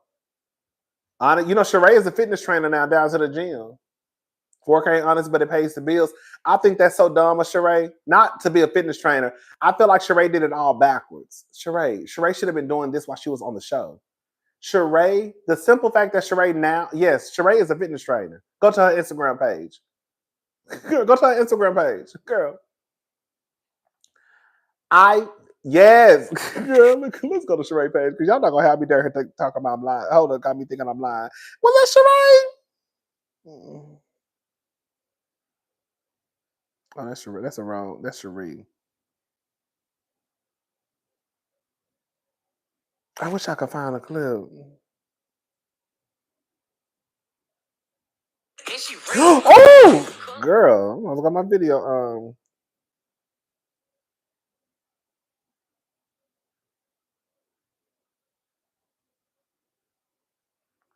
Sheree is a fitness trainer. Yes, she's a fitness trainer. I don't want to show it. I don't want to be showing people on my thing. She trains. Well, I guess I could show it.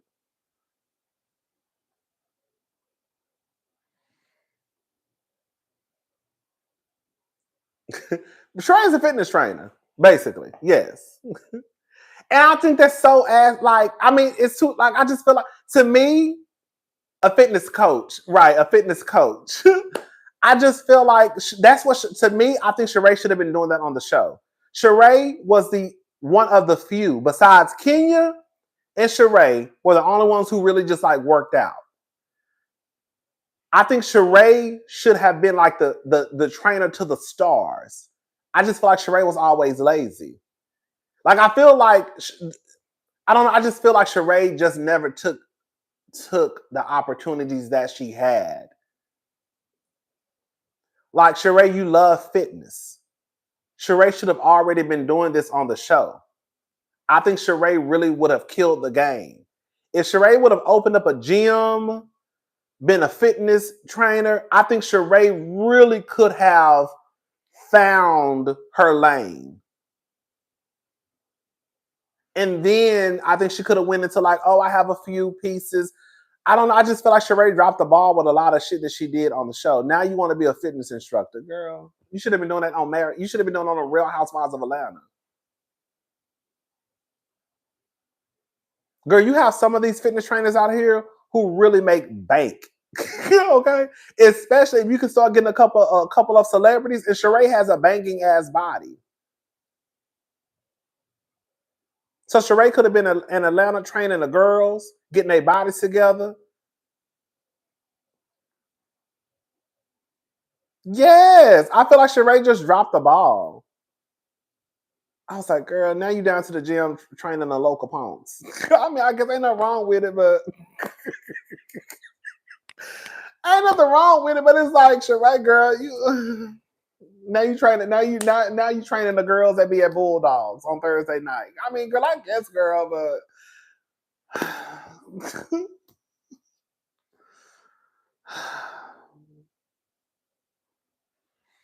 we have Australia and Mozambique. Oh, God, I messed that all up in the building. Thank you, Francine. What's up, Francine? Yes. Thank you so much. I just feel like, what are we doing? Like, what are we doing, Sheree? Like, you did it all backwards. She did. I'm like, Sheree, girl, you're training the girls to be at Bulldogs. Sheree, girl, that should not, girl, I'm not, girl, I'm about to say something that's about to sound real. Sheree, with the,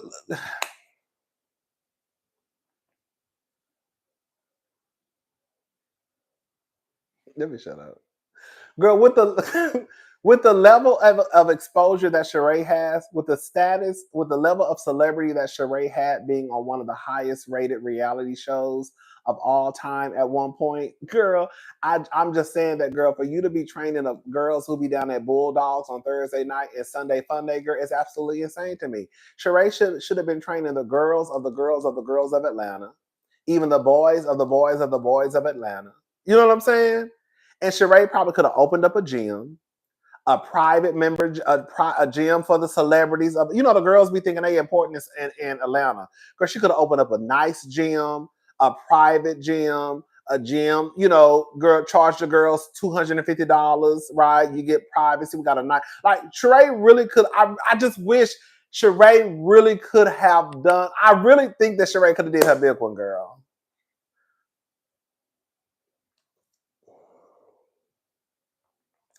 And I think that's I'm serious. I ain't nothing wrong with Bulldogs. Y'all know I love Bulldogs. They got the strength. They got the strongest drinks in town, baby. Bulldogs will get you fucked up for $10, baby. I'm telling you.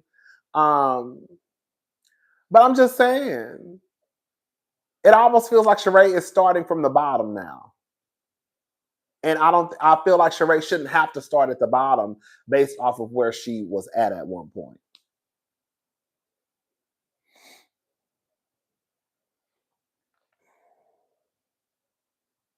You know?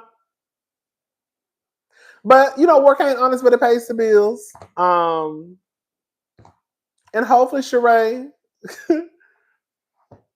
shaped by Sheree for real. Right. It's so many things that Sheree could have done with fitness. Because again, Sheree was one of the few on the show that actually worked out. Sheree and Kenya are the only two that I think on Atlanta that really worked out. Sheree definitely worked out. And I was just like, Sheree. That's why I always look at Sheree like Sheree is not using this platform the way that she should. Yes. Sheree could have opened up a fitness gym and then probably a Jamba Juice. You know what I'm saying? Like a smoothie shop. All things that like Sheree really, I really honestly in my heart, and I'm not saying this just to say it, I really feel like Sheree really could have found her niche within the fitness world. I really do.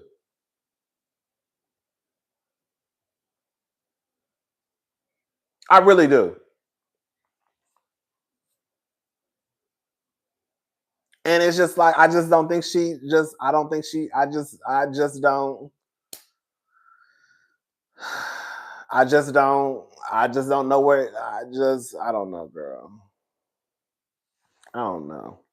But it is what it is. You know, Sheree, no, come on, so Jeff. Sheree was the girls who watched Real Housewives of Atlanta. No, Sheree was actually supposed to be the Nene Leakes of Real Housewives of Atlanta. Sheree was supposed to be the star, but Nene, we fell in love with Nene's personality, so Nene became the star. But Sheree was really supposed to be the star of Atlanta. Go back and watch. The show was supposed to be about Sheree. And Sheree had it in the bag, and I think season 2, like I think Nene just kind of like took over. But Sheree was supposed to be the star. She was. For real. Yeah. But it is what it is. It is what it is. Poor Sheree. We like Sheree though. We like Sheree. Sheree just wants to get paid off her looks. Sheree, like, girl, I knew when Sheree got with Martell Holt, I said, oh, girl, what is we doing? That's what I'm saying. Like, Sheree, why are you letting Martell Holt use your platform? Because you're not benefiting. This stunt that you're pulling with Martell, right? Remember when they called TMZ? You said, no, we don't. No, we don't.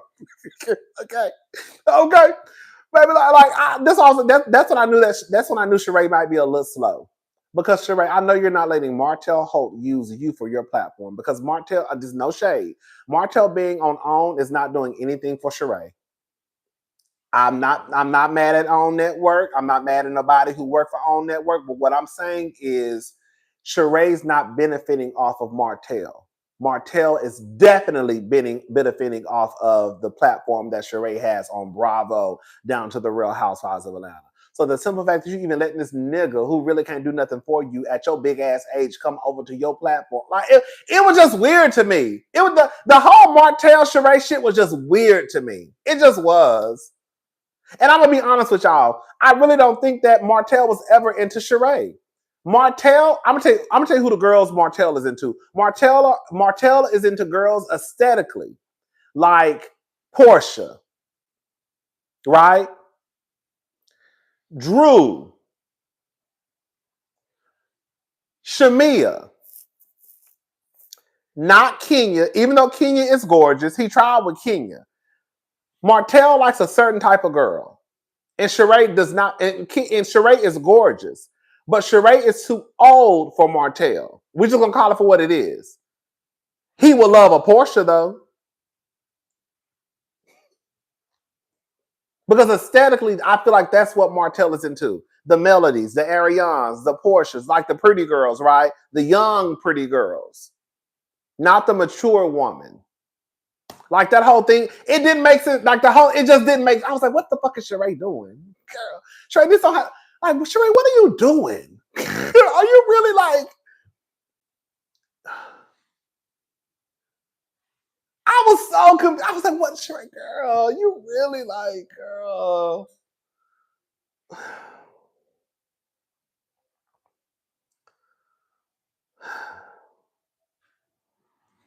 That's the problem. She was supposed to be the star and got stuck in that. Oh, and got stuck in that and was just lazy. Candy said it. She had the best branding of everyone. She by Sheree. She been dropped the ball. It's the truth. It's the truth. It's the truth. Sheree really dropped the ball. She really did. She fucked up her whole everything she had going working for her at Bravo. She really fucked up. She really fucked it up. I just don't understand it. And then you go out and the last time I remember you was dealing with Martell Hope. Oh, girl, what is we doing, Sheree? We too old for this, girl. I remember crying. I'm gonna tell you how much. I'm gonna tell you how much I love Sheree, and it was like a full circle moment for me and Sheree. When Sheree did her fashion line, even though I thought it was bullshit, girl, I remember crying watching Sheree's fashion show. Because I remember the whole girl, it's a fashion with no fashions. And now here we are, girl, years later. Oh my gosh, Sheree got her fashion. Girl, I was really emotional. It was just a good thing. And then it's like, girl, she still ain't do right. Girl, and then Sheree, she was, girl, that. And then she putting t-shirts on sale. Girl, remember Sheree had t-shirts for $50. I am a crybaby. I cry over everything. Sheree, well, how, girl? And then when I said, "Oh, Sheree trying to scam the girl." Let me shut up. I said, "Sheree trying to scam the girls." All right, y'all. It's time for me to go. This thing is about to die. I've been on here for too long. It's 1:30 in the morning. We still up here running our goddamn mouth. I talk too much. All right, I'm gone. Y'all have a good night. We will be going live tomorrow to talk about the Real Housewives of Beverly Hills. Put your helmets on. Everybody fade getting dragged tomorrow. It is what it is. I love all the girls. The only one who might not get dragged is Bose. Hey! Everybody else, I'm dragging in love. I'm dragging with love. Okay? I'm just playing. I'm just saying. All right, y'all. I'll see y'all tomorrow. Bye, y'all.